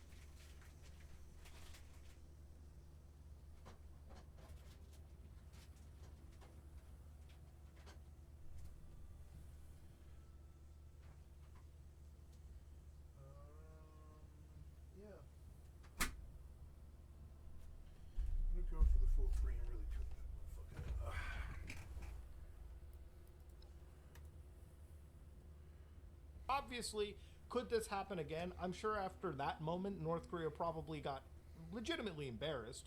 But obviously, with how important the internet infrastructure and these cyber attacks have become for them, This is a new I don't think Madular that Ultima this is ever 3 gonna be something that retrospective origins and exoduses. Thank you, some ordinary gamers. Thank you, Madular, for the excellent content for my stream. I'd like to sub to your channel. I do like his stuff. It's good. Gonna go get something to drink before I continue. I'm just getting through my bio stuff. Oh, I need my glass. I don't know where it is. Is it in the bedroom?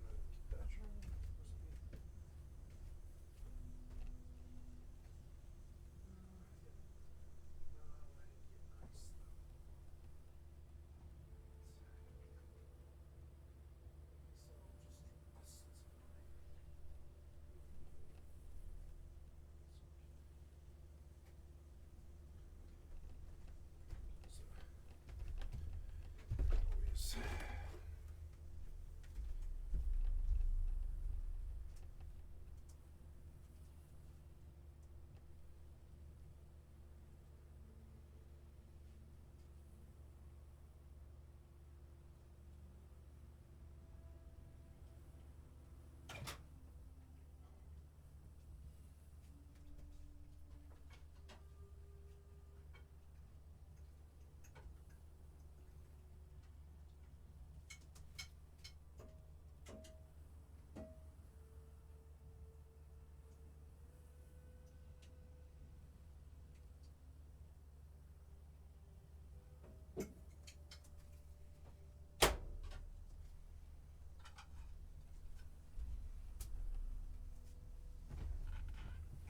Okay, I'm gonna eat dinner and watch a YouTube video with you guys. Brand new, 10 days ago, Ultima 3 retrospective, origins and exoduses.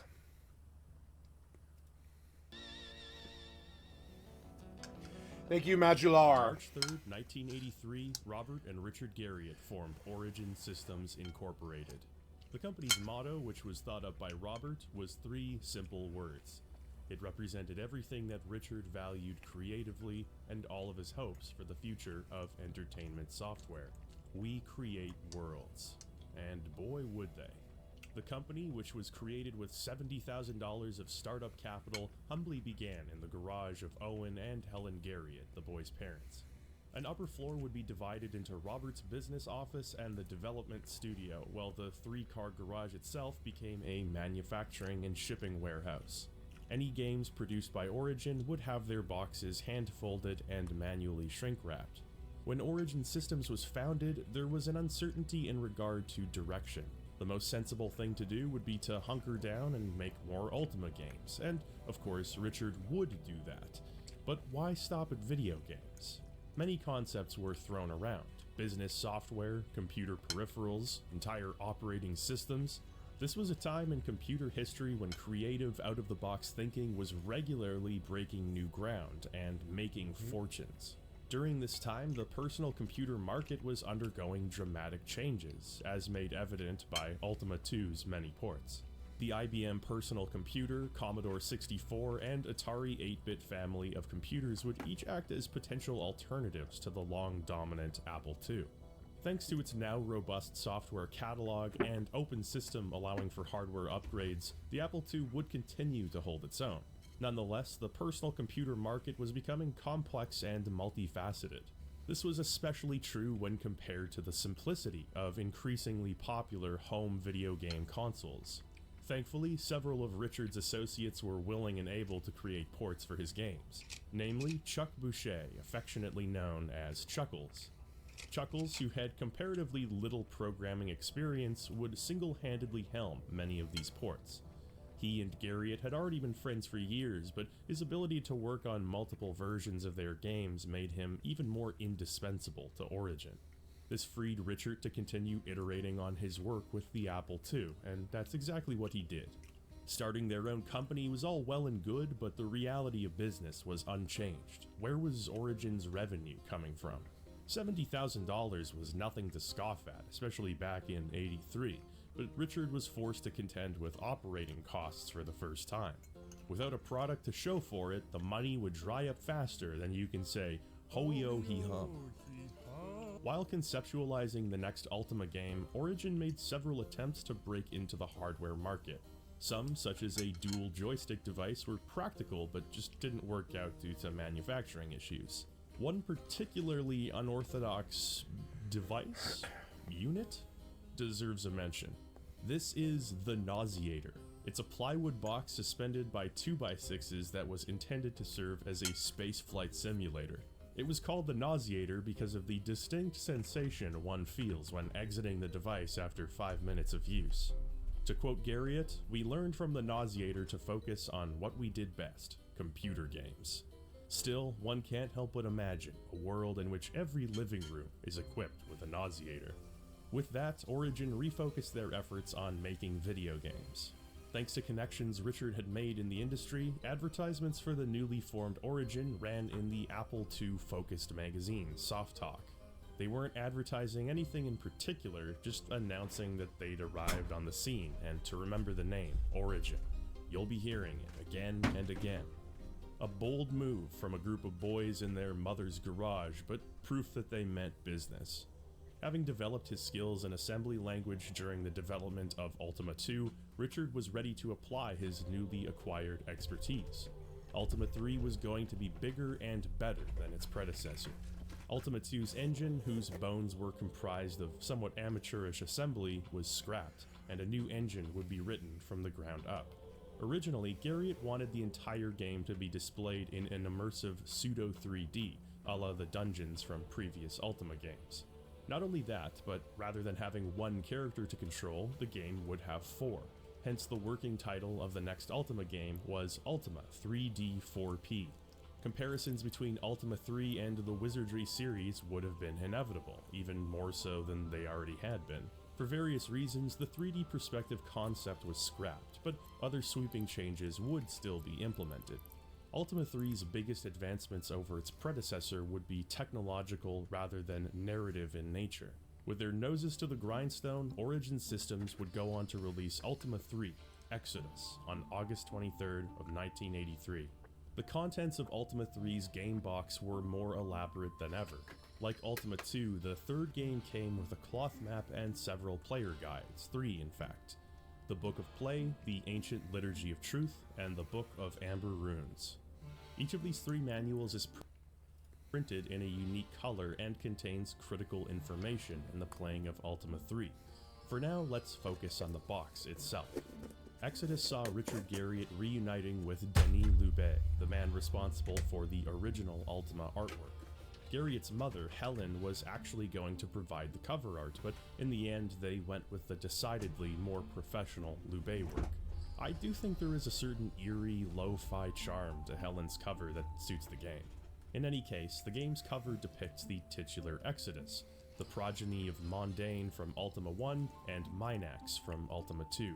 Its design was inspired by the demonic figure Chernobog from Disney's Fantasia, and it also caused some controversy.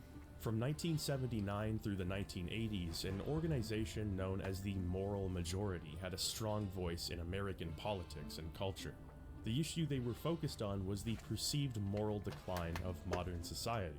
Of course, this was also during the Satanic Panic, a period in which fear of secret satanic cults was widespread. This paranoia dominated headlines, giving the moral by majority's satanic they mean crusade pagan, gasoline. and there's lots It also of made pagan parents cults, feel that their lots of children them. were at constant risk of having Nothing their wrong with it hobbies either. subverted, at worst, by agents of the devil himself. I'm sorry, not by cult. I do not mean cults at all. There are I dated a pagan girl. There are many pagan sects, SCCT. There are many pagan sects all over this country, all over this world. And to pretend that they're not there is ridiculous, and they get marginalized. You'll hear people like that talking about jumping the broom, that kind of thing. And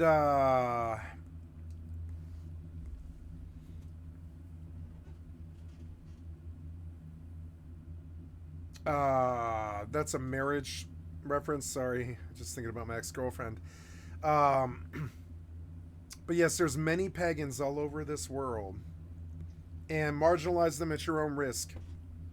They're a bigger majority than you might think. They're not that big, but they're, you know, they're like 20% or something like that. It's they might not identify as it either. I think a lot of these people, I don't think they identify to any census or anything like that. One of the things about America that I think is kind of funny is I think with the white majority, religions kind of got squelched. If you weren't Christian, you were marginalized in this country. And so these people, they learned that if you just practice your religion in your home and kept it to yourself, you'd probably do okay. And then that's what the Founding Fathers wanted anyways. But that doesn't mean that they aren't there. That doesn't mean that they aren't there. And marginalize them and ignore them at your own risk. And they hide from the census and they don't tell people who they are. And it's not like they're trying to hide. It's that it's nobody's business. And I think a lot of the world, I will say this, a lot of the world suffers from the same sort of naivety that you see in the young male today, in assuming that they know everything because they have access to Google. But there are many fountains of knowledge out there that have nothing to do with computers or Google or encyclopedias or people that ever touch the internet or anything like that. There's many realms to life on Earth that have nothing to do with like computers or Google or Twitch or Twitter or any of that stuff. And so one of the funny things is I think the government's always assumed that they can keep track of all this somehow. Fuck no. Not even close. It's the whole thing is this hodgepodge melting pot. And I feel like I go against my ancestors when I say this, but I want an open border. And I want a melting pot like it's always been, and I want full acknowledgement of it. And I want people to be careful when they cross the border and pass a stringent test. Like, are you sick? Are you crazy? Are you mentally sound? That kind of thing. Like, you know, if they're going to drive cars, can you drive a car? Prove it. I think the crossing process should be extremely stringent, looking for disease mainly, and violence and past violence and all this other stuff. But I don't know about denying or locking them up or spending money on walls or ice or any of that stuff. I think that's kind of like trying to be pushing abstinence in a world full of teenage sex. I think it's not going to happen. And I don't know if that's a solution. I just think it's better than what we've been doing. I don't think it's a solution. I think it's just better to just let them come in and be us. Because that's what it's always been. That's what we are. We came in. We didn't live here.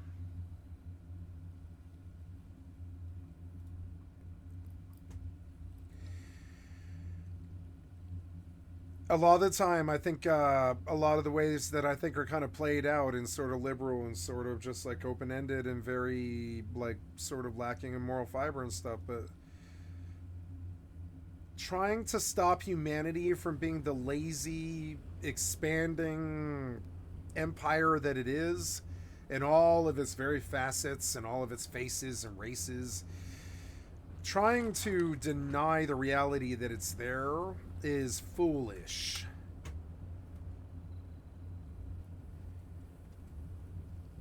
And I don't know.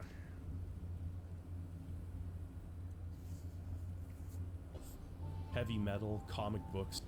Like, the moral majority might think that they know who's what religion and who's going to vote for who or what election's going to be what or whatever. And I think that's the funniest thing. When these fools think that they can see some kind of pattern in the madness. Trust me, half the people out there don't even tell the world who they are or what they represent or what God they follow. Trust me. Half the people out there. We got 8 billion people, something like that, 7 billion. 3.5 of us don't even identify. I guarantee it. This world is not something you can suss out with polls or... all found themselves in the crosshairs, perhaps most prevalent of these hobbies was You could do Dungeons well and to Dragons. track it, don't get me wrong. I'm not disparaging their ability to get a fair idea. But I don't think, I think they're pretty good at numbers and math, I don't think they're that bad at that. But trying to guess what everybody's agenda is or where they come from or what their gods are or any of that other stuff, trying to guess is just, it's not foolish to wonder about it. It's foolish to assume that you do know. And the moral majority, one of the major faults of theirs, you could say, I mean, a lot of them were kind of crazy, and some of them were like, Pat Roberts types that were kind of evil. But, like, one of the things that you could say about them is they weren't generally out to hurt anybody, I don't think. I think they were just trying to, I mean, they were out to hurt people that they didn't like. But they weren't out to hurt people, like, in general. They didn't start out doing that stuff to go out and harm anybody. And this is often the case with humanity. The same reason that that a pagan might conceal what their religion is from the U.S. government is the same reason that I think the moral majority might seek out the pagan. And to understand the moral majority is impossible, and to understand the pagan is impossible. And to chart either one of them is impossible, and to chart all of the gangs of New York is impossible. And knowing what they all follow, and one thing I can say is I think that a lot of them sort of worship being crazy. I think they're designed around building lives of their own that are eccentric and definitely not charted by things like polls and statistics and stuff like that. I don't think their sex lives are normal. I think there's a lot of things about people that we don't even know and don't meet every day that we can't chart. And I think it's foolish and cute that they try. I'm sure they can get kind of a vague idea. And certain counties probably identify as one solid thing and all this. And they're pretty good with their gerrymandering and their prediction and their polls and their statistics and their, the charts and the graphs and the stomping on the ground. But I don't think that the damn. I don't think like their grasp that they say they have is as good as they think it is. I don't think it is. I think there's a lot of people that are untracked. I think there's a lot of illegals in the country that'll never get counted. I think there's a lot of people that'll like sort of slip through the cracks. I think there's people that get killed and never get seen again. I think there's all kinds of fucking problems in this country that are impossible to track. You'd have to have a AI with a god particle hard drive and endless storage space to track the comings and goings of all the humans in the herd. There's just no fucking way. This is one of the reasons why I do like Harry Potter. I had a lot of friends who did not like Harry Potter, who didn't like the Flight of Fancy, who thought it was kind of effy and all this stuff, right? And I loved Harry Potter because I was like, in certain worlds and realities, you don't know. You don't know what could be out there. You don't know what people have lost. We don't know what knowledge we've gained and lost before. Let's say you know how to... Oh, damn, that was particularly violent. Let's say you know how to build rocket engines, and you know how to build transistor radios, and you know how to build spaceships, right? If mankind's knowledge is regressed 700 years and we're separated from technology and cast out into a colony on a new planet or something like that, whatever premise you can dream up, you know, that guy with the rocket engine knowledge, he's still 700 years ahead of the people that are at the colony that don't know about rocket engines. This is my problem about common knowledge in this planet. I think there's a lot of stuff that we know that we don't tell the public. I'm not talking about secrets or conspiracy theories. I'm talking about, like, knowledge of things that we consider to be forbidden or even things that we just don't know how to do. This is why how-to videos on YouTube are so popular. We're always trying to spread knowledge, and I think a lot, but the problem is a lot of people know that knowledge is power, and they don't share. And the internet helped with a lot of that, but it didn't fix it. Knowledge is still power, and a lot of them are not inclined to share. I would say a lot of my job, what my job was when I was a drug dealer, was not handing over sacks of product to people. I would say my job was getting connections with connections. And knowledge and information and power and safety and wisdom and wise choices and loyalty and discretion. It wasn't this handing us. I think a lot of people boil down drug dealers to like this thing where, like, you know, they like, you know, they like, I don't know, they're handing over, they're like, there's some dirtbag person and they're handing over a sack to some drug addict who's, you know, depraved. And sure, it is like that a lot of the time, but there's another element of it, of like knowing where to get the product, knowing how to make the product, knowing how to get the product to a place, knowing how to move safely through circles and not get targeted by people who really like drugs and want to take your drugs from you. All this other stuff that had nothing to do with handing a sack over to somebody. Plays a lot more like drug dealer is a lot more like Han Solo than one might think. It's kind of is. It's sort of like smuggling, and it's sort of like, it's debonair, and you always want to be doing something that they can't predict, like that. Where did his body freaking fly to, though? It like went way over here, and I don't think I got the loot. That's so annoying. Gonna check EvE here. Yeah, we're doing good here. I'm just waiting for FFXI to patch. The server appears to actually be... Oh no, I'm still downloading, I guess. That seems weird. Maybe they patched today? Maybe this is a patch. And everybody's doing this, which is why it's so slow. That might be what's going on. I don't know.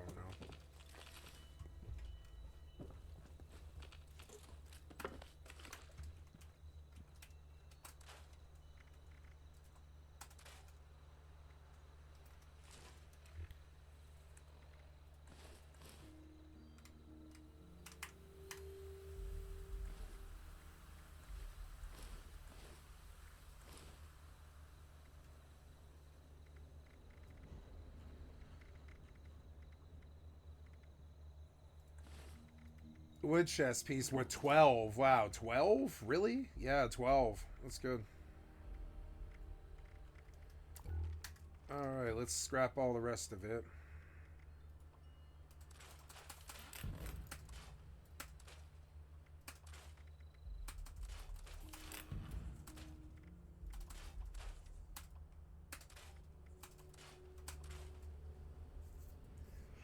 I remember the old man from Children of God, movie about the last pregnant woman. And I kind of want a life like that, I think, where I'm just sort of out in the woods and I'm safe from the ravages of the city and I don't really care what goes on.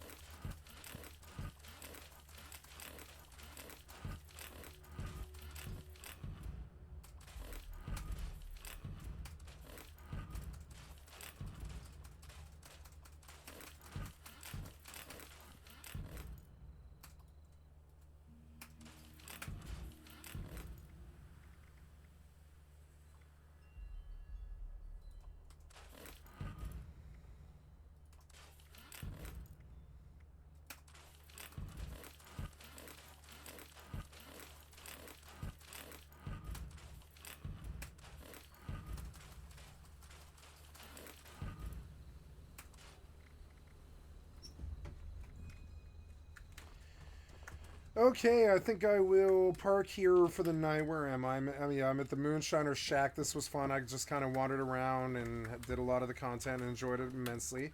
Paid my $12 yesterday, so I wanted to get my damn money's worth, and it was. It was good. It felt good. I will switch games here to World of Warcraft, which I believe I have. I just haven't put it on.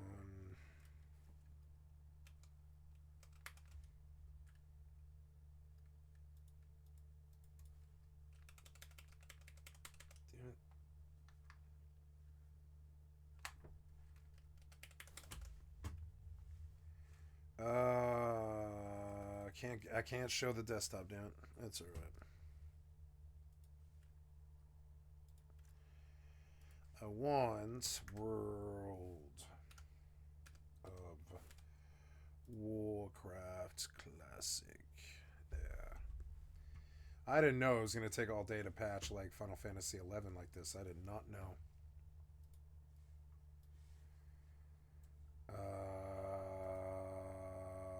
Yeah, I'll have to log in, huh? Okay.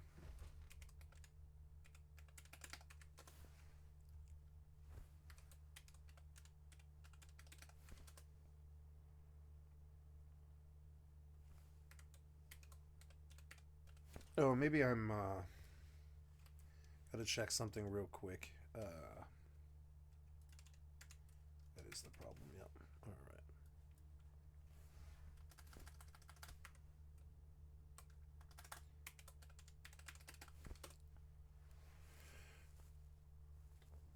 Okay, I've got rested on my Feral Druid, and I will... Oh, I have to update Classic, I guess. I'm gonna play my Feral Druid. Concerned activists saw the tabletop game as promoting illicit activities and deifying evil. While video games would tend to fly under the radar, some things became impossible to ignore, such as Exodus adorning the cover of Ultima 3, who bears a striking resemblance to the Prince of Darkness himself. The founder of the Moral Majority, Jerry Falwell Sr., condemned Garriott and his games as a corruptive influence on America's youth. For the first time, Lord British found himself in the crosshairs of a religious firestorm. From entertaining with simple stories inspired by Tolkien and Time Bandits, to receiving letters accusing him of being, quote, the satanic perverter of America's youth, Richard Garriott's life had taken an unexpected turn. Yet, as they say, any publicity is good publicity, and Ultima 3 was eagerly picked up by CRPG It's fans. funny because, you want to know why they're scared of this? They know that all their right-wing sons got addicted to Ultima and EverQuest and WoW. And they're like, why? And D&D. And they're like, why are all our good white right-wing sons addicted to all this Satanist stuff? Why can't they be addicted to gun culture and, you know, action movies and John Wayne and all this? But instead they're like, oh, you're into goblins and ghosts, you know? The question is, how was the game? Before digging into Good. Ultima 3, Probably let's really good. briefly discuss the game's ports. This is the first time that the port situation becomes complicated to address. There's one particular high-profile port of Exodus that's so intrinsically linked with the series' later history that I plan on returning to it at a later date. Really? So it's not that I don't know it exists, it's that it deserves special attention in the future. Let's then take a look at some of the more contemporary ports to see what was available back in the day. We'll start with the base version of Ultima 3 on Old Reliable, that is the Apple II. Beautiful. Visually, there aren't many I didn't know this was on the Apple II. Why couldn't I have this game on the Apple II?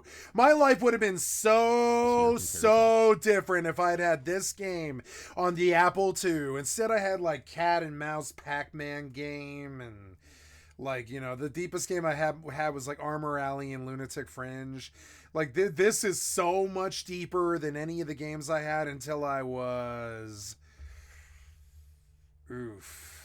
12, with Doom 2 and Diablo 2, I'd say, were the first time we ever really had true RPG depth, I'd say. Like, on a real, like, I don't know.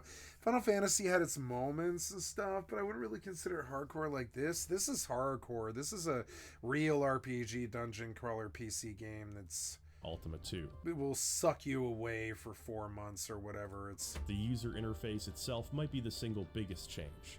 The in-game graphics, player information, and various other odds. It looks playable, to be honest. It actually looks playable to me. Kind of like, what's that called? Caves of Cud. Are compartmentalized. It does give the game a neater, more professional appearance, if you will. But Ultima... I don't know. Let's go look at Ultima Online again. I always try and look at Ultima Online. I'm like, yeah, I don't think this is my game. But I feel bad that I never played it. I'm like, Ultima Online in 2024. And do some fucking stupid stereotypical video. Should you play Ultima Online in 2024? Right? I watched some of this and I was like, no. I think I was like, no. I don't believe I should. Back in the old days of a great risk versus reward, but with of player progression systems and vast differences in playstyle. You can check out my channel to see some of the different templates and playstyles you can do, but to be honest with you, that only scratches the surface of it. Everything ranging in different skill templates to things called aspects that give you certain bonuses and mesh well with whatever it is. I heard that sound and I freaked out. I'm like, am I being attacked by something and did I just get block skill? Like, I freaked out. I was like, ah, am I playing a game? Is you're trying to accomplish with your character. Books of power called codexes that further increase your power in certain player archetypes like swordsmen, bards, mages that can summon powerful elementals, or even masters of poison. And for the hardcore gamer, the long form of progression mastery chains that actually unlock with experience points gained from killing monsters or picking treasure chests in dungeons, allowing you to insert and take out links that increase different damage outputs or skills. Look, I know that was a mouthful. This guy is spry for his age. He's older than me, but he's spry. Look at him, he's smart. But did I mention I'm just scratching the surface? Yeah. The developer team works tirelessly, orchestrating constant events and updates where you will never get bored of content because more is constantly released. Each holiday and season new events to change the game up, as well as purchasable clothes and house decorations. My favorite event is by far the King's Fair. It's an in-game Ren Fair that introduced carnival games, drinking contests, feedback, and adjust to customize the client to their own. Yeah, but how many people are playing Ultima? Probably 1,000 something. It seems or told to uninstall the game. Instead, here the community tends to be much more positive. Yeah, they're like, nah, we don't truck with toxic like loser ass WoW players like me. In dark cathedrals, summoning evil creatures from the void. Drunken highwaymen known as brigands who stop adventurers and demand payment to cross a bridge, as well as orcs who are always attempting to expand their reach and conquer more land in the Outlands. This community all bands together and creates a large campaign with roleplay ranging from political struggles to fierce player versus player battles that change the course of the story.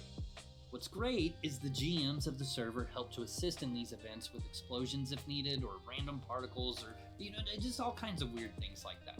There's even a tavern night in one of the player-ran towns known as Hailstone, where role players gather and have drinks and just banter on about their adventures and current events. I've spent quite a bit of time with these individuals, and it's an entire different subculture.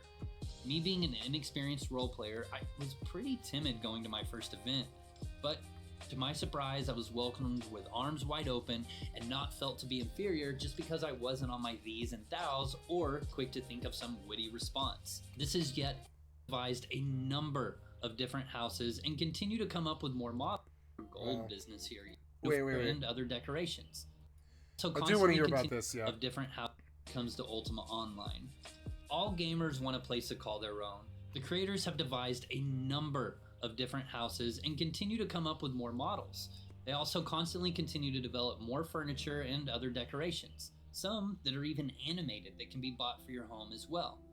I've seen some really beautiful decorated houses on Outlands, and honestly, I'm kind of surprised no one has started a "we'll decorate your house for gold" business here yet. So if you're a new player and you're good at decorating houses, hey, here's your business idea. Just like in UO in the past, land is a limited resource, and one way that they've actually combated that is by introducing in-rooms. They come at a fraction of the cost with, ironically, more storage, which makes them an overall better deal until you're ready to step into something really large. These actually work out great for new players to Outlands, and I see quite a bit of veterans selling their houses for massive amounts of gold and just living out of an in-room. Words of caution though, as well as transparency.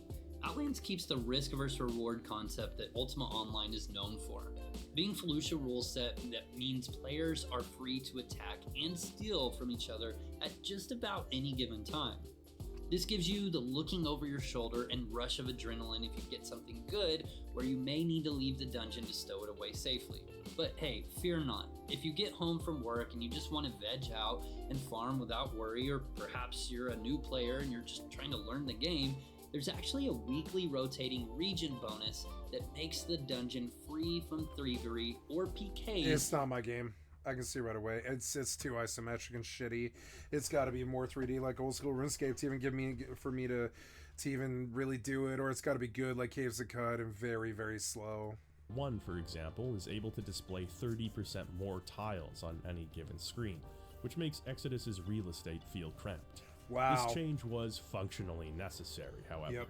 The interface now shows more information for more characters. Details are abbreviated. For instance, you'll see here that Sylvie is a female elf ranger. She's got 2 magic points, she's level 1, she's got 100 health and 133 food left. There's a lot more relevant information, but this is about all they could cram onto the screen. The other noteworthy change here, and across all versions, is the addition of character animations.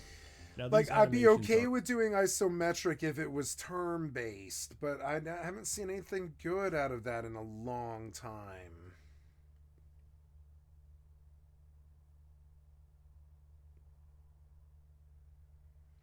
What would happen to that one game,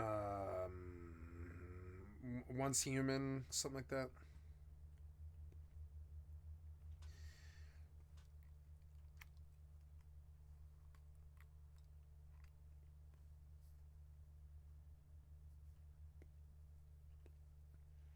I don't see the depthy RPG I'm looking for. I've been looking and looking and looking and looking. I thought it might have been Life is Feudal, but I don't think it is. That game sucks your time away so fucking badly. It's Rust, but not Rust. It's annoying. And then I keep thinking about, like, what about, like, Ultima or EverQuest or old school RuneScape? Yeah, but I mean, they're not the combat games that I want. I want combat.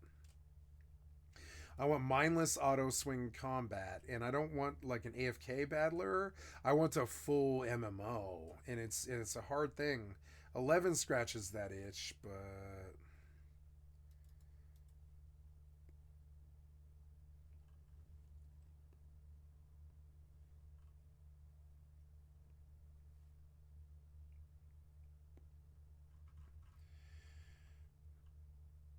okay, so I want to go back to the drawing board and keep looking. I thought this might be it. You never know. Yeah, I mean, I never did do BDO. I could look into BDO, but I don't. It's got good combat, but I don't think that's my game though.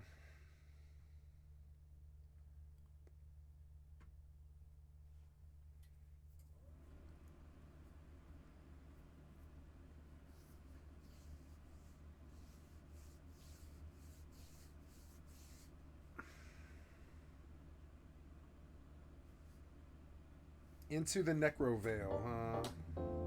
Is it isometric? Of course it is. Why do I even have to ask? I know it There's is. my rusted blade. I'm so dumb. Worn down rusty sword, damage 20, attacks per second 2. The power move of 3 unleashes.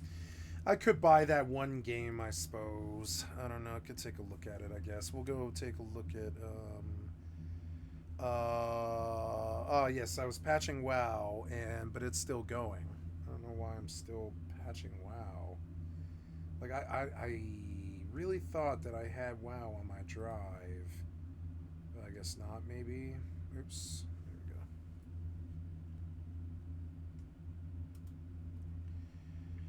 we go. Yeah, I am looking for...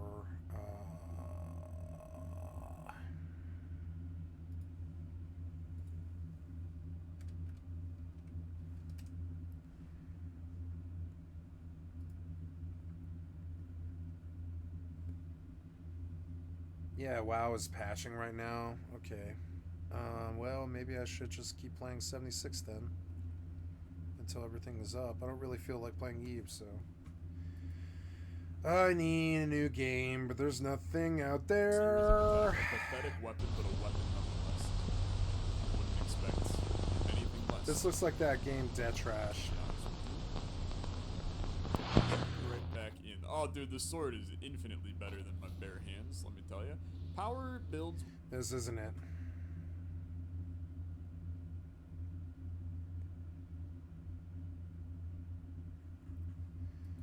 I want to see if I can pull a video about this.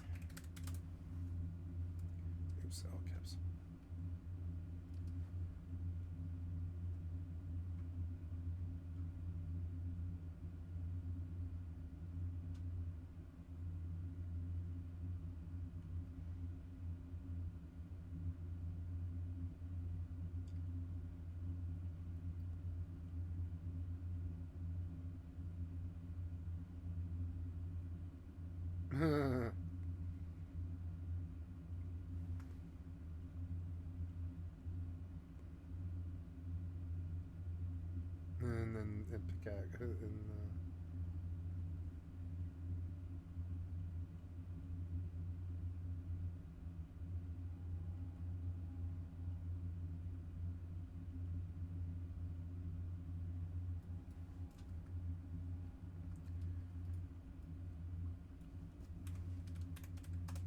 Why are you still in caps? It's so annoying.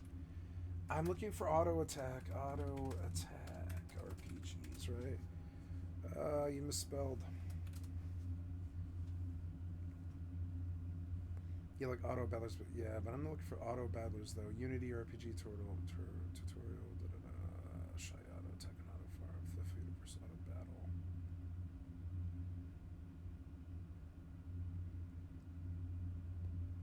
Ragnarok.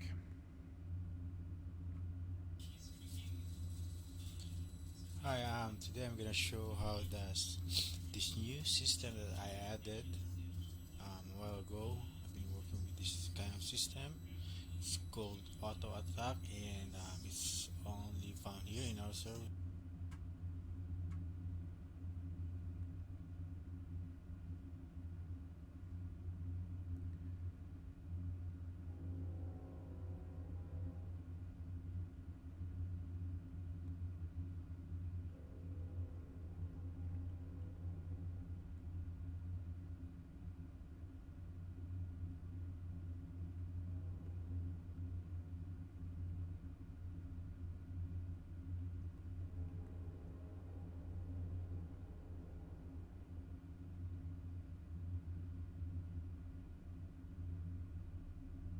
Shaya.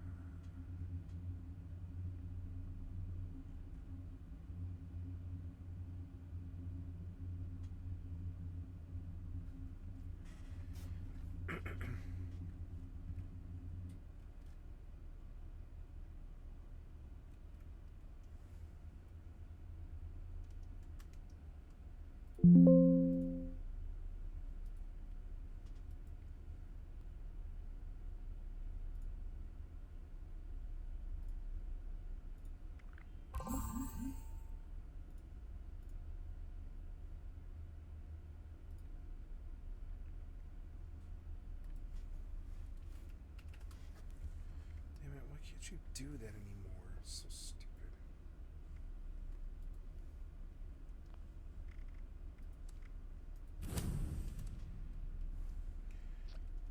Why is my WoW patching? That seems dumb.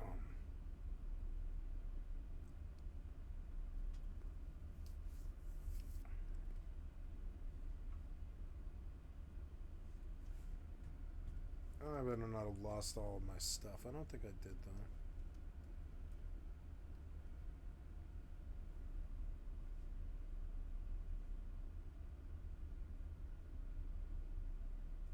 $31 additional talent points. How does that work?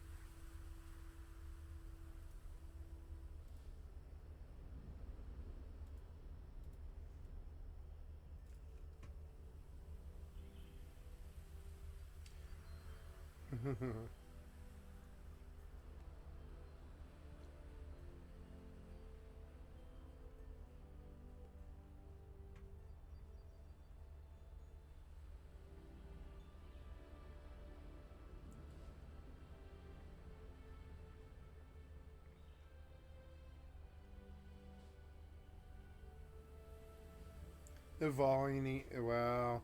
Navalny's dead, huh?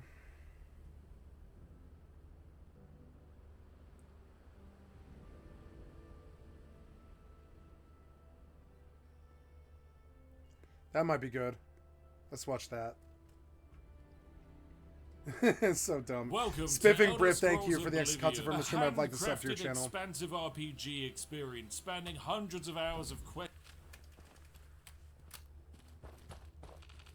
and adventuring in the glorious world of Tamriel. Every enemy and item perfectly balanced for the most fair and enjoyable gameplay experience. And today, we're going to beat it with a hoe. Hello there, ladies and gentlemen, I'm the Spiffing Brit, your local Bethesda balance tester. You might think, Spiff, why on earth are you attempting this stupid and absurdly difficult task? The reasoning is simple. Many moons ago, a user called Swag Poolord left a comment asking if I could beat Oblivion using his mum. Much to my surprise, Bethesda had already personally added Swag Poolord's mum into the game. With the official Mayrune's Razor plugin, we now have access to the Dirty Hoe, a seemingly terrible weapon considering that we're expected to slay demons. That said, I like a challenge, so let's see if we can beat Oblivion with a hoe, aka Swag Poolord's mum. So make sure you're sat back, relaxed, you have a cup of Yorkshire tea, and you've saluted the Union Jack that you're flying above your PC. So it's time, majestic sausages, let us begin a brand new game of Oblivion. So we need a hero for our adventure, and considering that there's mums involved, we need a family-friendly character. Consequently, we're going to be making the hit 2001 character Shrek. Naturally, of course, we have to create a perfect character, and, well, the Oblivion character creator is beautiful. Oh god, everything I touch turns into a nightmare monster. This game is a beautiful engine for creating nightmares that will keep you up at night. I'm just kind of messing with sliders, and I have no idea what's going to happen. I might be creating something wonderful, but you kind of have no idea until you turn it sideways. Oh gosh, I completely forget you can also just flashbang your characters. Oh, good. I have no idea why a video game would say, yes, I would like a character that can burn brighter than the sun. But you know, you can do that if you want. Right, and here we have it. We have our lovely character Shrek. Look, I gave it my best shot, and I think he's beautiful. I love him. He's got such a cute little button nose. Okay, well, it's a button that's been lodged into his nose, but you know, he's still lovable. And I mean, if this guy can pull Princess Fiona, then let's be real. Maybe all of us have a chance at love in life. Anyway, into the game. Now, you might be thinking, Spiff, why are you playing an orc? Well, the reasoning is very simple. Orcs are pretty good at melee combat, and melee combat is exactly what we're going to be limited to. We can't cast any of these fancy spell shenanigans, so consequently we've got to enjoy the fight life that is hoe combat. Oh, hello there. Oh, this man says I'm an ugly one. Oh, and he says we're the most repulsive race in all of Tamriel. Right, that's it. We're gonna go murder this man. We're gonna murder that man. Oh dear. Oh. Oh my goodness, look at little physics going, having fun. Right, here we go. Look, it's none other than the wonderful Emperor. He's seen me. Oh, you've watched Shrek? Let me see your face. Yes, that's right, Oreo Septin. You dream about Shrek? My friend, what an eye for talent this man has. God's give me strength. Or honestly, it's nice for Shrek to meet a fan in the wild. He's very excited, but hey, what's going on? Oh, he's about to die. What a shame. Right, naturally, we're just going to follow the Emperor on his glorious escape attempt, and by that, I mean we're just going to jump around a bunch so that we can level up. Look, my acrobatics has already increased. I can jump quite high. Oh, and here come the assassins that are fighting the Emperor. Of course, we could fight them, but honestly, there's no point. One of the issues with, you know, being restricted to only using a hoe is that I can't exactly punch people because that's using my fists. Consequently, I must flee from all combat until I find the true weapon of the hoe. Right, so bam, through here we go where rats are trying to fight us. Now we must of course flee around the rats. There we go, bypass those rats. What do we got in here? We got no lockpicks. Beans. Well, at least we have some armor here. We can just auto attempt this lock, get some money from it, and immediately leg it. So bam, quickly we just leg it out of the door. We don't want to fight anything. We're not cut out for fighting. Instead, we're just going to sneak past this little rat. Ah, my sneak has increased. Oh dear, the rat spotted me. Right, run. Leg it, my friend. Ah, there's more rats. There's even zombies. Okay, run past those. Ah, good job, Shrek. You're a lover, not a fighter, trust me. Although I suppose the true canonical lover of the Shrek universe is Donkey, considering the dude pulled a dragon. Jeez, these rats are fast. Anyway, it matters little because we've almost escaped. Ale, there we go. That'll get us moving. Right, I've equipped Shrek with some armor, so hopefully we should be in in a slightly healthier position to bypass all of this combat. Now, we are meant to, of course, fight this goblin, but that would be a very silly idea. So instead, we are going to do our best job and just run past. Oh, I was grabbing a potion. Oh dear, that's a trap. Right, dodge the trap, run past it, lovely jubbly. And in classic Shrek hijinks fashion, we'll even kill some people with some falling logs. There we go. Potions of healing as well, fantastic. We'll nab those. And then, yes, we need to go quickly around all of these lovely goblins and make our escape. Right, next up, we need to pick the star sign of Shrek. There's quite a few options. I mean, we could, of course, go for the lover, but I think we need something more powerful. So we will go for the star sign of the warrior, just to simply make us far better at combat. Alright, so I have to guard the Emperor with my life whilst they go fight some assassins. Oh my goodness, that's a lot of assassins. Now, the Emperor's gonna basically say, hey, I'm about to die, and then he's going to die. So, there we go, he's told us, and then he's smiling as he's about to just get shanked in the back.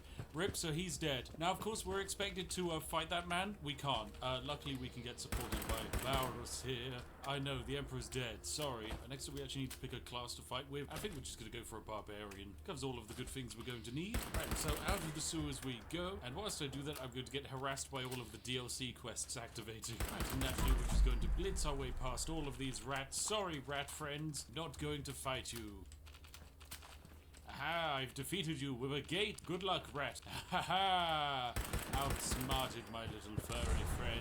You have been bested by Shrek. Remember the day that you... Oh, wait, there's a goblin. He can't open gates, right? Oh, beans, he can't open gates. Ah, flee!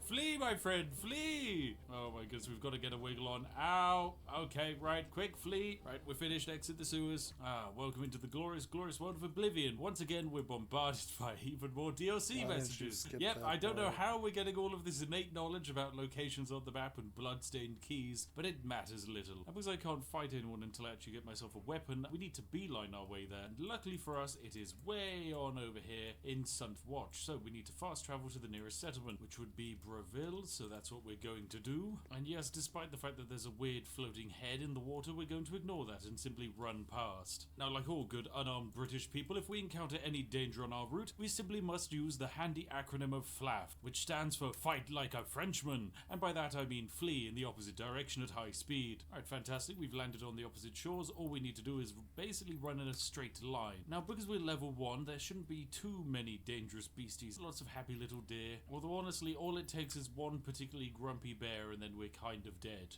What a lovely and beautiful game. Our destination lies somewhere over there in those hills. And you know what? It's fun just to stroll across the landscape, harvest various supplies that I'm never going to use, and collect potions that I'll also never use. But what I can do is experience the world. Alright, my destination lies just across from this lake, and I'm going to run around as there's this weird little camp here that potentially has a friend. I mean, look, there's a human. Humans are largely friendly. They must be completely fine with... Oh, they're not fine with me. I will take that as a sign of not happy. He is not happy, okay. Jeez, you see a big luminous green orb running towards you, and you'd think you'd have a smile on your face. At least you can go fight that mud crab instead. Forgotten tunnels? What? Okay, this place looks cool, but it's full of mud crabs. I can't fight mud crabs. Right out of the forgotten tunnels we go. Okay, we're bam. We've almost made it. Oh, jeez, the man followed me. What is he doing here? Okay, well, flee up the hill we go. Fastly up the hill. Jeez, the man crossed the entire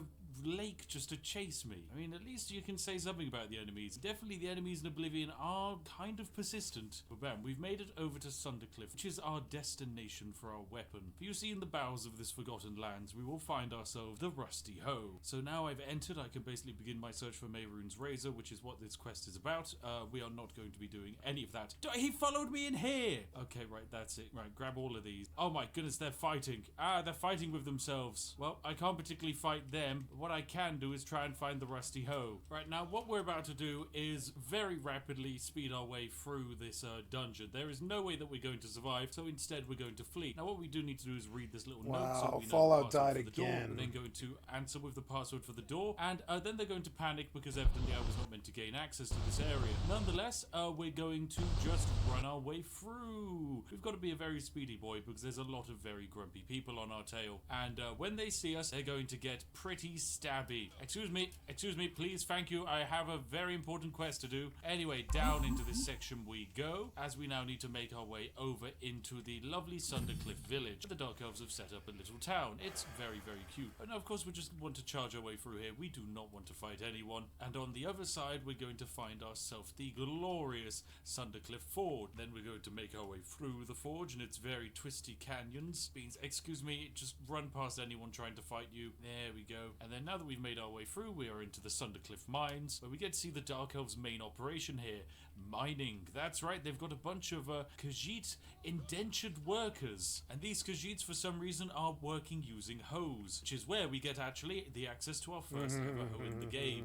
This one we can't use, it is just a hoe. But don't worry, we'll be able to find ourselves some combat hoes very shortly. Now, we could kill a Khajiit to get one, but we're not going to do that. Instead, we just want to bypass it all, run past. Oh my goodness, I'm just getting sped at by some very angry people. Anyway, just run around. There we go. It's a nice big open mine. And then we want to get to this lovely central pavilion. And now that we've made our way here, we want to get over there to that barrel. So we just do a quick running jump and we've made it across the ledge. Now, none of these people can actually make their way over to us, although for some reason the Dark Elves are now fighting amongst themselves for some silly reason. But now that we're over here, we can get the most important item in the game. In this barrel, none other than the hoe. So what we have here is something very special, our very own hoe. Now Swag Poo Lord's mum here is unique because the other hoes that those labourers are using are rockpick hoes. This is the only true hoe that can be used as a weapon in the game. Now the game doesn't list it as having a unique enchantment, no, that would be far too silly. But this blunt two-handed weapon has something very special. Every time you hit an enemy, there is a 100% chance that you give them a disease. These diseases on their own aren't anything too special,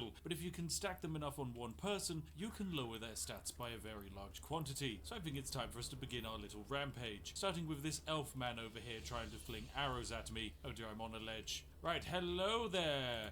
Say hello to my oh, well they died instantly. That's a smidge embarrassing. Right, so we now have our weapon of choice. It's time for me to leave these mines and do our best to beat the game with one of the worst weapons imaginable. And ow, that was very painful. Eat hoe. Come back, you elf. There you go. That was a good bonking. Nobody wants to be bonked by a hoe. Whoa, nice try, Khajiit. What a powerful little doodad we have here. Now, in order to prepare... Oh my goodness, whoa, my intelligence was drained. Ow, this man is aggressive and grumpy. Jeez, look at this man go. Right, well, fantastic. I've managed to repel all of our attackers. They are very powerful little grumpy sod. Now, as great as the hoe is, it does take a while to swing. It basically does no damage at all. And so we need to carry it using our own combat abilities. Oh, jeez, you drained my luck. Ow. Jeez, these little daggers move fast. Anyway, luckily we managed to defeat that man. But we're definitely not the strongest warrior in the land. So I'm going to throw myself into the Imperial City Arena in order to train up my skills and hopefully become the greatest hoe lord this land has ever seen. My goal is to see if I can win a few bouts of combat using a hoe, and if that's possible, it's onwards with our main quest, where we must save the entire world from the Oblivion Crisis. Right, fantastic, we've been handed our new battle raiment, which is a relatively okay piece of armor, and fits us fantastically. We look brilliant. Wow. Shrek, you've never looked more majestic. Anyway, let's throw ourselves into the arena. Right, so we're ready for a match. So we're suited up, we're ready, we've got our hoe equipped, and we're gonna throw ourselves into the arena. So into the big room we go. It's time for us to throw ourselves out into the arena and face our first opponent. We might not have a good weapon, we might not have good stats, but what we have is the power of greenness. Right, so we have to face this opponent over here, charging at us at high speed, and oh my goodness, do they look ready for a bout. They're quite powerful, but all we need to do is land a few hits, and then we should have them dead to rights. We just have to block their attacks, hit them once or twice, inflict a disease onto them, and then wha-bam, we should win. Yes, look at this. Yes, there we go. You're looking weak and vulnerable, and yes, dead by the hoe. We did it. Glorious stuff. Alright, we did it. Lovely stuff. We get to rejuvenate ourselves. After our victory in the arena, it's naturally time for Shrek to do something very dangerous. We're going to find the most powerful nearby being, defeat them, and then steal all of their armor. And then using that armor, we're going to finish the game in as cheesy a way possible. So we are naturally going to be running and finding Umbra, one of the most powerful and easy to access beings available. I must say, I absolutely love how this game is still completely and utterly borked until this very day. Like, look, we're inside of a rock. Yep, this game just has super special funky textures, and oh dear, I might actually drown here. Don't drown under rock, please. Right, over into here we go. There's going to be a bunch of bandits, but don't worry, we've got our giant rusty hoe, which is of course exceedingly special with its unique powers of managing to give everyone who touches it diseases. So we're going to begin with this wizarding-looking individual. Yep, they're going to summon a little scamp, and then we're going to hit them with our hoe, and that's it, they're dead. Right, next up, I have to fight this scamp, so wabam. Yes, get diseased, my boy. Geez, actually, you're quite powerful. Heavy attack, another heavy attack. Alright, and there we go, he finally went down. Quite the powerful little being, that stunted scamp, but you know, our stats are relatively low, and our weapon is terrible. So, into the dungeon we go, where we're naturally going to run into a whole bunch of very grumpy-looking bandits. Oh, and also a rat. That is clearly a rat. Well, you're dead. Oh, and this is a trap, so goodbye, rat. And well, bam, there we go, we found her. Down there is Umbra, an incredibly dangerous and grumpy individual with quite a bit of power. She's decked out in heavy armor and has a very, very overpowered sword for this period of the game. So naturally we have to try and defeat her, and the way in which we're going to do this is by giving her a whole bunch of diseases. Right, so naturally it's time for me to try and kill Umbra using our giant hoe, with a big old sneak attack from behind. There we go. Now of course she is incredibly powerful, but all we need to do is hit her with enough attacks that can wound her. I mean, she's actually very, very terrifying. I mean, she almost two-hit us there, so let's have a quick restoration, and I can apply a poison to my hoe, which will do some additional damage. Oh my goodness, my big power attacks are useless. So even if we can get our status effects on her, her stats are so high that she is very much going to kill us. So instead, we're going to declare combat on her and just run at high speed away from her. And if we're lucky, she's going to basically die to some traps. Ow. Oh my goodness, yep, she is just after me. Whoa, what a grumpy woman. Right, into the dead rat room we go. Quick jump around this horrible trap of danger. Another quick potion of healing. And my final one. Okay, and then I suppose we have this trap. Oh my goodness, she is so dangerous. Right, okay, my final attempt to kill Umbra is use the power of the podium.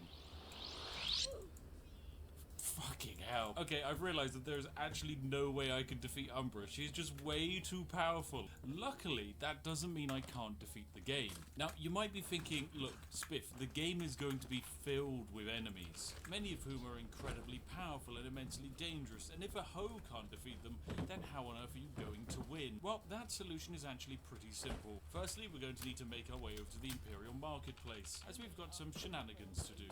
You see, in the many barrels of the Imperial Market, you will find yourselves paintbrushes. Now, paintbrushes are uniquely special things. Unlike every other item in the game, when you drop a paintbrush, it doesn't remain dropped. It instead remains floating in air, which allows a character with, you know, enough jumping skills to potentially get on top of the paintbrush and defy the laws of gravity. So we're going to be using this for our own advantage. So it's into the Mystic Emporium we go, because this man sells scrolls. Now, I don't have many scrolls, so I'm going to buy as many Absorb Magicka scrolls as possible, which in my case is free. Go back out into the market, and then execute Oblivion Hidden Feature number 1, Scroll Duplication. By simply selecting our quantity of scrolls and then shift-clicking on the item we want to duplicate, we are going to duplicate paintbrushes. And with that, we've just turned 2 paintbrushes into 4 paintbrushes. This can be used with pretty much any item, like, say, lovely flawless sapphires. So I'm going to begin duplicating and get back to you very shortly. So welcome, ladies and gentlemen, it's time for me to finish Oblivion. Now, the game would have you believe that you need to go and find, you know, Martin, the son of the Emperor, convince him to become the next Emperor, and solve the Oblivion crisis. The issue is that takes time and adventuring and backstabbing, whereas this just requires the humble art of painting. Simply, all I need to do is drop down 1 paintbrush, then proceed to jump on top of said paintbrush, and repeat. By doing this, I'm able to design a staircase of paintbrushes. And before you ask, yes, this is exactly how the developers intended you to play the game. Okay, and so just like that, I've built myself a giant levitating staircase of paintbrushes. Now that completed, what you want to do is fall inside of the lovely Temple of the One and try not to die from fall damage. I'm just going to quickly rest up and max out my health again, and then I'm going to walk on over to the door, and oh my goodness, look, a super a secret little sequence break that's going to allow us to access the Temple of the One that exists in the end of the game. So what we're going to do is access it, go on outside, and watch as well the entire Oblivion crisis is going on. Yep, that looks pretty dastardly to me. All we're meant to do is, of course, escort the Emperor's son to here. However, that would be a challenge, and as we proved with the hoe, I'm not exactly the greatest fighter. So instead what we have to do is instead wait around 20 hours for Martin to make his way from his current NPC location in the world and safely travel all the way to us. The reason we want to wait and do this is because the game no longer perceives enemy combat whilst you're waiting. This makes Martin perfectly safe. Now there are a few ways to trigger Martin's arrival, but one of the best ways to do it is to, actually go and fight something. So that's what we're going to do. We're going to assist in the final battle. Hello there. Look, you've attacked some scam. I mean, we probably are meant to go into the Oblivion Gate to do some fighting, but what a silly idea. I must help Martin reach the Temple of the One before it's too late. Exactly. And here we go. Lovely. And of course, after running around a bit, we get this lovely sequence trigger. Mehrunes Dagon is here. The barriers between Oblivion and Tamriel have been destroyed. Yes, that's right. Our only hope is that we can somehow defeat him because, oh my goodness, he is a grumpy, powerful boy. So after that triggering, we need to get back inside the Temple of the One and now wait for Martin to travel his way across the world towards us because, he didn't actually start in his correct location. And wabam, just like that, we can cheese the game and look, it's brother Martin. We're too late. That's right, Sean Bean's now here and apparently we've been helping him. Although I don't personally remember ever meeting this man, but it's okay because we can cast him back into Oblivion. And so I'm going to basically influence him to put on the Amulet of Kings, and this will turn brother Martin into the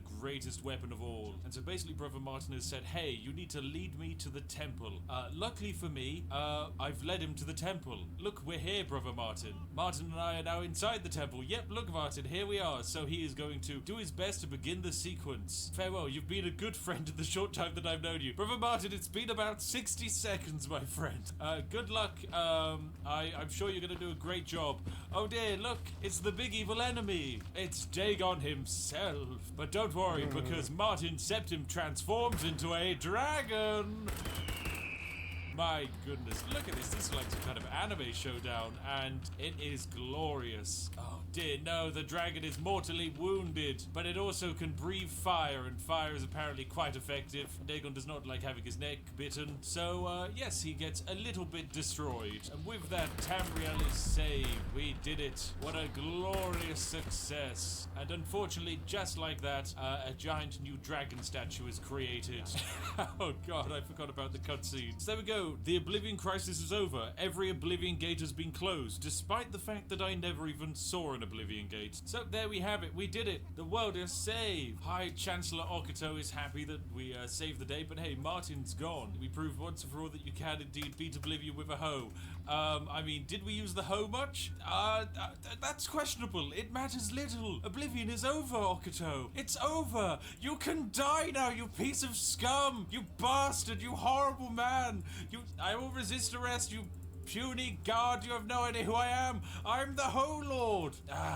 What a glorious day. Anyway, I hope you enjoyed today's very brief and yet very strange foray into Oblivion. This is a good excuse to show off some of my favorite silly speedrunning strats that this game has, and set us up for a different kind of Oblivion video. But fear not, because we're going to go back to the legendary adventures of Big Susan soon, as she is a brilliant vessel for experimenting with brand new, never before seen exploits. So if you want to see them, make sure you're subscribed. If you enjoyed today's video, then give it a like, and hop on down into the comment section to tell me what you want to see broken next. As always, a thank you to you, the lovely majestic sausages, for watching, and all of our majestic Patreons and YouTube channel members for funding it. And hey, if you're sat there wondering what to watch next, look no further than this video on the screen now, chosen by me to be perfect for you. Anyway, I'll see each and every one of you in the next one. Have a lovely day and goodbye for now.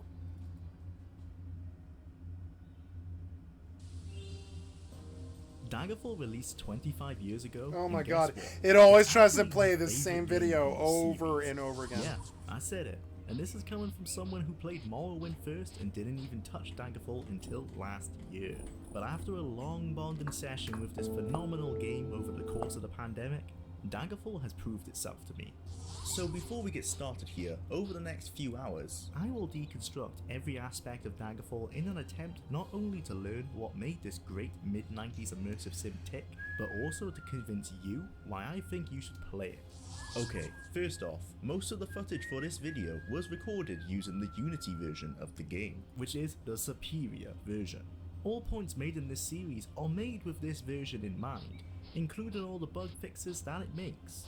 There's gonna be a whole lot more reasons for Unity's supremacy, which I'll cover later, but for now, sit back, grab some snacks, and prepare to experience your new obsession. The marketing guys at Bethesda knew exactly what they were selling when they put those words on the front of the box. Daggerfall offers a world larger than any other in the series, with more freedom and options for immersion than it had any right to have in 1996. It's a game where you can roleplay any single fantasy character that you can imagine, with little to no barriers. But before I spew over and over about how great the gameplay of Daggerfall is, we have to go to the beginning, to a time where Todd Howard was just a young man begging Bethesda to hire him. By the 1990s, Bethesda Softworks, which started from humble beginnings in its founder's garage, had grown to create a multitude of sports games.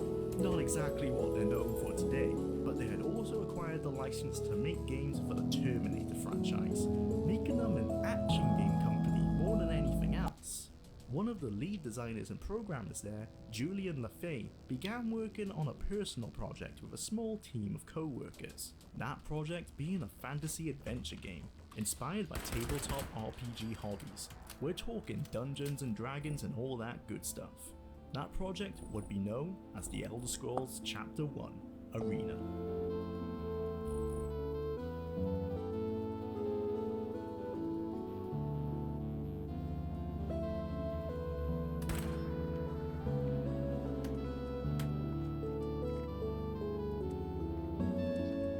Dubbed the father of the Elder Scrolls by fans, Julian LaFay began laying the groundwork with the early core concept being gladiatorial battles. Shut up. You like autoplayed on me, stop it.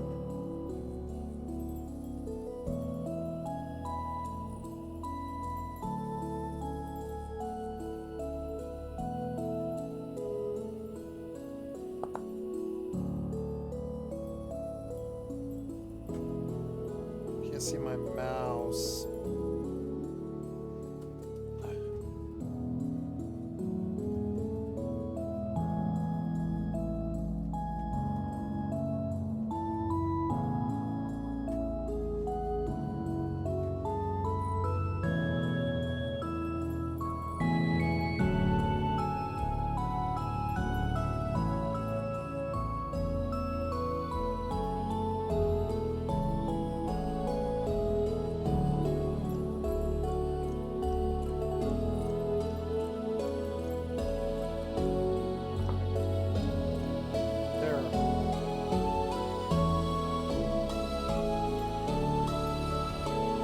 God, you're blasting me.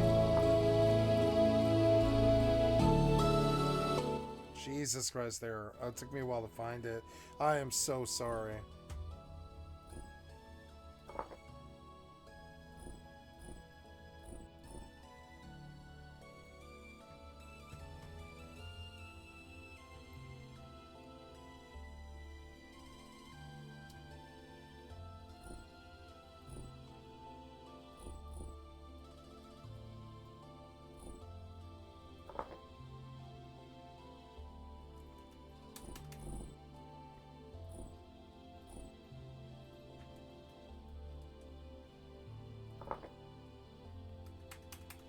God damn it.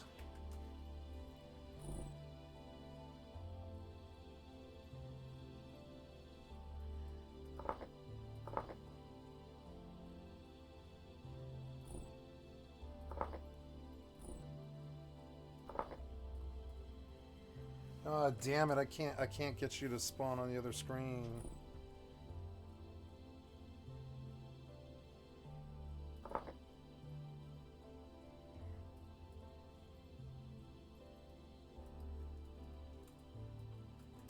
No border.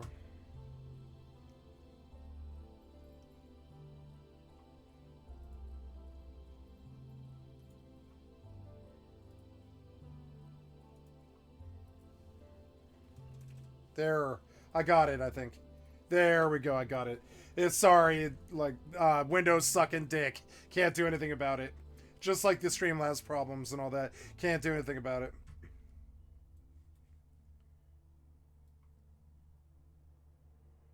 Wow.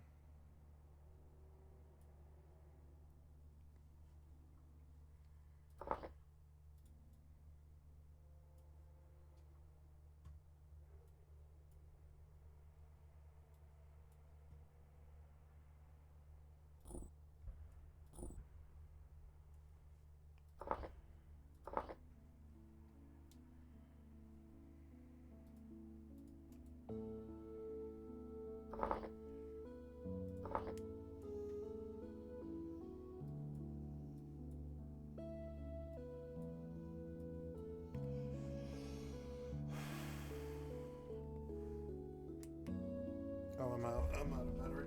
God damn it.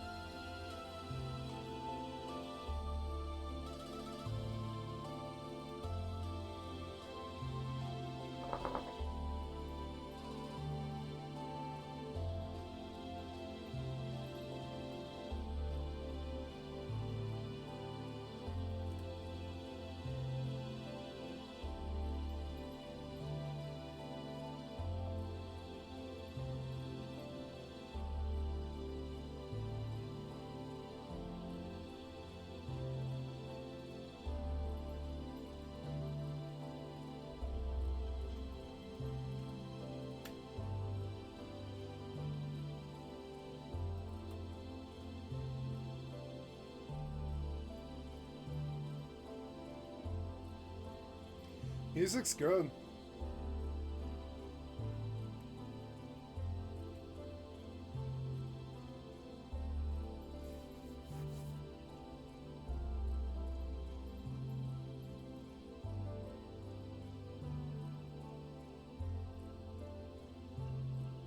There's a macro editor.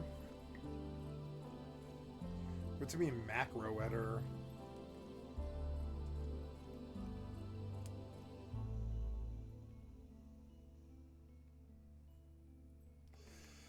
Oh, F11 for full screen mode, huh?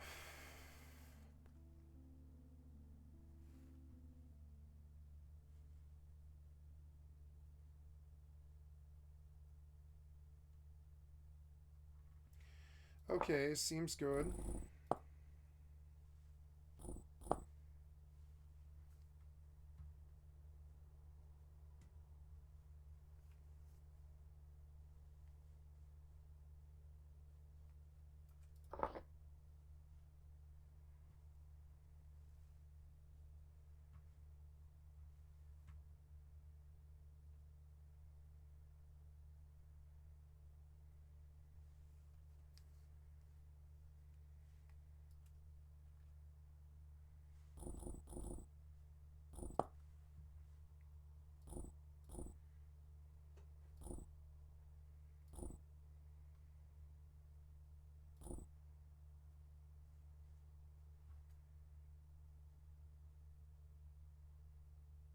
100 blocks is a lot, actually. Try 50 blocks, yeah.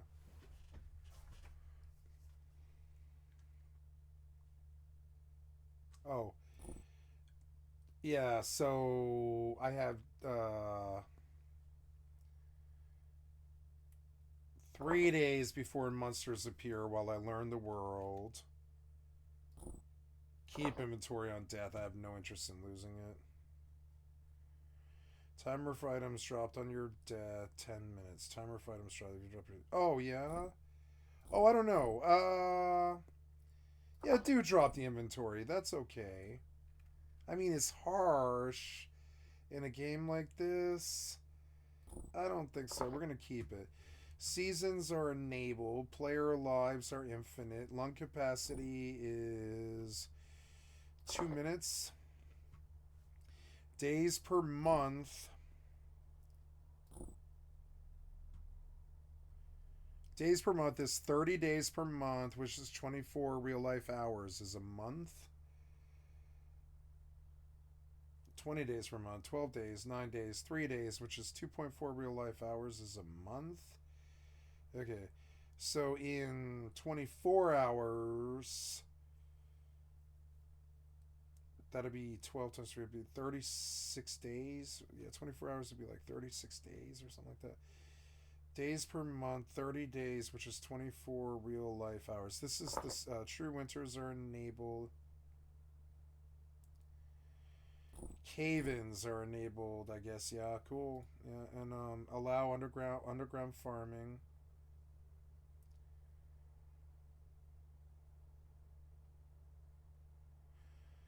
Deep farming. So yeah, we'll allow farming. Body temperature hardiness is 10 degrees Celsius. I don't know. They say 10's good. I don't know. Can I get a different reading? Creature hostility is aggressive and passive. I want passive, but not never hostile, right?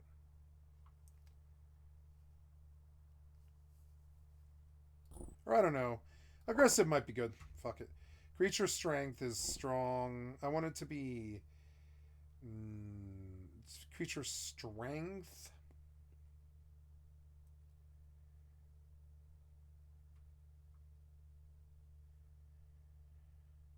Creature strength is strong, very strong, normal, weak, very weak. I don't want it to be very strong or strong. I want it to be normal. Clear health points. I want higher. Hunger rate, slightly faster, much slower at 25%, right? You get hungry, but you don't, yeah, like slower, right? Health regeneration is slightly faster. Walk speed is slightly, probably fast, right? Food spoilage rate is down at food spoilage rate. Food spoilage rate should be as low as possible. Tree sapling growth time should be much faster.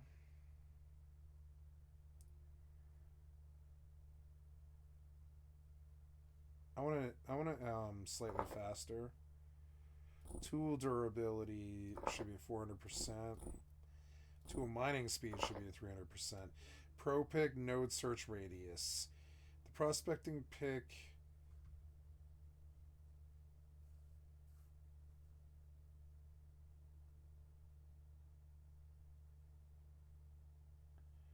Oh, pro pick node. Okay, sure. Oh, within 8 blocks. So search radius within 8 blocks, I guess. Yeah, sure.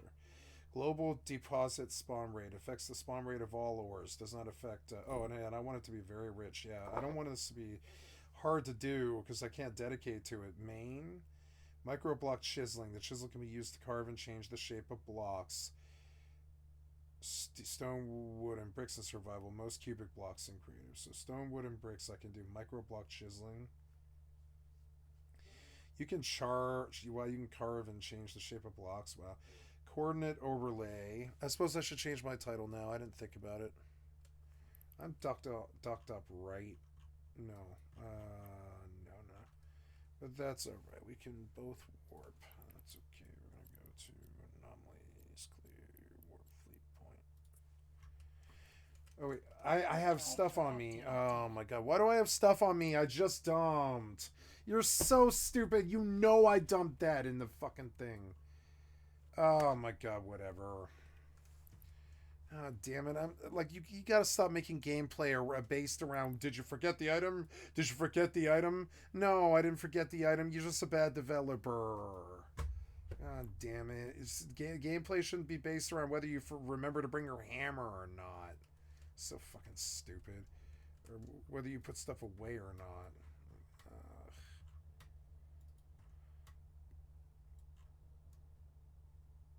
I've always thought that kind of looked like droids. There's like droids and guns at the top, but it's not. They're mining lasers. Well, at least she can mine. Fuck it. Why is the distance all fucked up? Yep, you get to work to mining, and I'll send her back with this to dump it. So goddamn dumb. Go back. You wasted my time. Warp drive active. Micro block chiseling, stone, wooden bricks, most cubic blocks. Okay. Coordinates overlay. Yes. World map. Yes. Color accurate world map. Yes. Lore content. Yes. Temporal storms approximately every 5 to 10 days. Increases strength and frequency by 15% each time. Every 30 to 40 days. Yeah, every 30 to 40 days. I'll take a temporal storm, but I don't want it early. Temporal storm length is normal.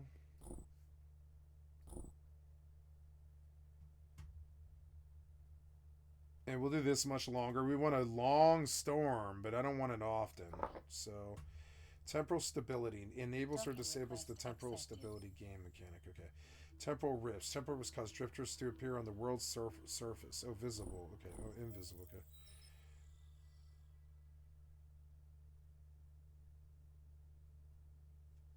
Affect your temporal stability. I don't know what that is, but okay. Temporal gear respawn uses. The temporal gear allows you to set a spawn point. Here you can configure how often it can be used for respawning at the set point. Infinite. Sleeping during temporal storms. Allowed. Climate distribution. Cold towards north, hot towards south. Walking east and west has roughly the same climate. Patchy. Random patches of hot and cold. Please note the season system has been optimized for realistic climate. How much percent of the world should be land? 100%? No.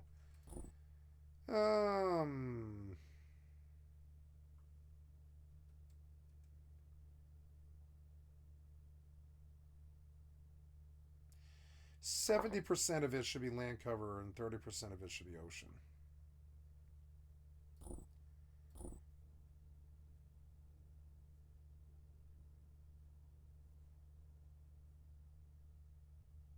Between pieces of land, yeah.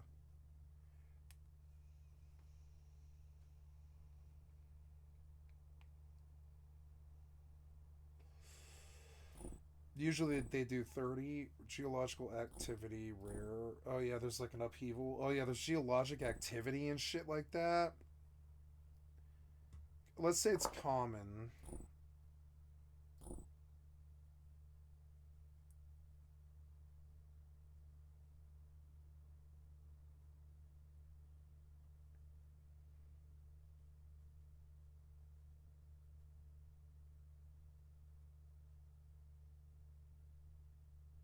Wider.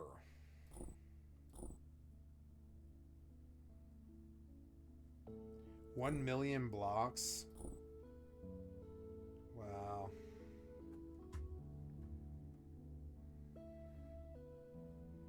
$256 blocks. Wow.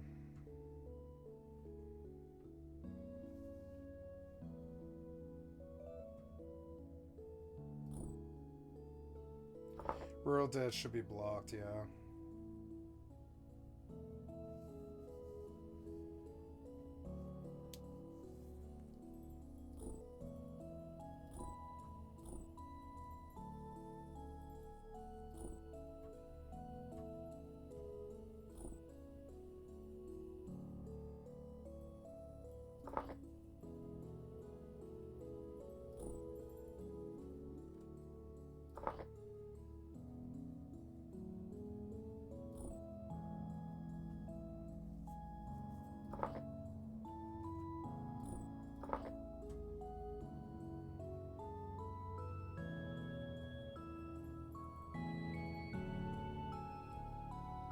That was all. I loved that menu. That menu was amazing. Yeah, it was almost as good as the game itself.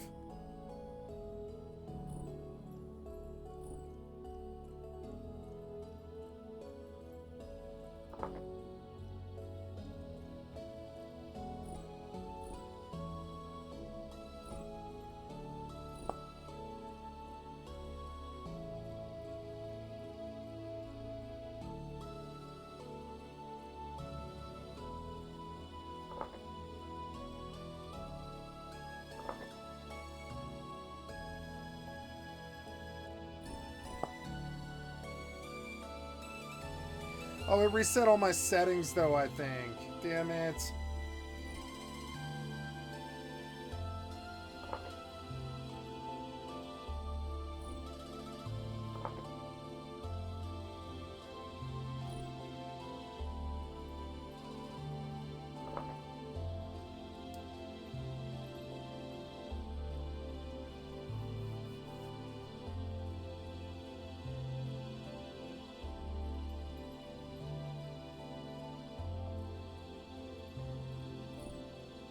Damn it, I have to do all the settings again, because I kind of screwed up. Oh well.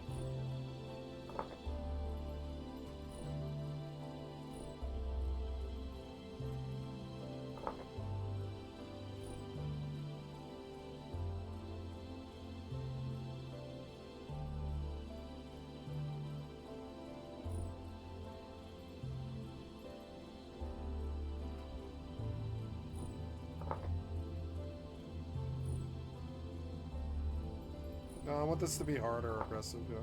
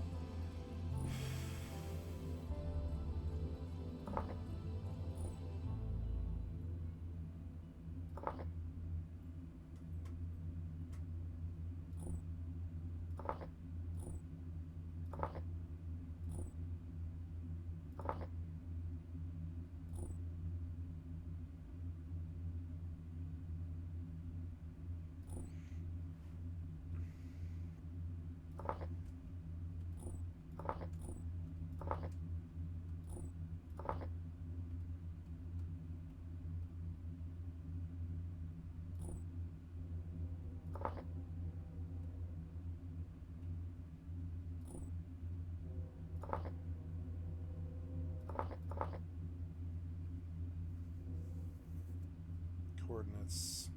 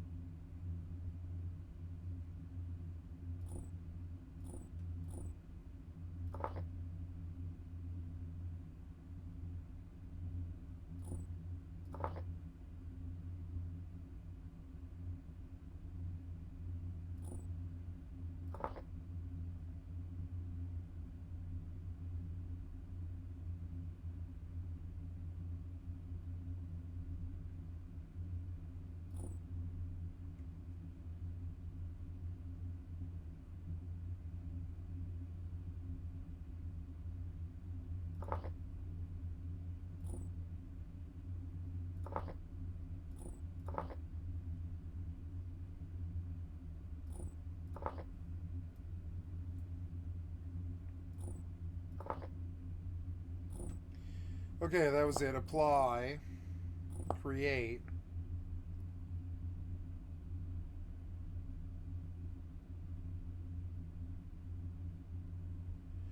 Okay, gotta change my title finally. I wanted to set the game up first. This is Vintage Story. I doubt it'll grab me, but I still want to give it its chance because it did stand out to me. Can't find my title though. There it is.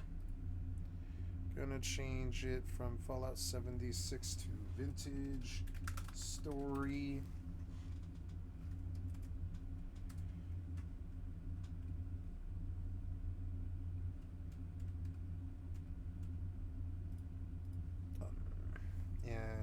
So, skin tone.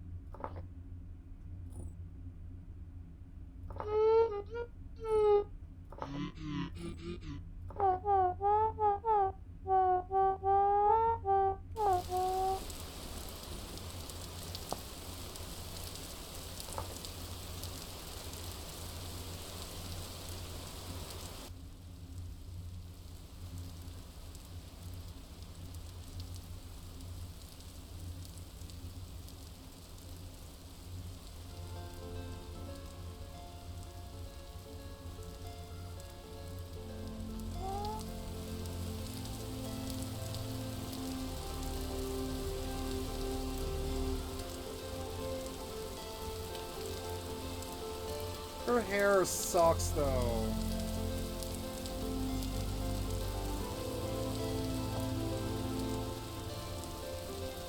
Whatever.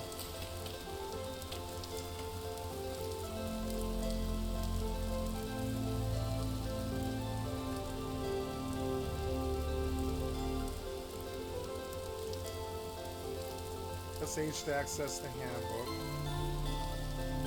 Provides guides, tutorials, and details of how to use the first steps tutorial.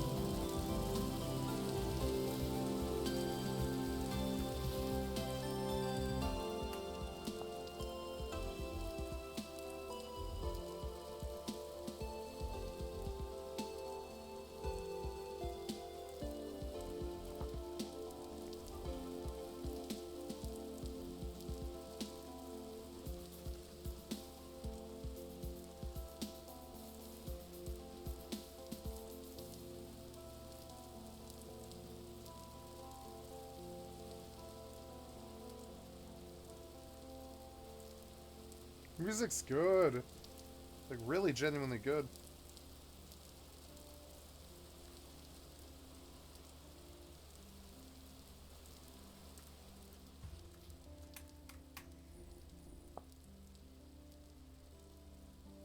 Music's good.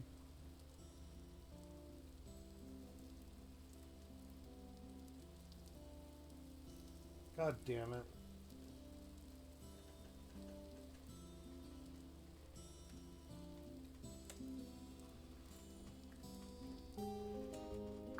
God damn it. Please stop that.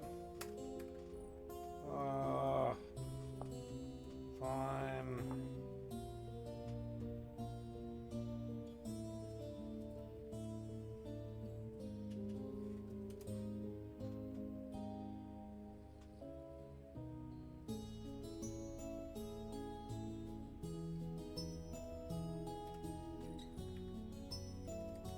There, better. Wow. Why can't I get it on my mouse?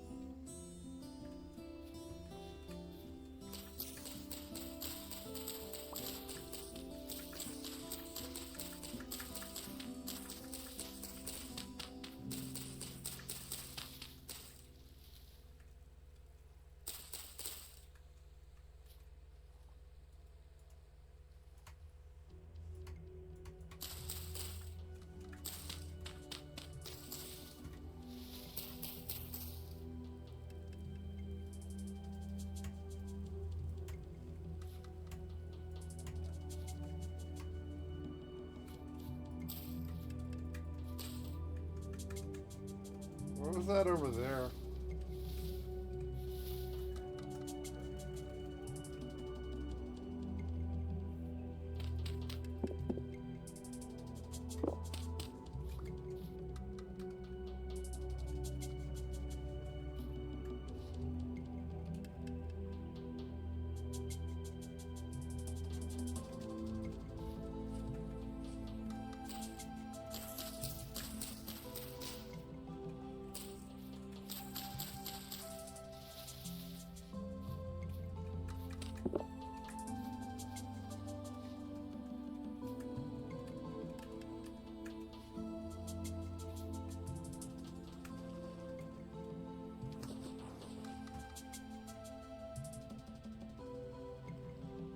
Oh yeah? Okay.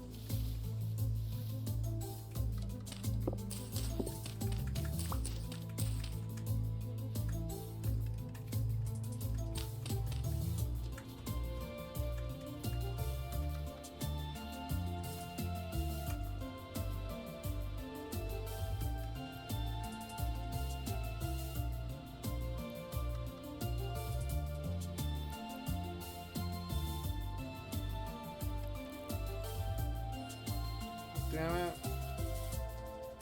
Why is that separate, you fucking idiots? God damn it, I'm sick of your UI problems all the time in every single game that I play. There. Okay.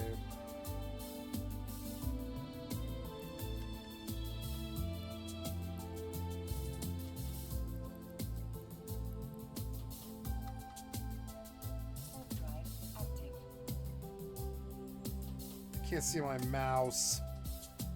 God damn.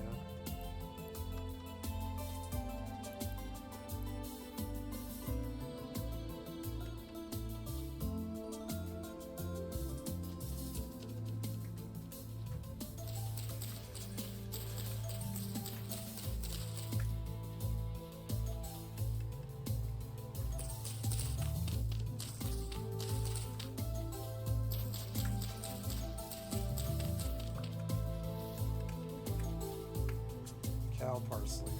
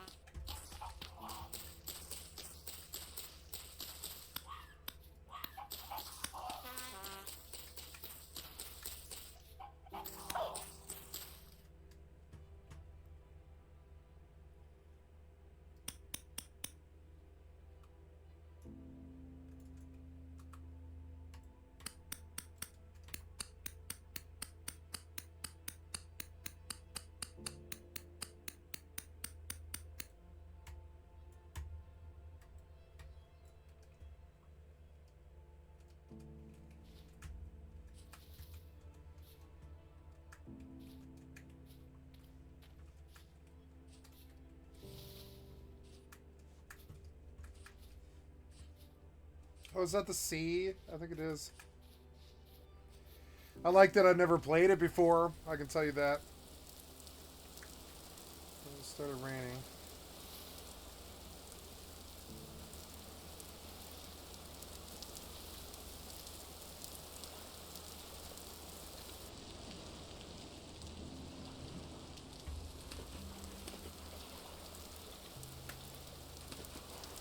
Wow, that is the ocean. What's out there?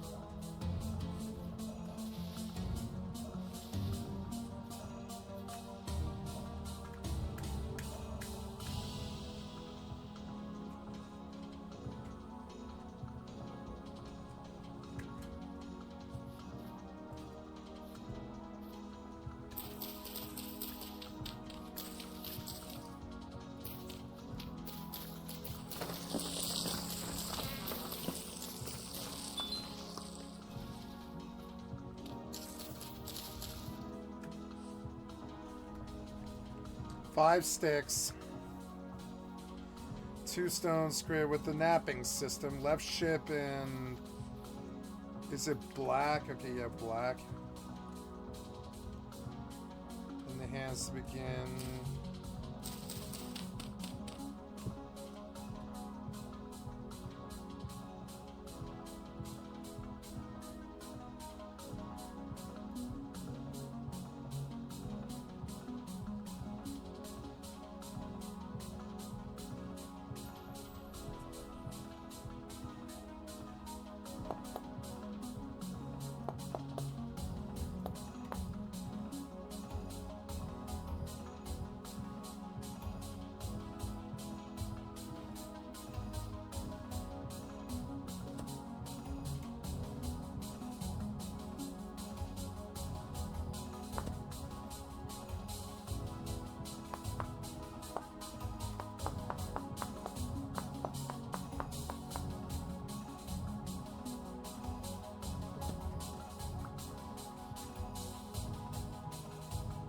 Oh, you can throw stones? Oh.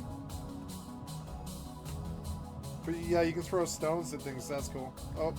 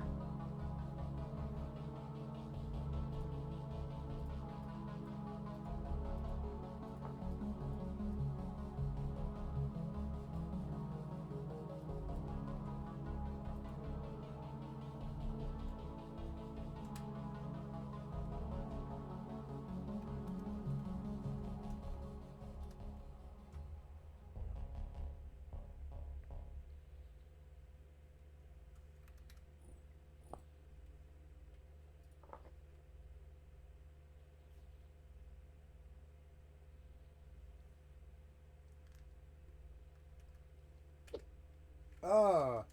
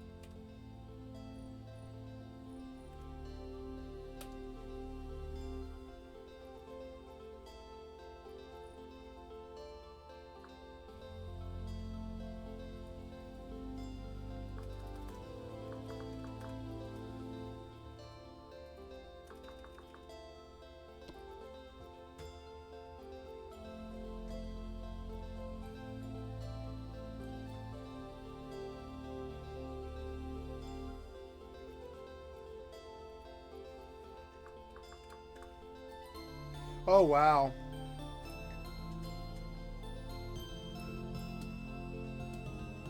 Wow.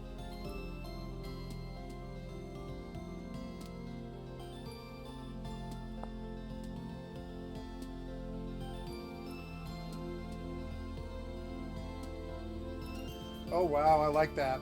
That's a lot better than Minecraft. A lot better. Oops.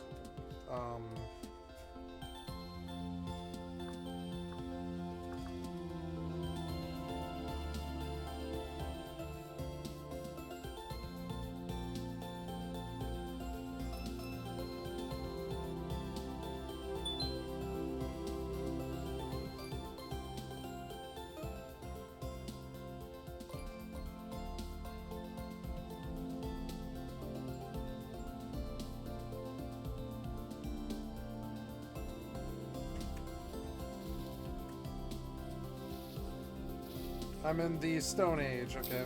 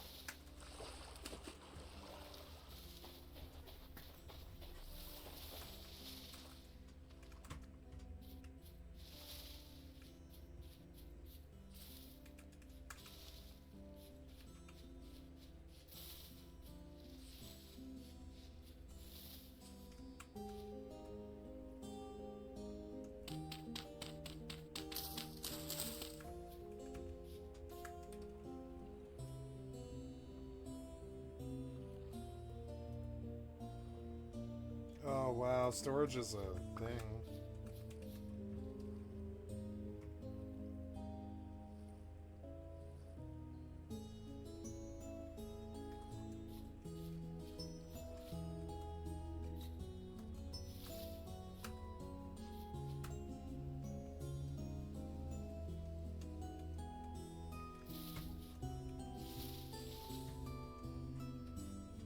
Oh wow.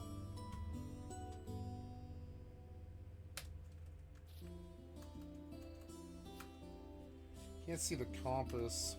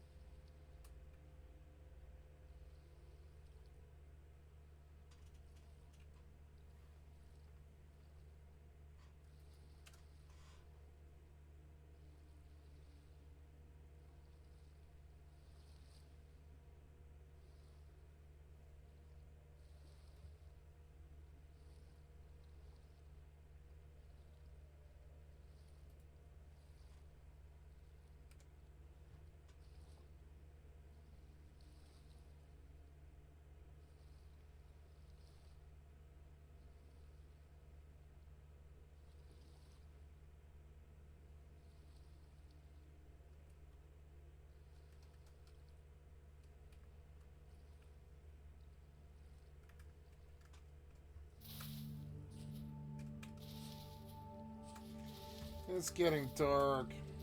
And that sucks.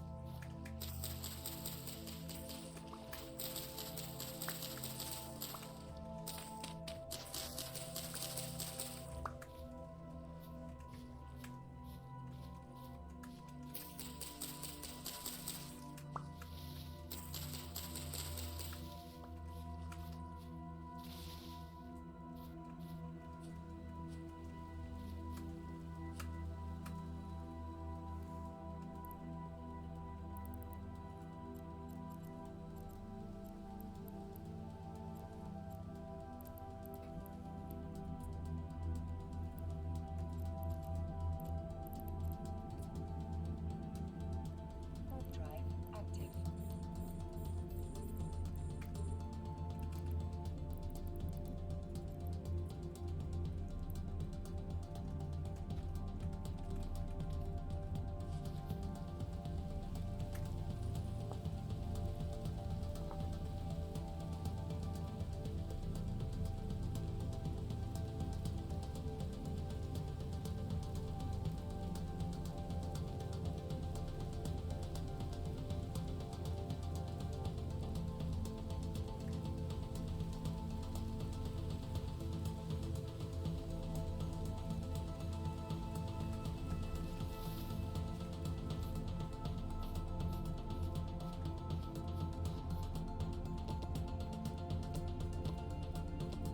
Docking request accepted.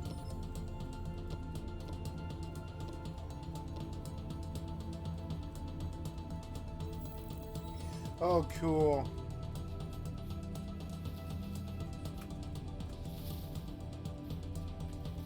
Thank God for a developer that actually uses their fucking brain instead of just walking to the bank all day and thinking that's just going to continue to happen while they don't use their brain. You're not going to walk to the bank all day if you don't use your brain and be creative. Beautiful. Yeah, I'm liking this game. It's coming on strong.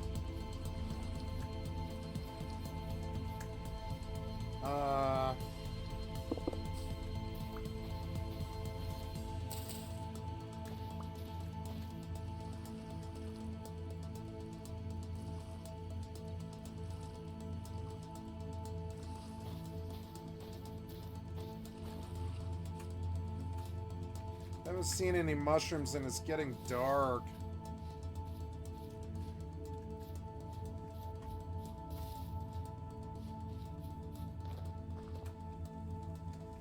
How do you make a torch?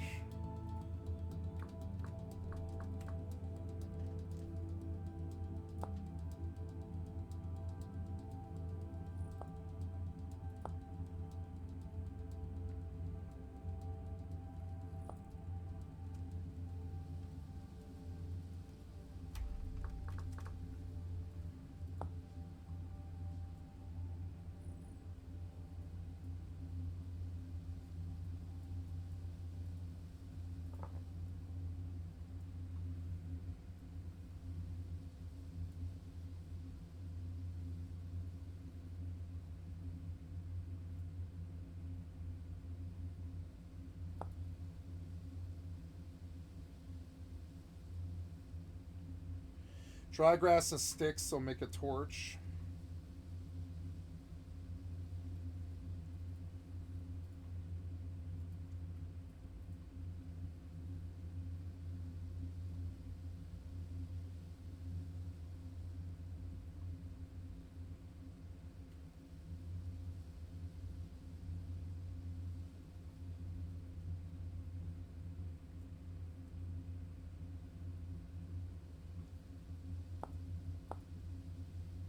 Oh no, I put the knife in there. Oops.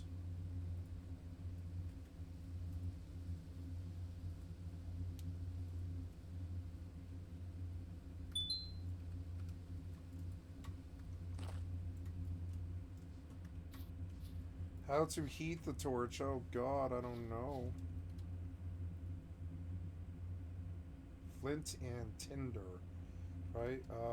Let's see if tinder's tinder hoof. What is that? Oh yeah.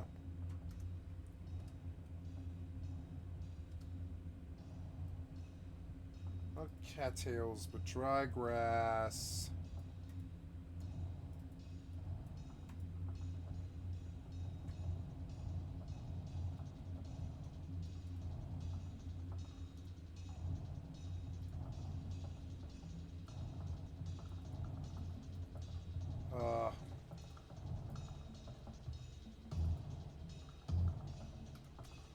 Nah, it's really dark.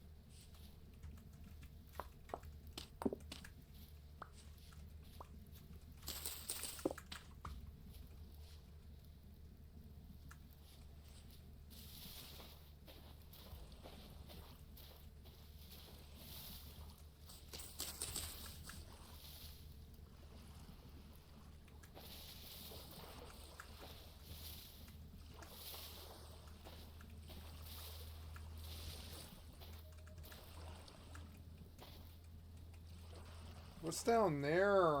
What? I'm scared, but I want to see. Yeah, I better mark it so I can get back to it first. Oh, wow, yeah. Unstable, huh? Cool, I like it, yeah. Oh.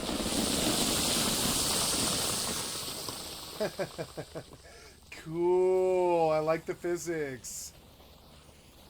Oh man, this thing's gonna fill with water and my torch is gonna go out.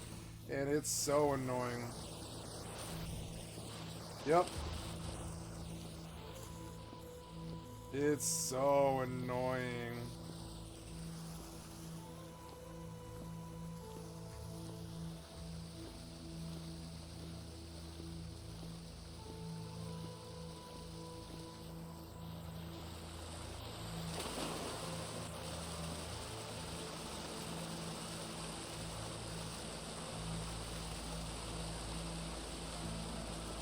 No, I'm in the water. I'm underwater.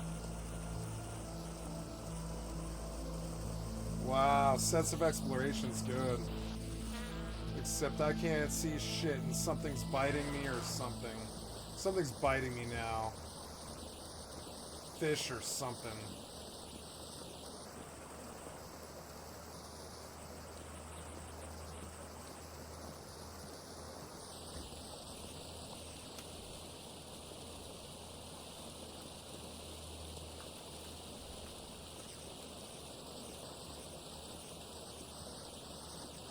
I don't know.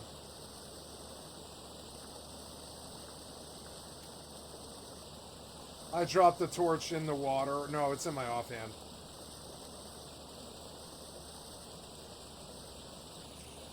Well, I don't know. I need...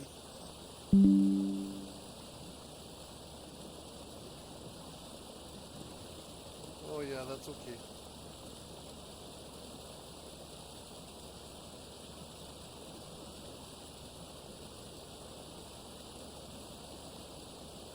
Burned out torches are decorative only, so this thing's, wow,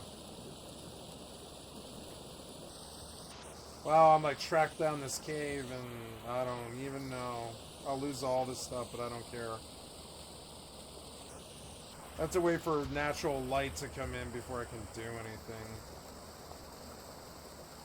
It's rather loud. I'm gonna turn it down a little bit. That's the ambient sound. Yeah, the ambient sound is a little bit like loud.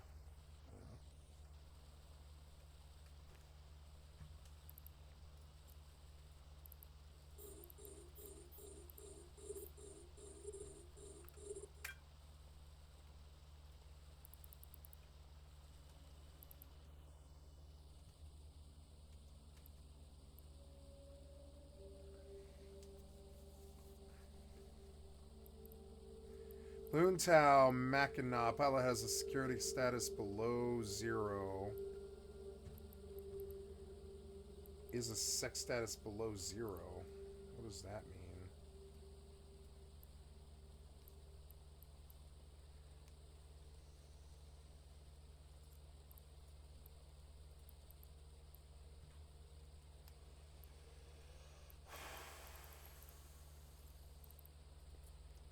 This guy's insanity drives our lasers. Mining for money makes the world go round. Some for useful info.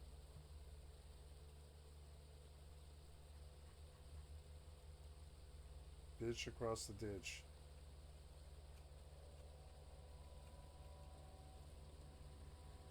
"10 years. Nice.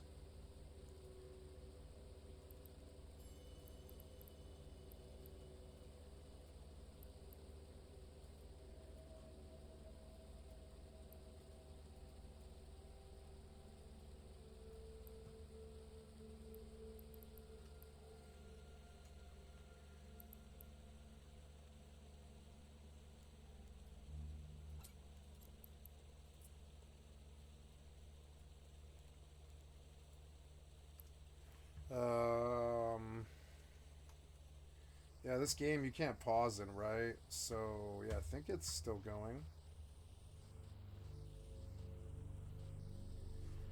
But I don't think I can extinguish this torch.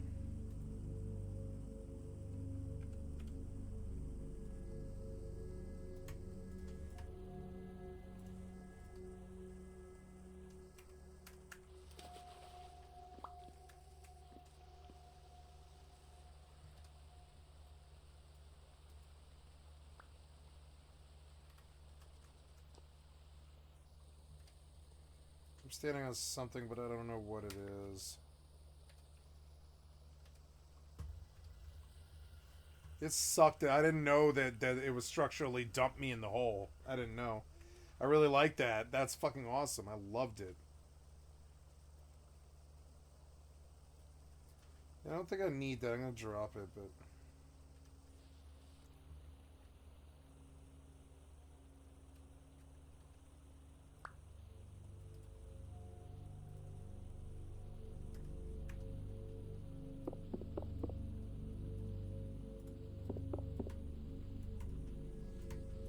Damn it, I can't see shit, and I have to wait for the next day.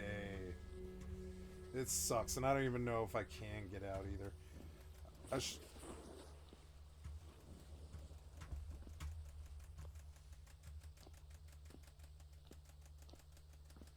feel like I'm on something, but I don't know. I think it's getting brighter over time. I can't tell.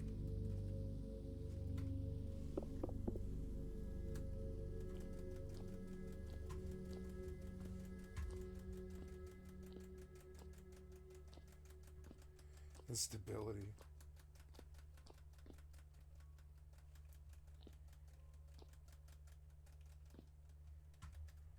I can't see.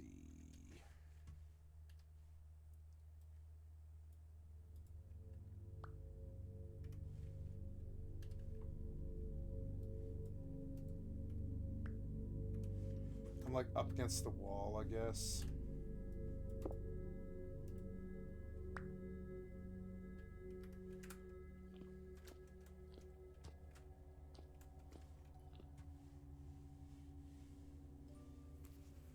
Can't tell.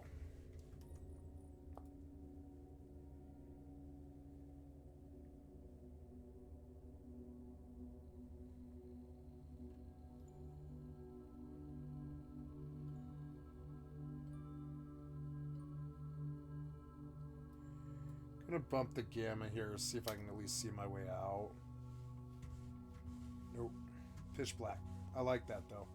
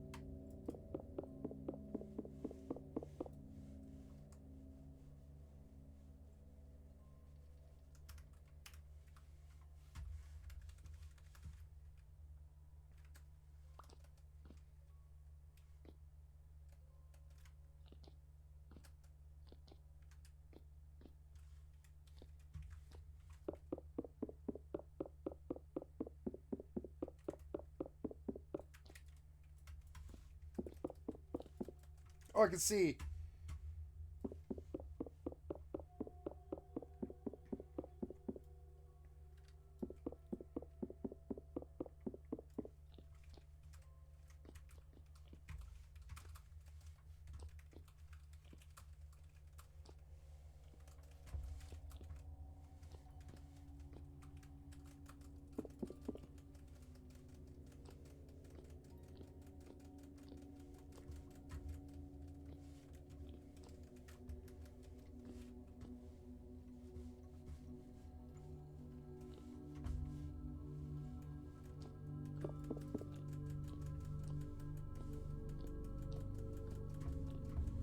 think I'm glitched or like caved in or something.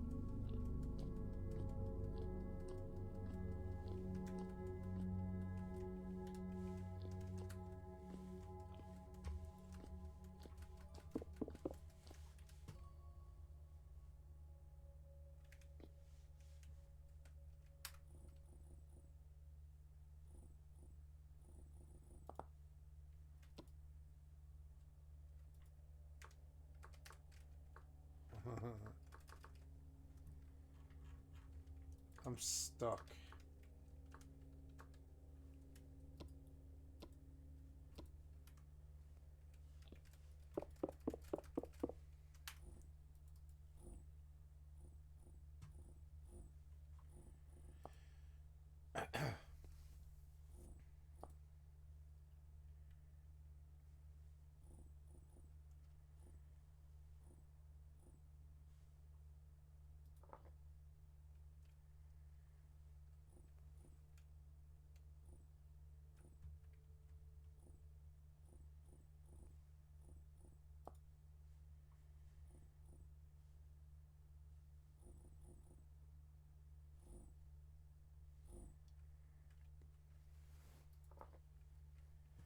Let's see what it does. I don't know. See if a reload helps somehow. I doubt it, but...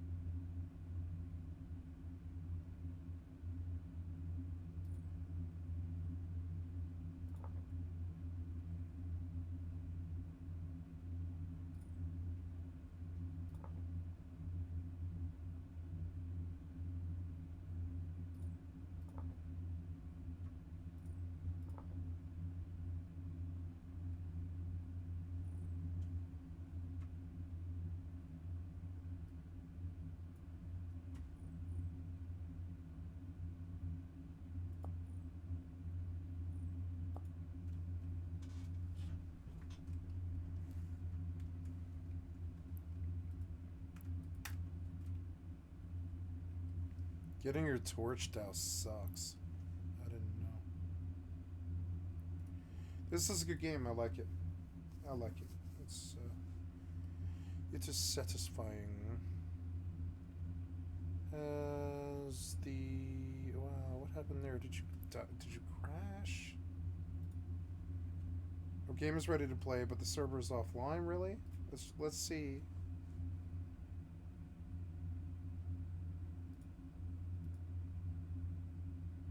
No, you're online.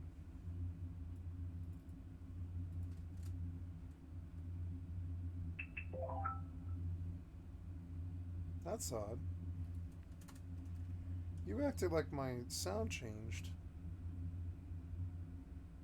It didn't, but... Okay... Now I have to rewrite all of my fucking BST macros one by one. And my teleport macros, which is so...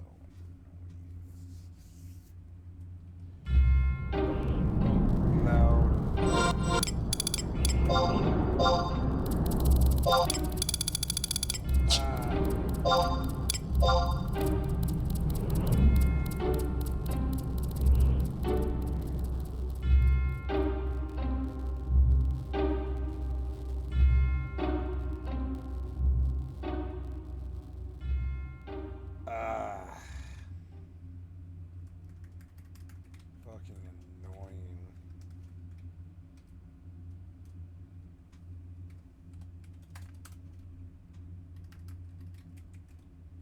Yeah, but it looks crappy.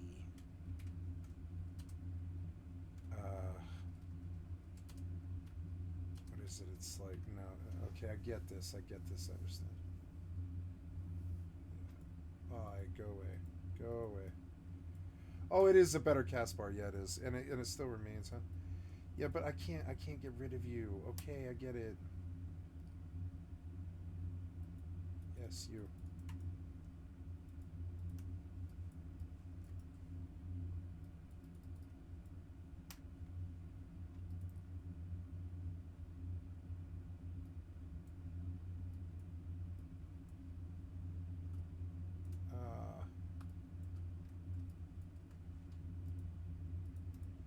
I'll have to turn it off.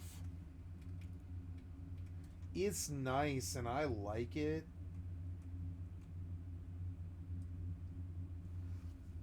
But it's not seeming like it's working and I can't get this thing to go away. And I wouldn't even know. Why did it get bigger? That seems weird. Yeah, you're working, but like I don't know how to get rid of you now.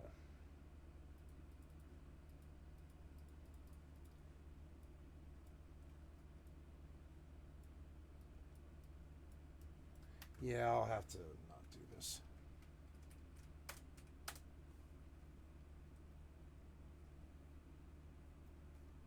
Oh, God. Redoing my Horizon is such murder. It's so annoying. I'm going to be off FFXI for a couple of days.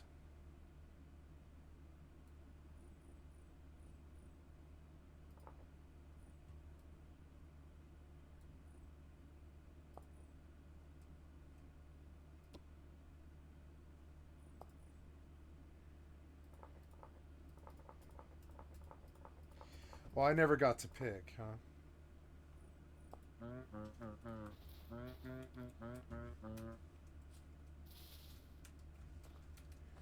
Cool.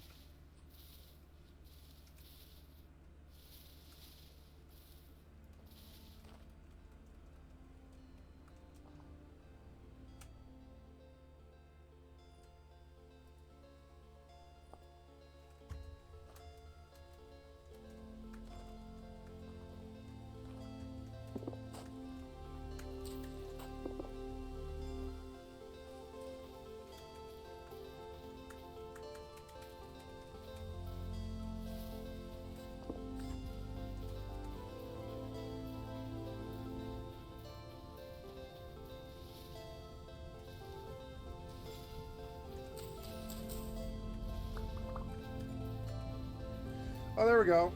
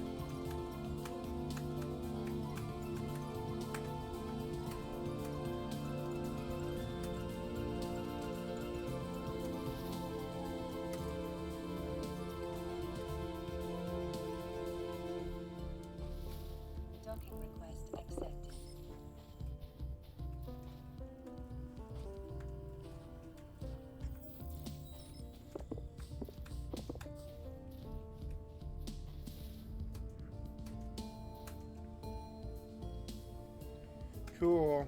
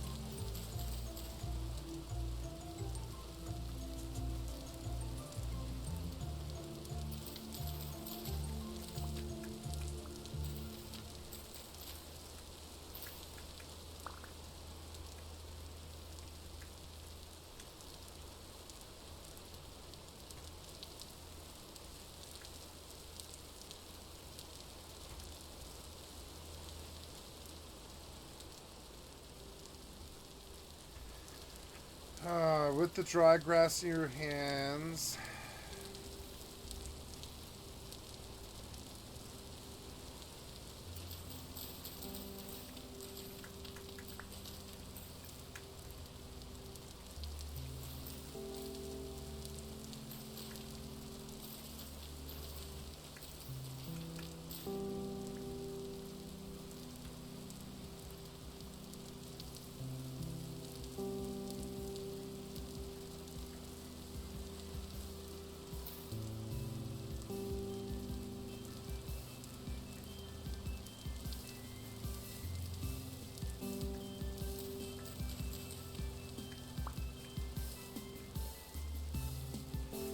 Dwarf furs. Damn it, I can't find dry grass. It's annoying.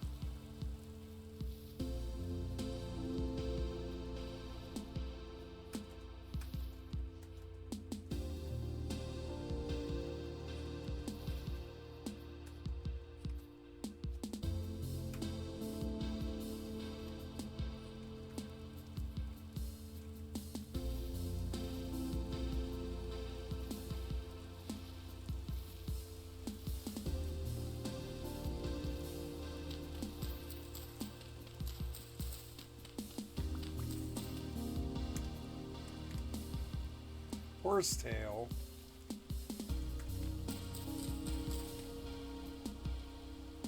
Oh, that is grass, but it's very short grass. We need like taller grass, damn it. It's hard to get like grass.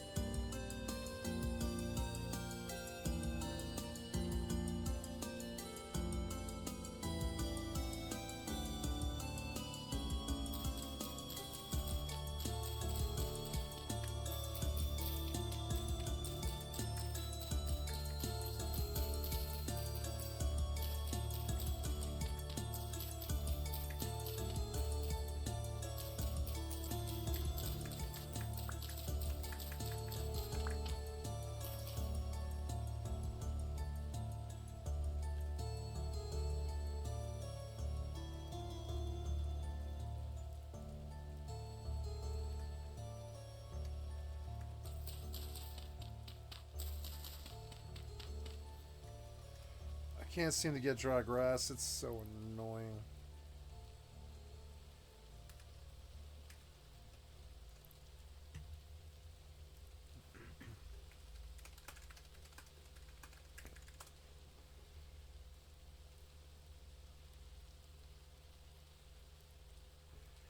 Oh, I have to make a knife. Okay, so how do I make a knife again? It's like the wood and a...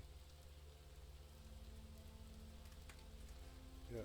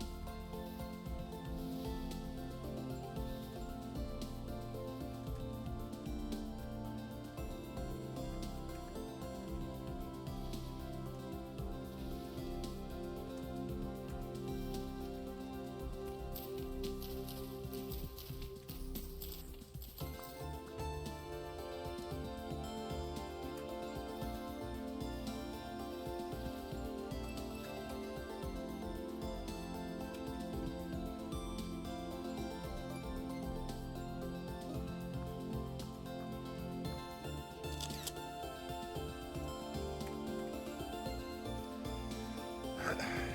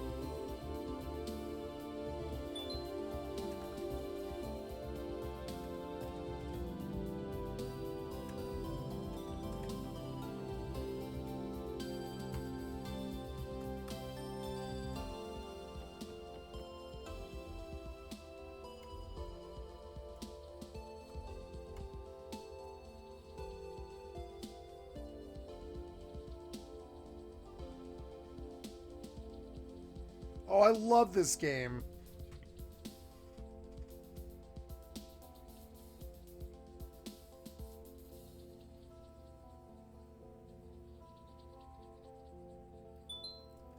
Yay.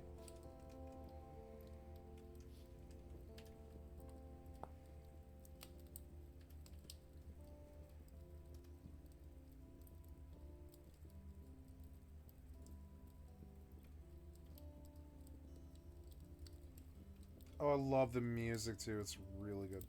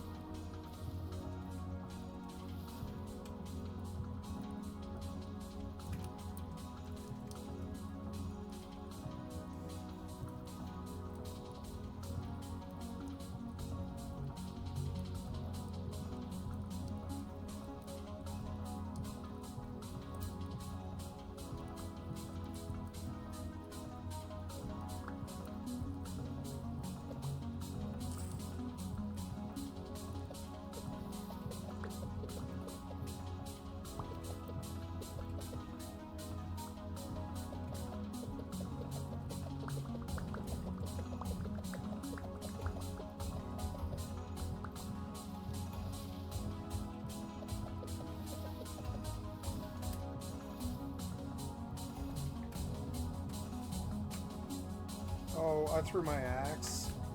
Damn it.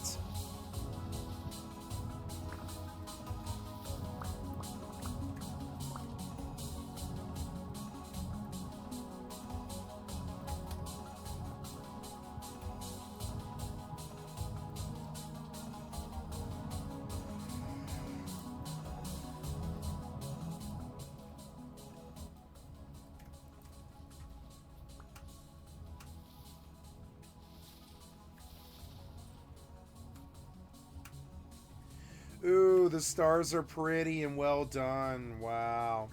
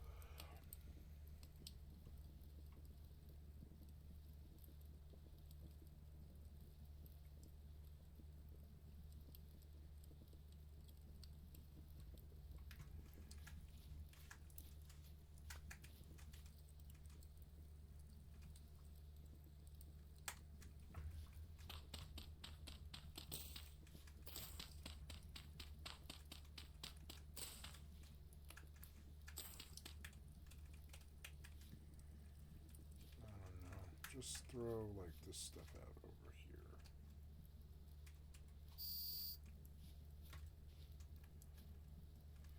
Yeah, can we throw it out like over there? Yeah. Yeah. And then yep.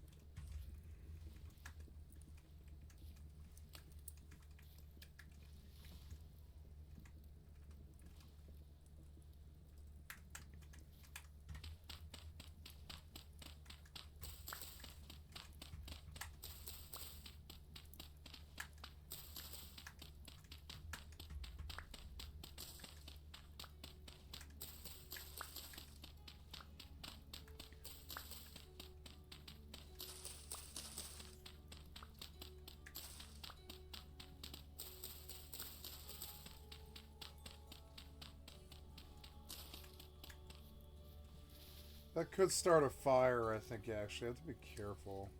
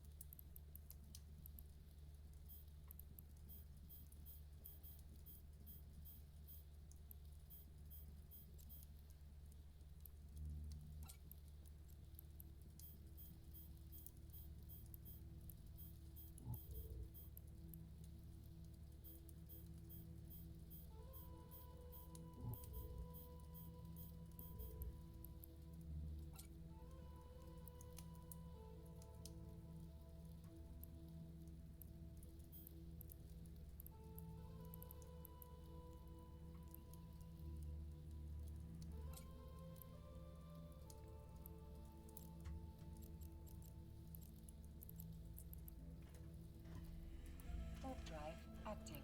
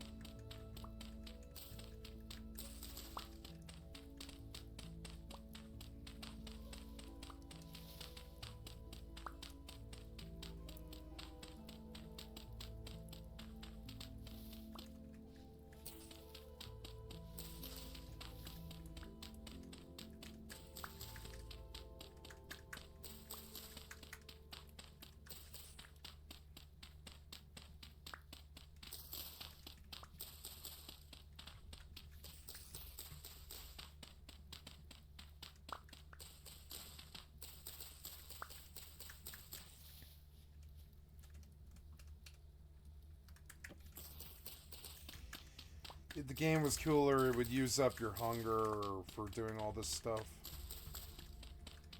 You'd be in this constant war between for like food and stuff, and the Factorio stuff would be worth it.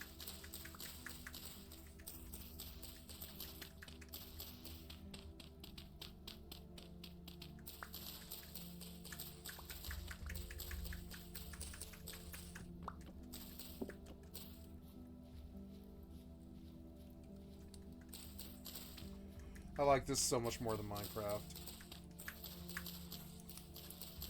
This is the Minecraft I always wanted. That sucked at being a game, you know? Digging down to find some diamonds or whatever is not a good enough gameplay loop. That's you being a slave. You might as well go work in some fucking coal mines IRL.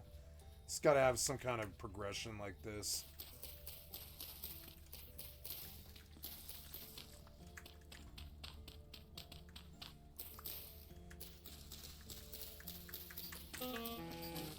What hurt me? Oh, like something collapsed on me. What was that sound? Docking request accepted.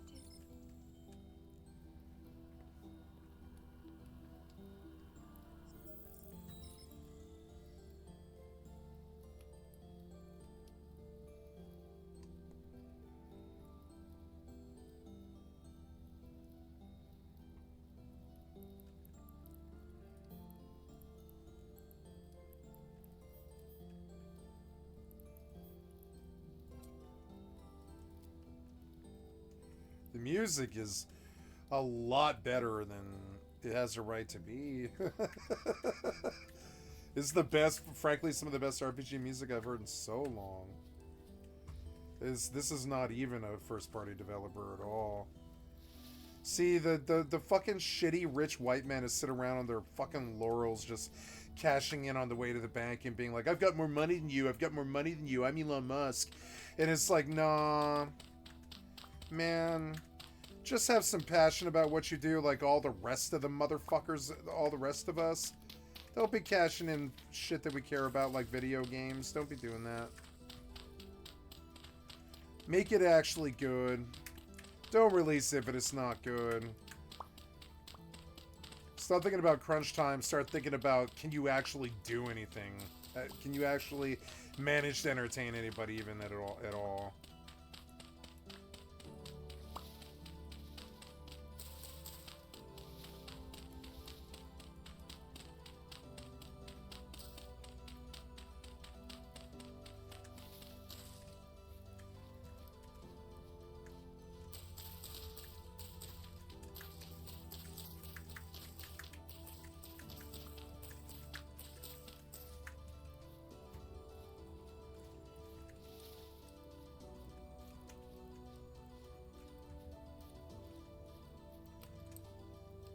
This wall will annoy me because I'm going to have to replace it.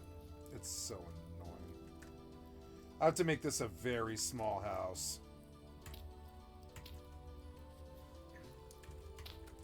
I like Minecraft, but it's fucking pointless without progression. Just like Rust. Rust is goddamn pointless without progression. I don't care how good you get at the PvP. Ouch. What? What was that? They like fell off because I bumped them, I think. Wait, what?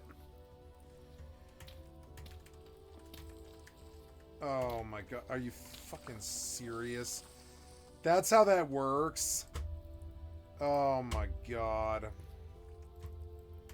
So... yeah. And, yeah, like, give me a...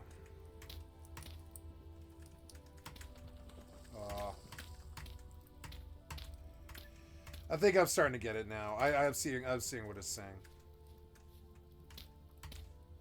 It's a stability thing. It makes sense. Yeah. So now I can, like, build a ring, but I have to do it in layers. Which I like. That gameplay's good. That's actually good. You know? Yeah. We can do a big old loop all along, like, yeah, like all along of this, I guess, and we'll do the whole one layer ground thing. On my way so I can see. I can't see. Gotta build this stuff before the damn monsters come.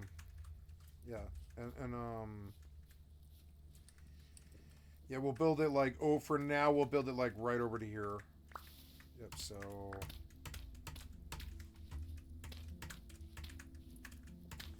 yeah, the sense of urgency is good because the monsters are coming and I am not ready. I'm like not ready. And I gave myself 3 days. It wasn't enough. Oh, you can't do that. But you should be able to... oh, I see. It has to be like buttressed. I mean, I don't have to be high, but I do... damn it.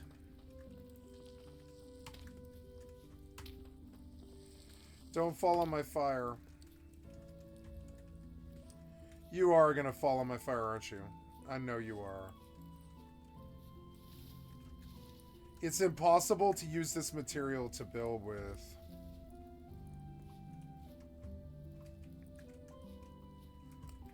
I'll have to chop trees. Yeah, this went nowhere. I might as well toss the blocks, frankly. Yeah, and let's chop trees, I guess. It's fuck dark.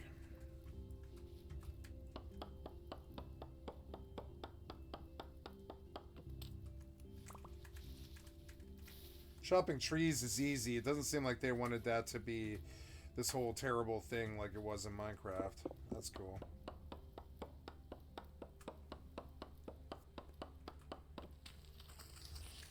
How am I gonna build a wall? Do I have to do it with planks? I mean, I don't know. Can I just use maple wood as a fucking wall? I don't see why not. Yeah, but what? Am I full? Yeah, I'm full. Oh my god, are you fucking serious? What am I gonna do with all this crap? Like that thing, I don't want it. I don't want it. Wait, that's a cranberry bush? That might be actually really good, but whatever. Just give me that stuff and we'll start. So it looks like I can at least do the ring and I don't know. Maybe I don't know if the wood should sit on like soil, but whatever. We'll try.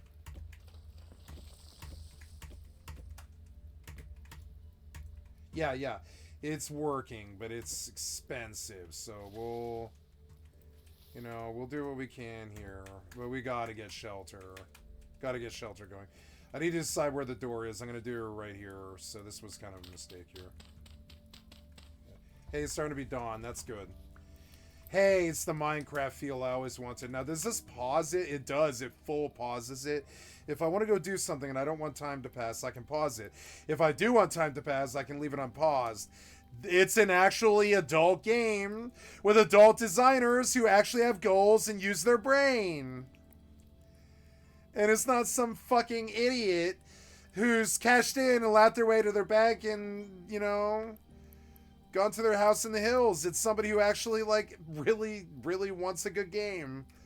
That's cool. It's somebody who knows how to make bordered full screen and isn't a fucking idiot like fucking Bethesda. I would say the IQ of this designer has got to be somewhere around 10 times of Todd's. It's simple things like Todd couldn't ever get, you know? It's the simple things.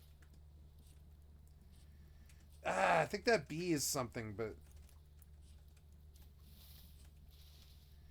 Or whatever, yeah. Like, can I get that? Yeah, let me get that. Can I get that? Oh, maybe I can't get that. Maybe you can get it, but you have to have, like, a butterfly net or something. I guess I gotta chop trees. Chopping trees means making an axe. Making an axe means leaving loot somewhere. I'm gonna leave loot somewhere. I don't know. Flint, right? Yeah, flint. I want to make... Is flint... Yeah. Left shift. I want to make a axe head. Yeah, an axe head. Yeah.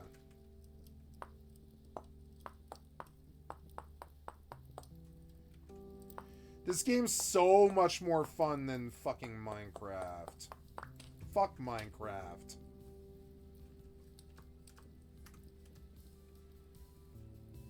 I mean, it's fun the first time. It's gonna be fun the first time. It's gonna get very tedious very fast. But it's good right now. It's fucking great right now. Worth the $25. Fuck, I fucked up there. What is it? It's like...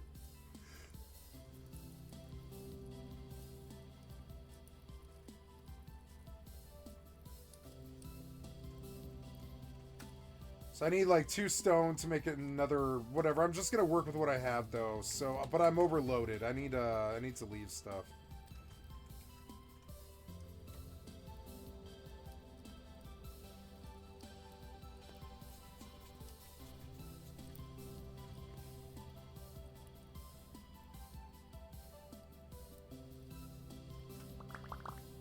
Oh, I just picked them all back up again. God damn it! I need you to drop that stuff. Yep, and the fire starter, I don't need it. Until I can get storage or a box or something, you know. I'm just gonna drop all of that and drop all of it. And that way I can, like, get stuff done. And I've got my old and new axe. The old axe is actually doing well in terms of durability, which is good because I need it to. Let's chop some trees like Rust. This is the closest I've ever felt like Minecraft. Like, this is the closest to Rust I've ever had Minecraft feel.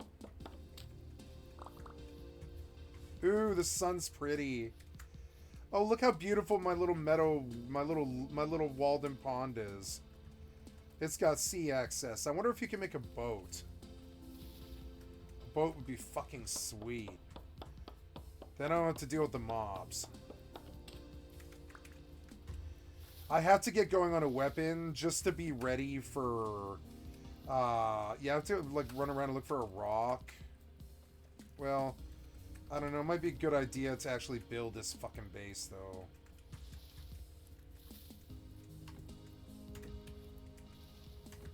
Yeah, I want to, yeah, that's good. Yeah.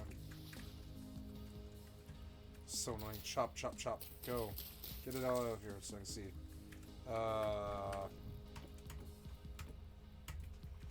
Yeah, I mean, who needs wood walls when you can just make wood walls, you know? Fuck it. Do it live. How is all that still there? Get it out of here. I love that there's a map. That's so much better than goddamn Minecraft.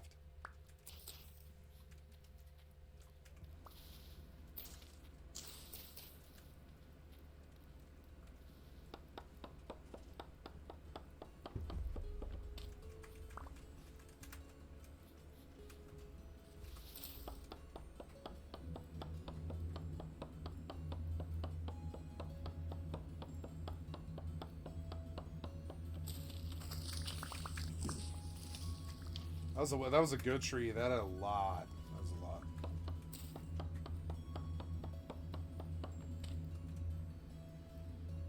Take the torch out of your hand now. Cool. Good.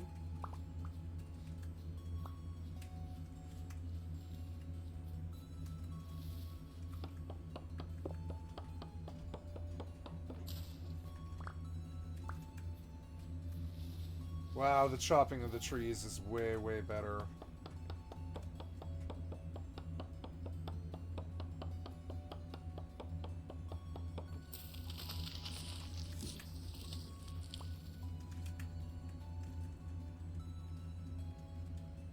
Pine seed.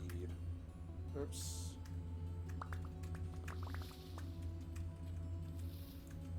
The pine seed I wanted, but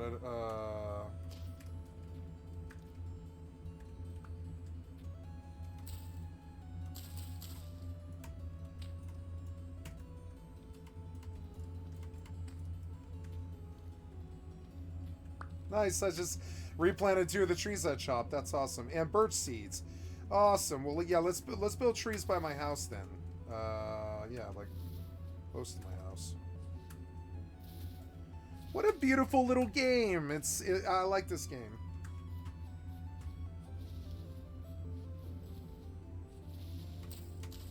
Okay, how's the EvE going? Yep, you're still making me money. Get my money. You're going back out to get more money. Everything's on par.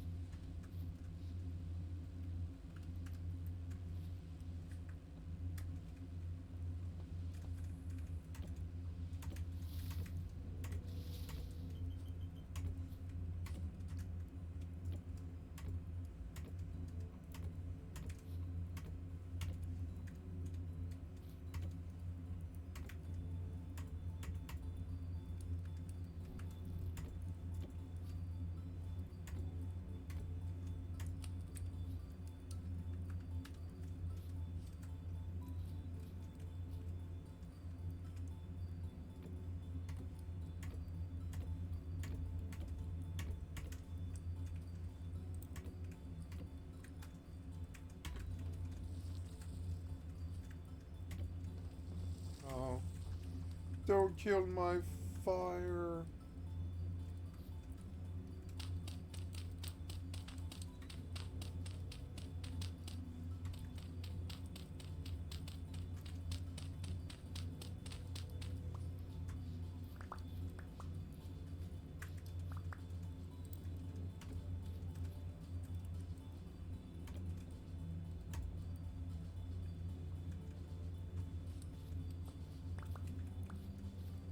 I need to go and like dump all the stuff in the corner where I can like leave it.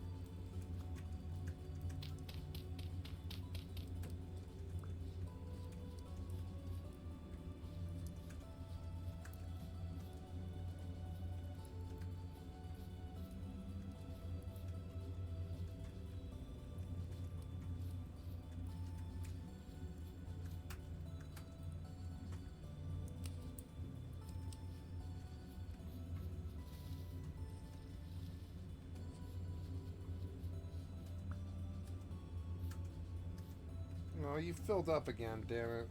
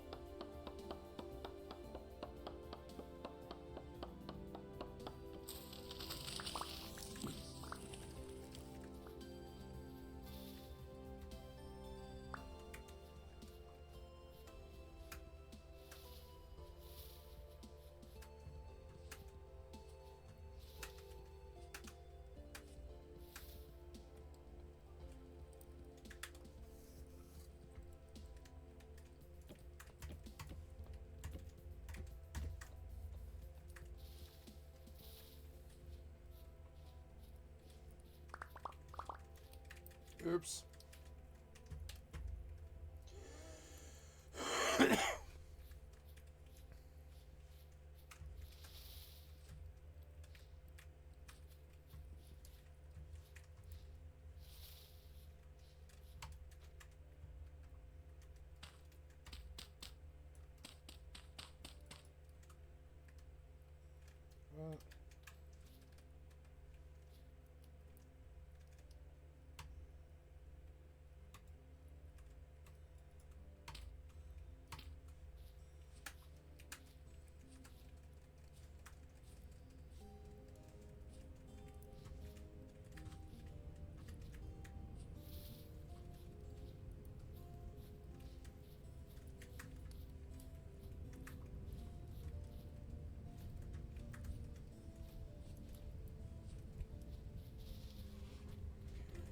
Beautiful game. I want to turn the graphics up now.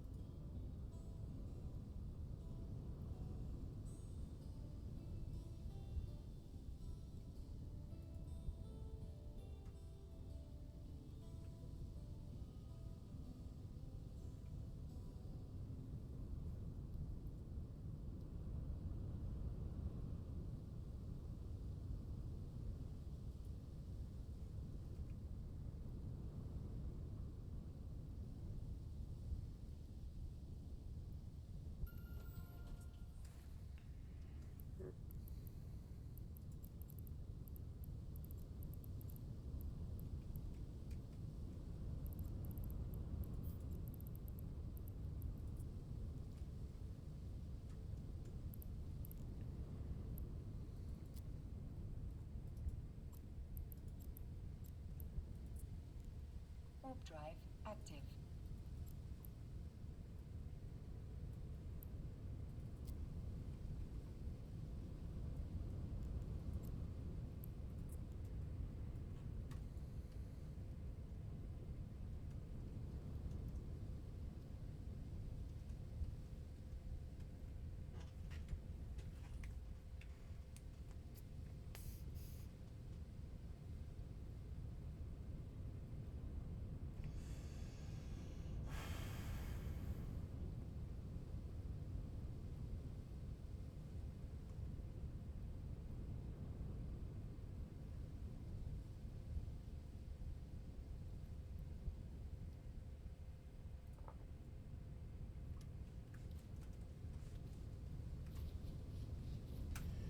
Beautiful day.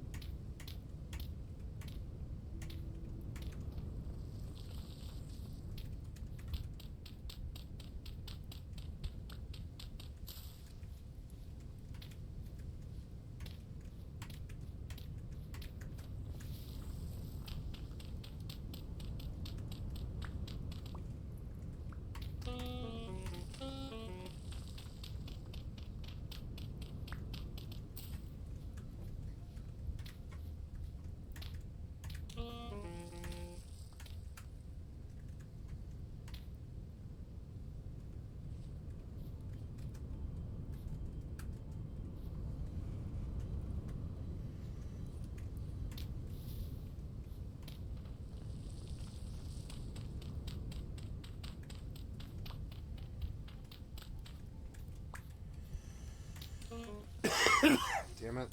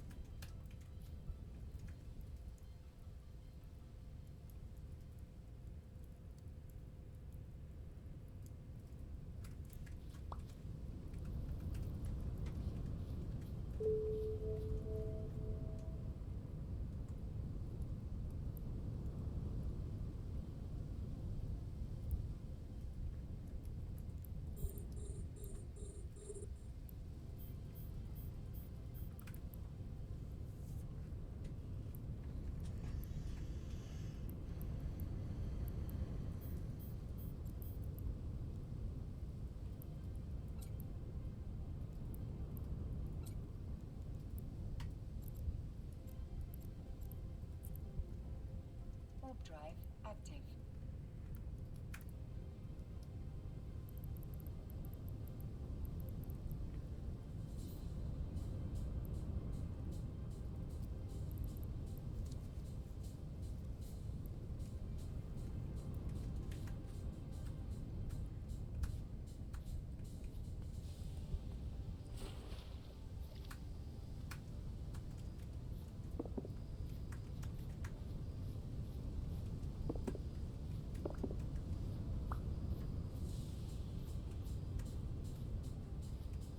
Oh, what is that?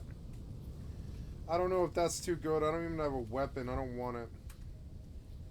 But it's fucking cool looking, though.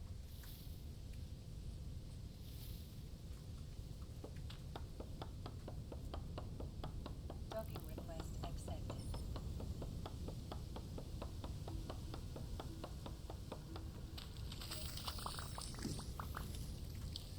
That was a good one.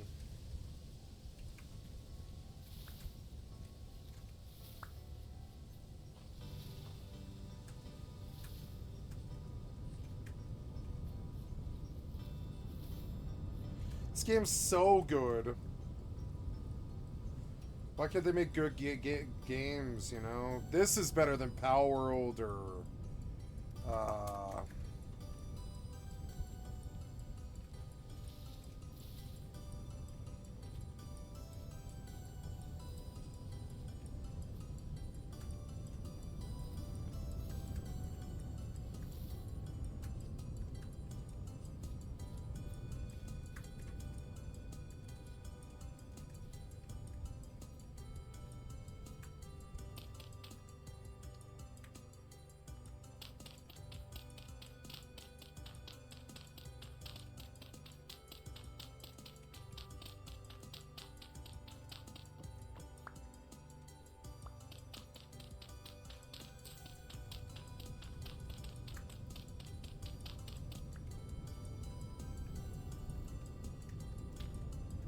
Damn it.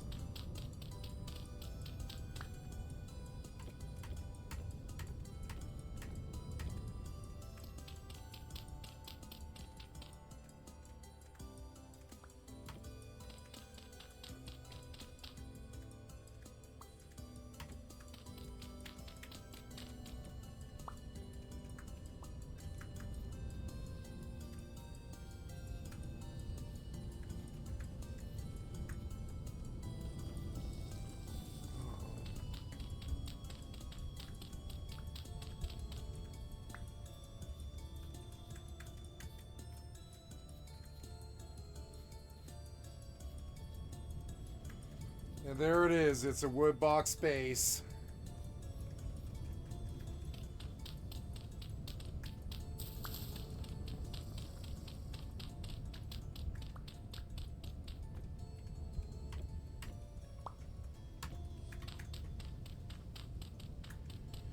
Yeah, but I can just seal it in at night.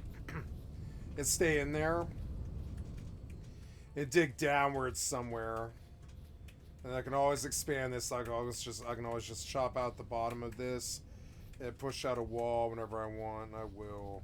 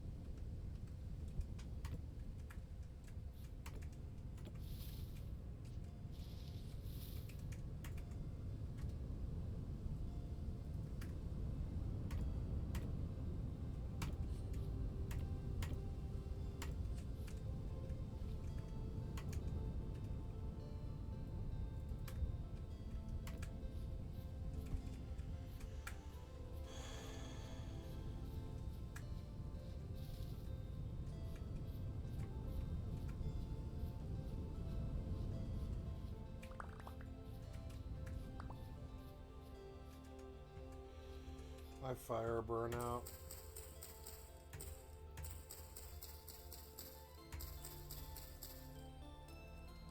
I don't have any more wood though.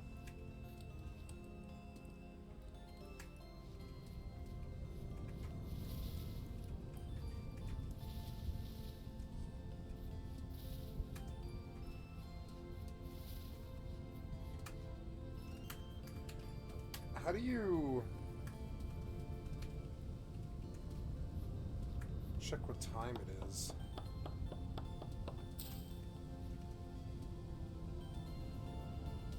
Oh, so it's 2nd of May, year 0.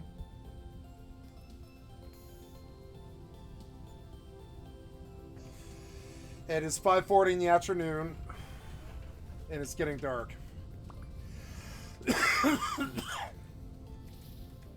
I brought all that stuff with me, and that's a fuck up. God damn it! I have to go right back.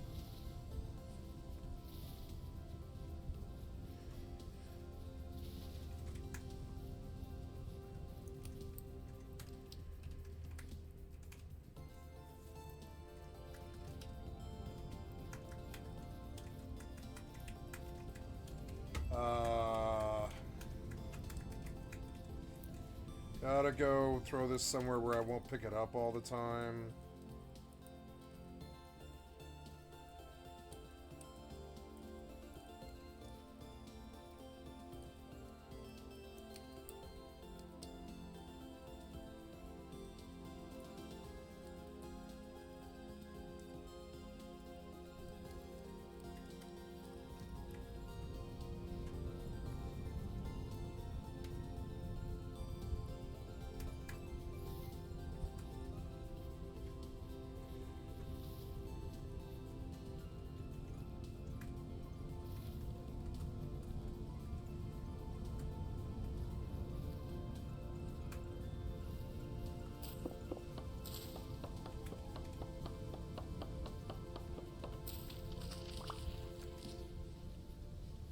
That's it? That's all I got? Yeah, I was like, no, there's more than that, right?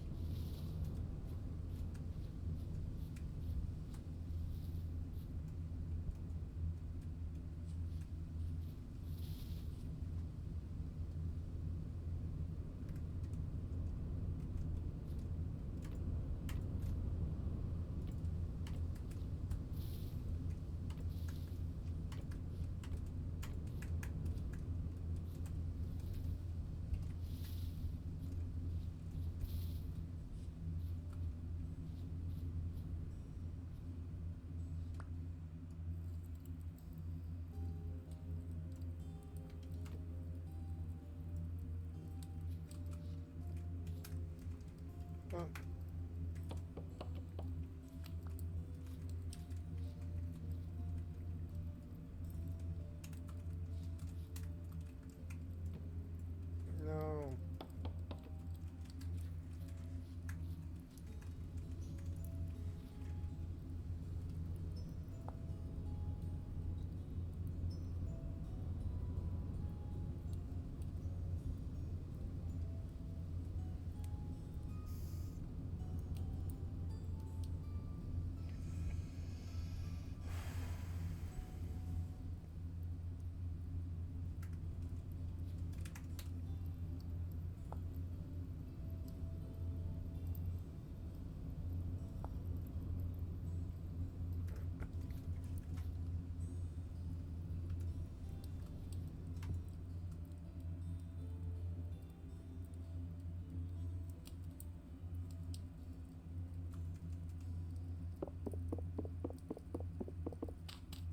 What? Oh, did I fuck it up? I did. I mean, I lost the material too. Oh no, I didn't want to pick those up. No. Oh, I don't know actually. Yeah, we could stack. Yeah, we could stack. Yeah. It's actually a cool system. Yeah.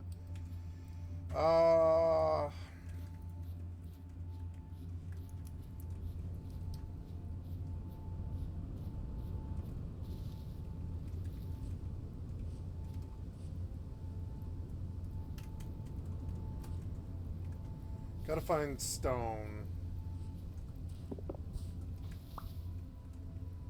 That was quartz. Nice.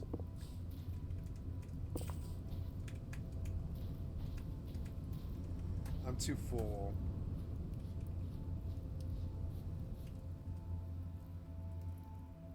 I'm gonna put wood in this corner.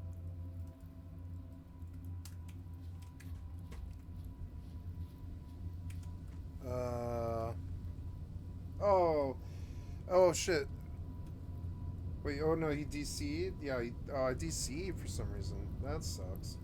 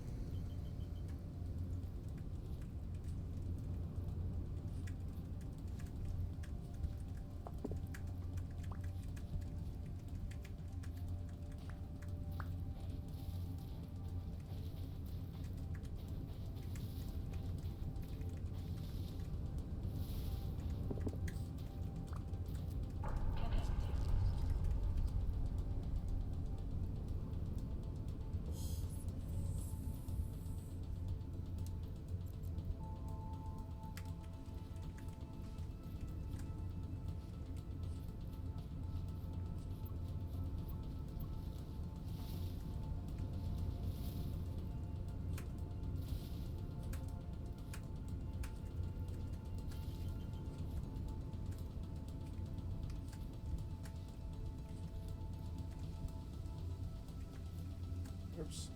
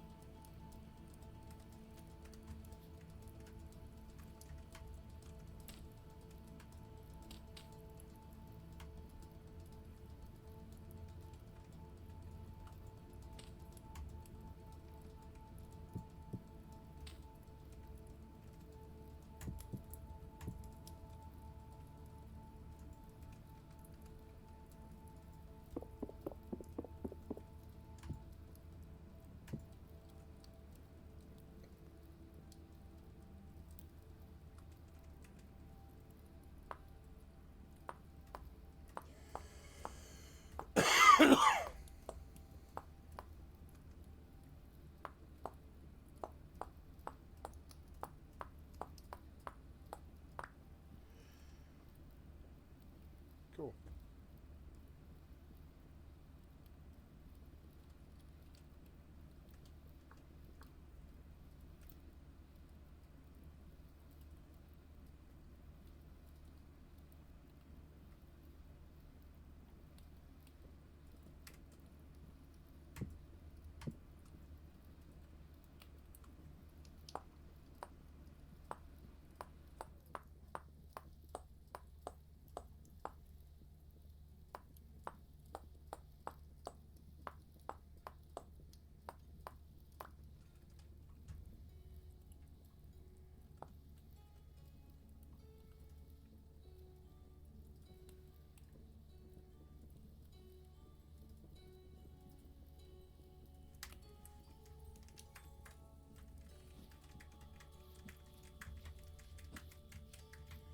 Well, I like it. It's like Rust. A lot like Rust. Wow.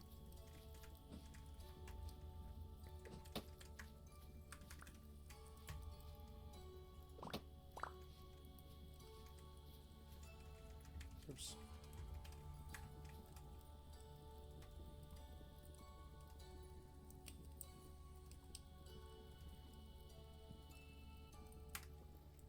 Oh, wait.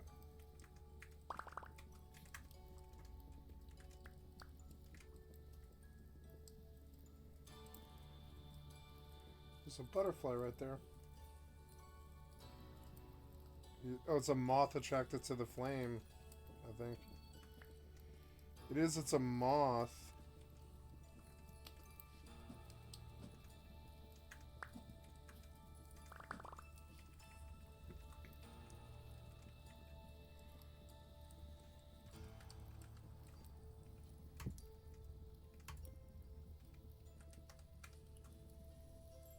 Elena.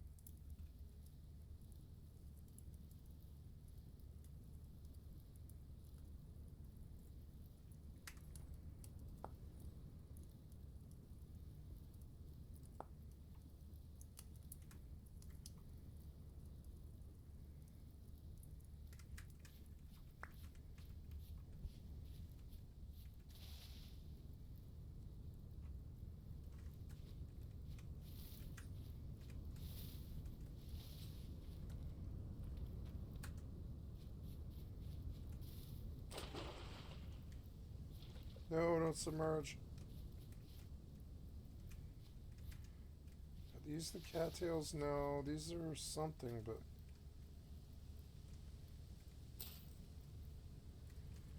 What are these?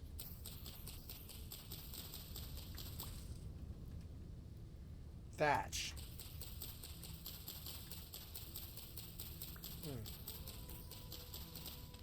Interesting. I am here for tubers. Yeah. 10 cattails for a basket, and then I will take more tubers. But I need cattails.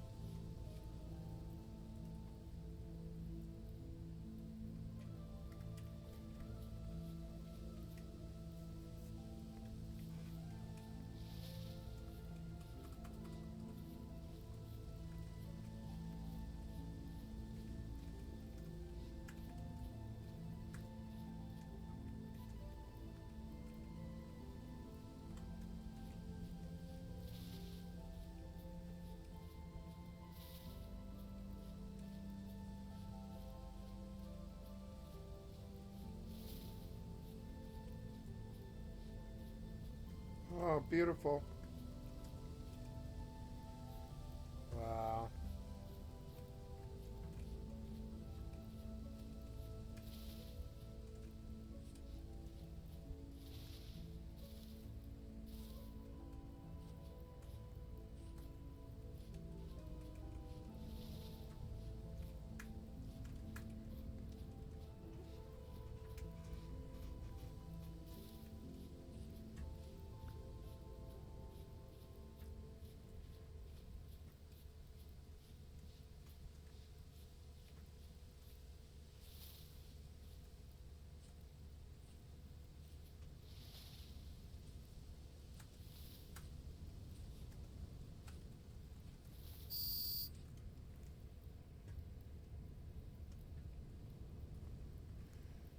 Why did you... Okay, what the hell? So I am trying to get to there. Warp drive active.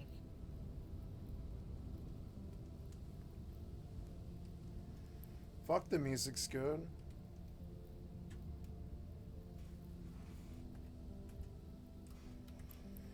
Damn, you're not letting me do this either because you're stuck in full screen, you fucking idiot. Whatever.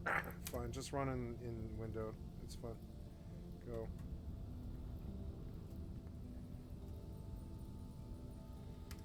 Damn it. No.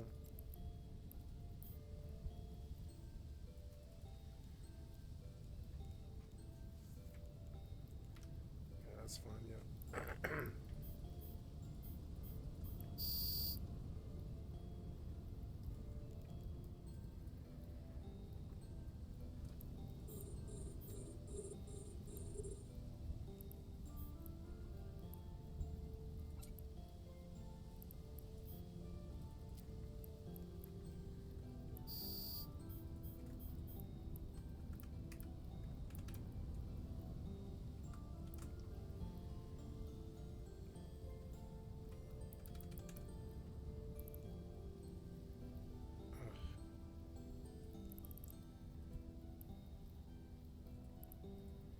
Why is everything all super big now? What changed? See, like, you fuck me over with this all the time. It drives me crazy. You're in some other resolution is why. You're fucking so stupid. I hate Windows so much. All day, every day. Windows just fucking me in the ass. Fucking tired of it. Fuck Windows.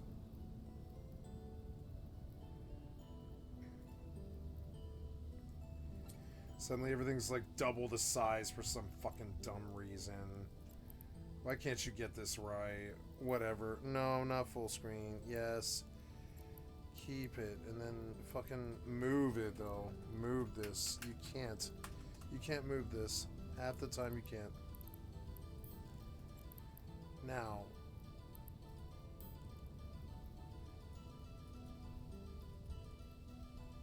There.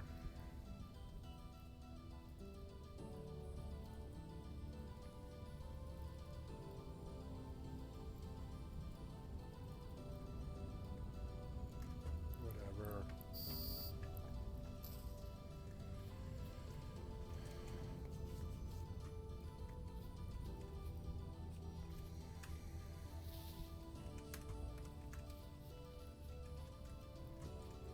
Goddamn beautiful game.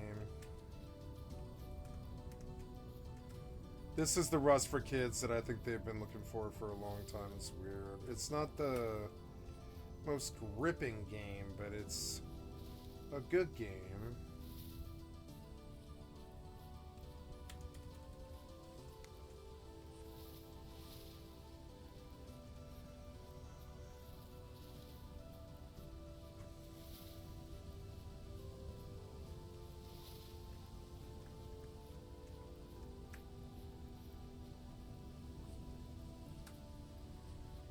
This was not enough cattails at all. Maybe I better go to the ocean, I guess, and see if I can find them there.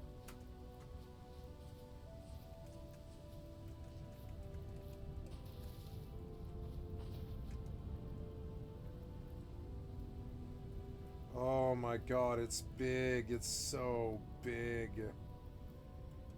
That's what she said. Ooh.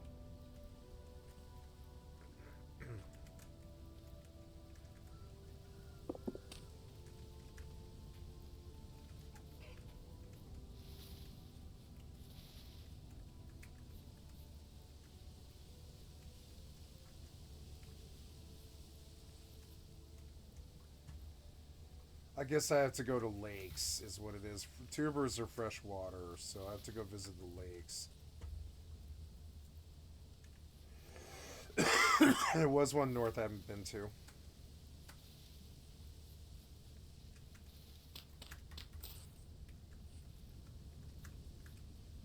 Where'd it it go? I lost it. Oh. Where'd you go? I lost you again. You went in the water, you fucking idiot.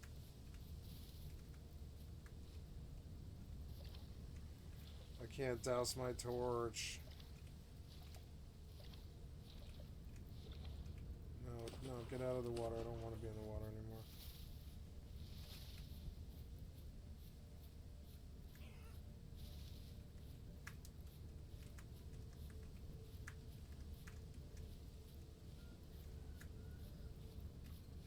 I want to kill the rooster. Can't find him. Or see him.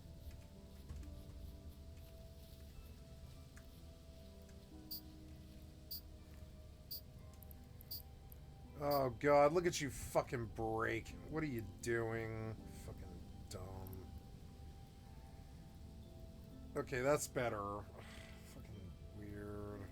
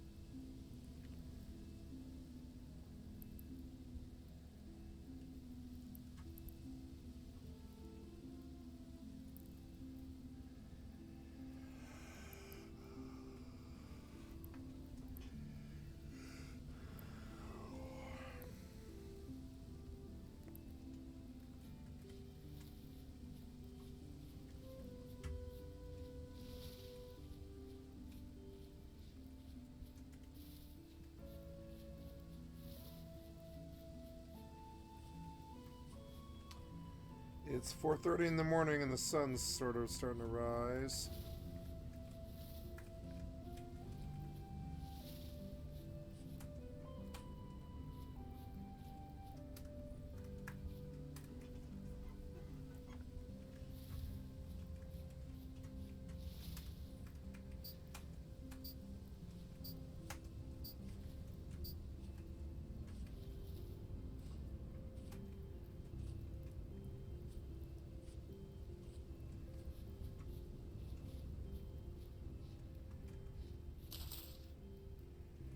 This lake was good for tubers. Due north.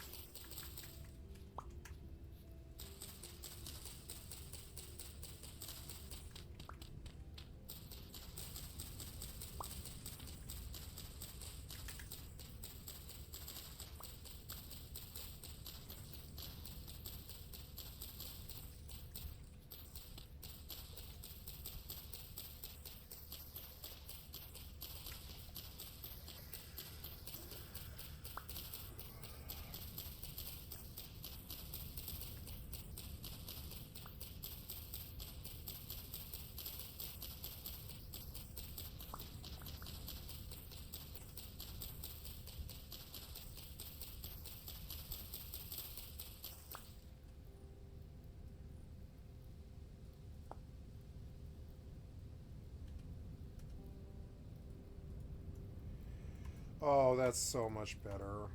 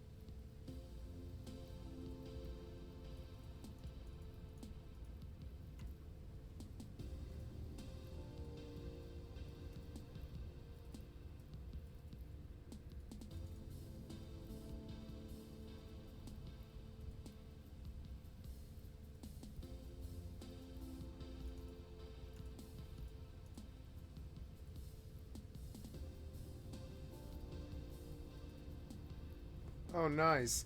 That's your actual inventory? That was so worth doing. What a good system. Yeah, but I'm short, though. Oh, don't douse the torch.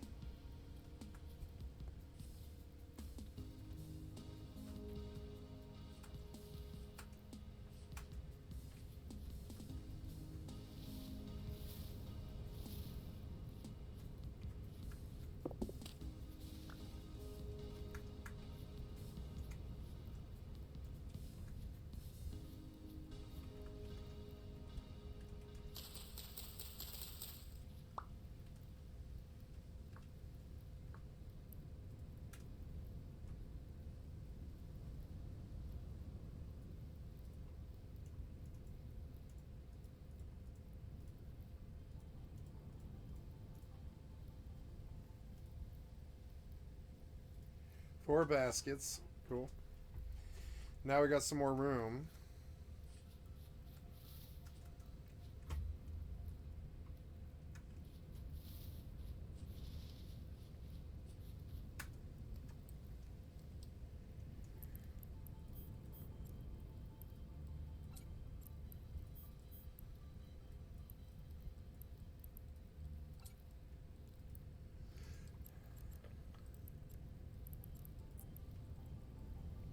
Warp drive active. Oh, this one ended, huh? Yeah, it did. Well. Alright, well, then in that case, I'll go get my thing.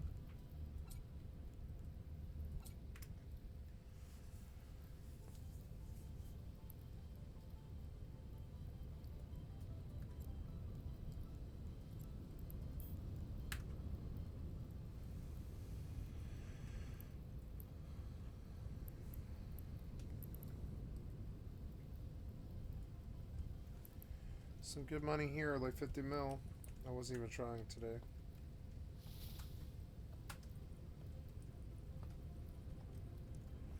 I believe I'll go to bed soon. I've been staying up too late lately.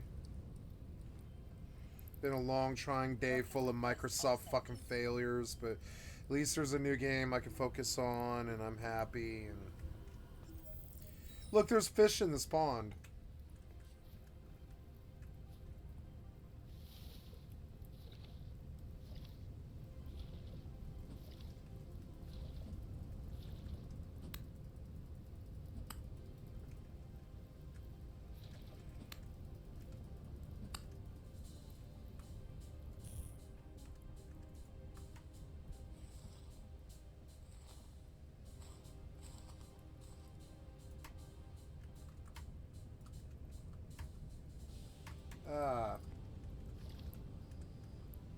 Can't do anything.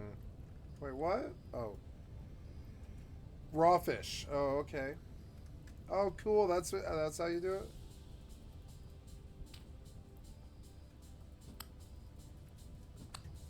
Look, I can get raw fish from the pond. That's awesome.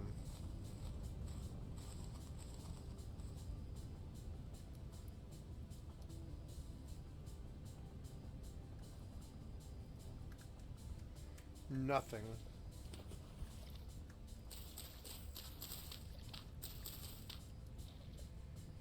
Oh, maybe I should. Oh, good. I didn't kill them all. There's 4 of them, so as long as I leave, like, probably 2 of them. Well, yeah, there's 4 of them. I think I probably should, like, only ever eat, like, 2 of them.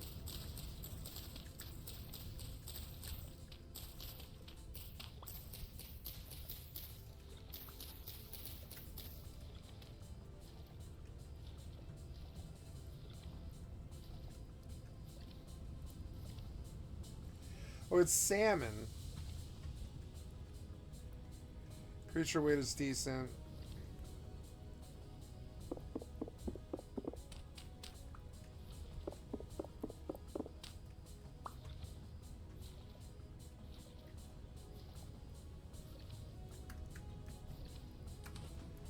Well, that was fun.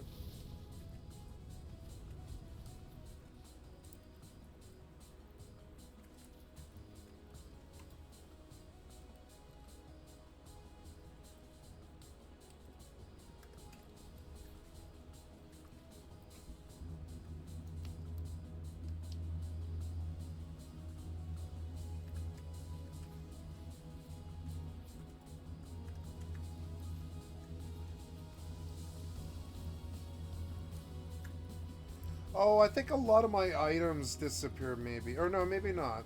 Maybe I just put them in my bag. No. I think I did lose a lot of items. That sucks. It took. I let them stay there out too long. Well, I lost a lot of wood, but it wasn't that much. I lost a lot of twigs. I let a lot. Or no, I didn't. I don't know. I'm okay. I did. I lost a lot of wood though, which sucks. So whatever.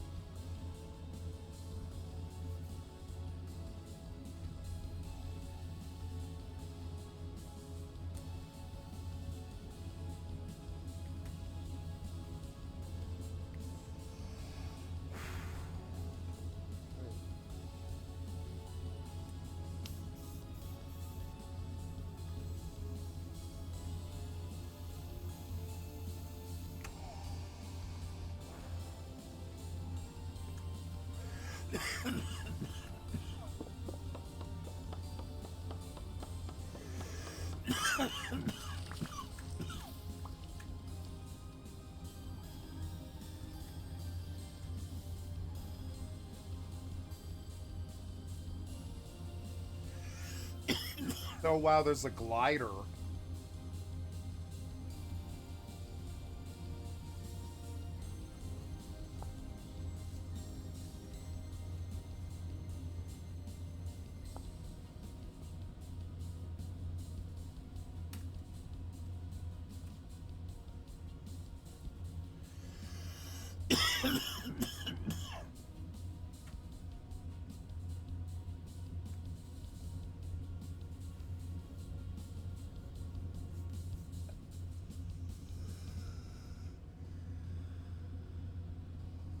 Wow.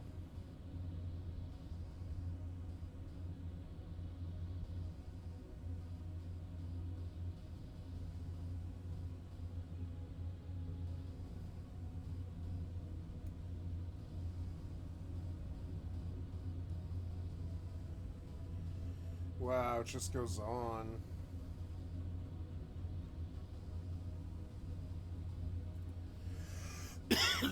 I'm looking for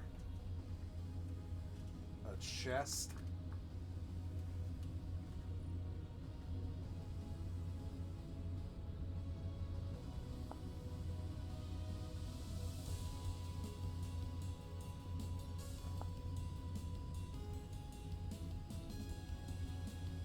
Oh, you have to have nails. Damn it. Alright, well, let's see. What will read chest? Oh, God. I have to go cattail hunting. Son of a bitch. Alright. Well...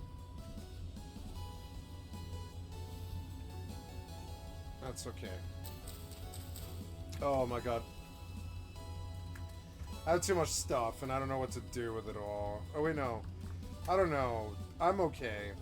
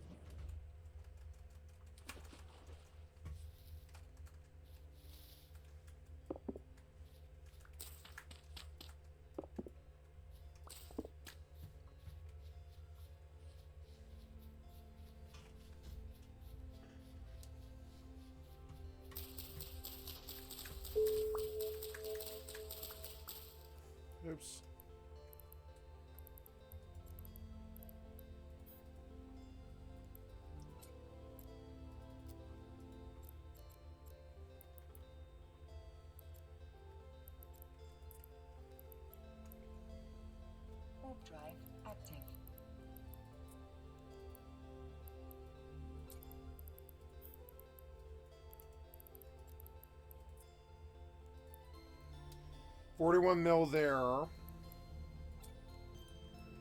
And whatever she's got.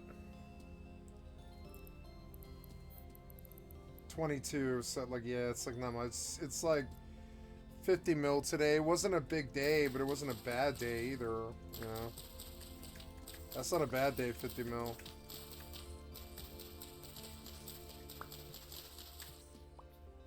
In my opinion. If you're not maining. You know, if you're not maining the game, 50 mil is really good. Docking request accepted.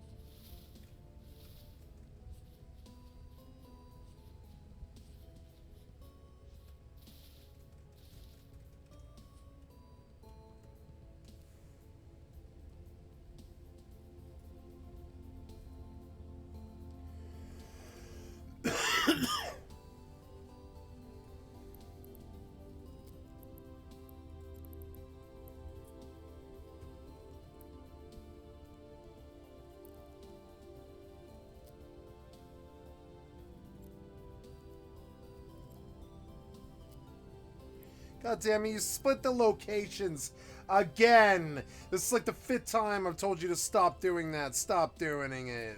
Stop splitting them up. Like, motherfucker, I'm so sick of you fucking around with my settings and switching shit on me.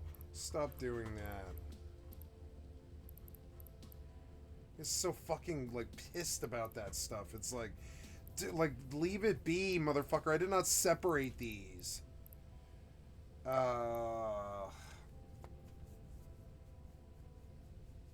Going back to... Yeah, I'm gonna go to bed. I'm brain dead. I can feel it.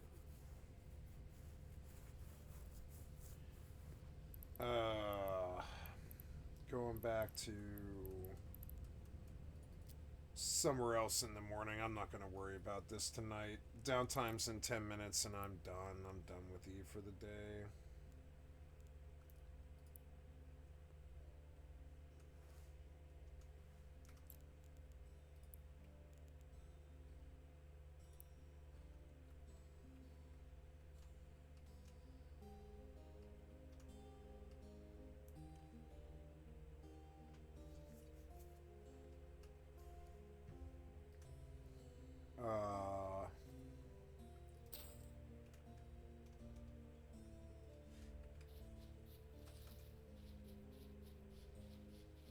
Thank God they improved the run speed, because it's like, was not good enough. It was not good enough.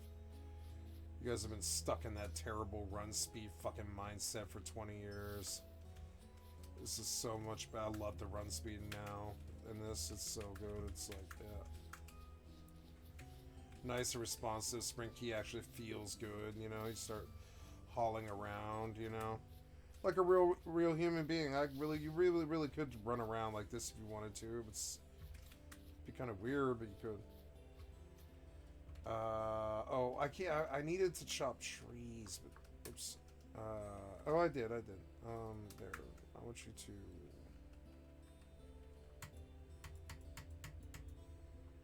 Yep. And oh, I have to use a fire igniter thing again, which I think I lost. Or I don't know. Did I? Oh, yeah, I think I did. I lost it. Oh, I lost it. So I didn't know stuff despawned. So.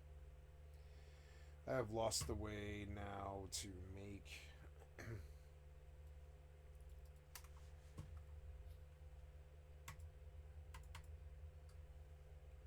yeah, I've lost the way to make fire now, and I'll have to like build a new fire maker, which is like twigs and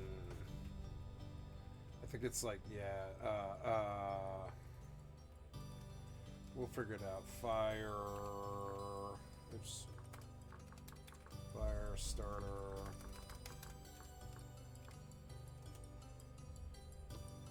Yep. 2 twigs and a thingy, okay.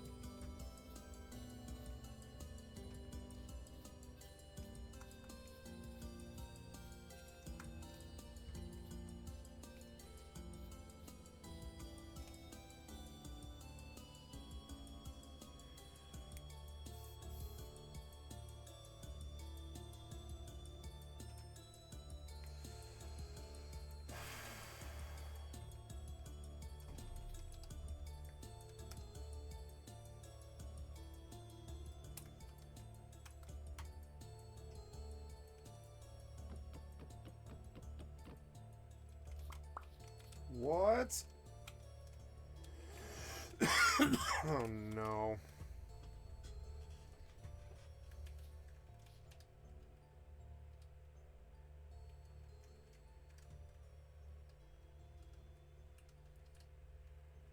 Fire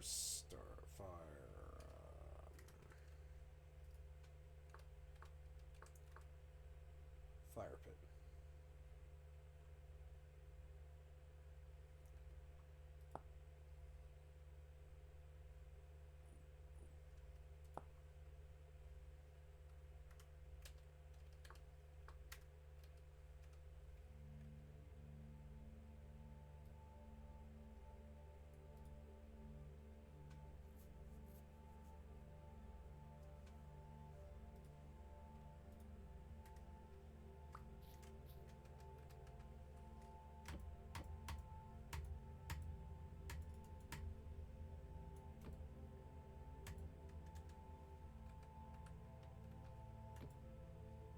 No.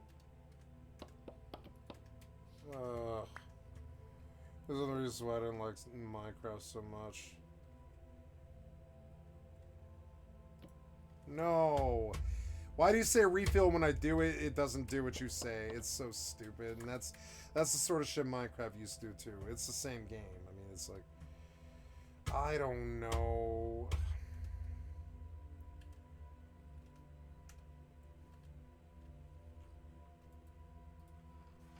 Try again. Fire pit.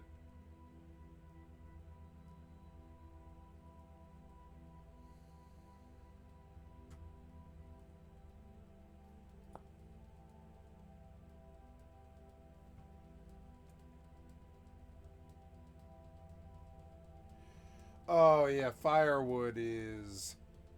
Oh, yeah, okay. I think I'm out of that. I lost all of my firewood, so...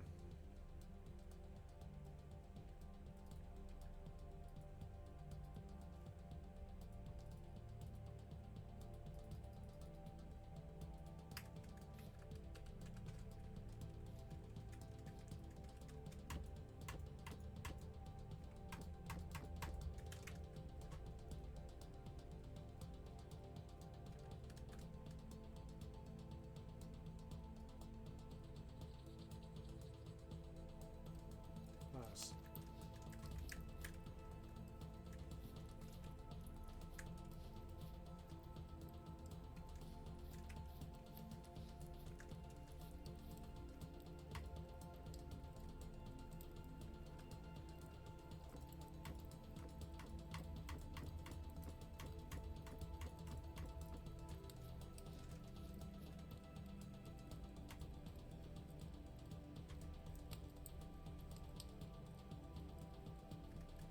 I'm learning.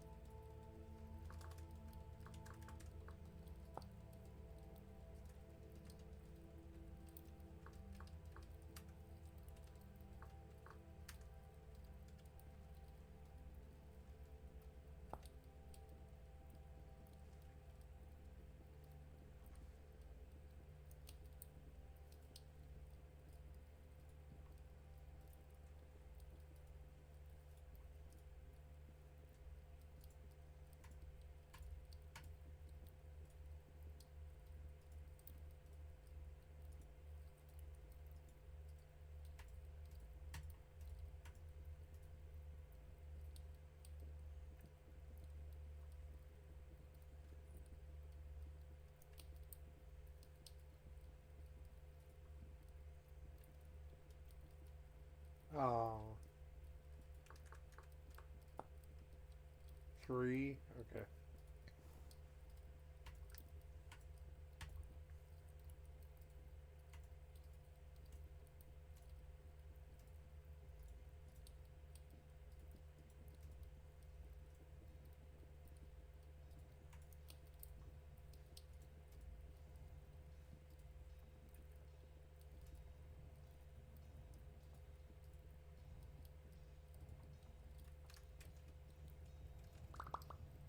Damn it.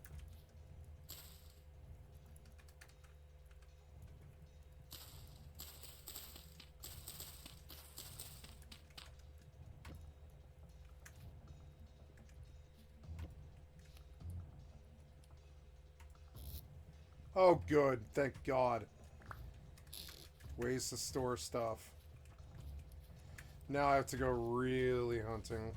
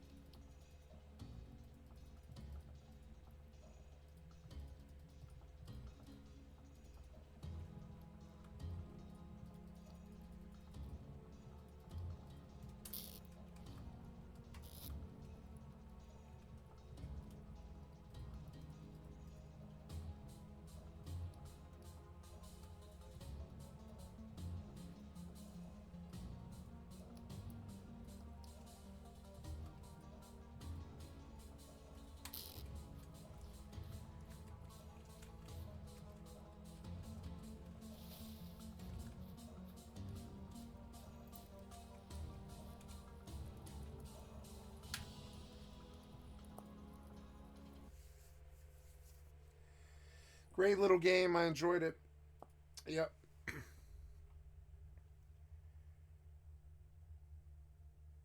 Okay, so yeah, I'm enjoying it so far. It's Minecraft, but it's a good little form of Minecraft, like the Rust Zombie server.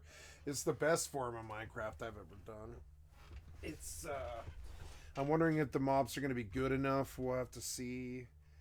See if they're fun to fight. If they are, it'll be a really great game. If they aren't, it'll suck.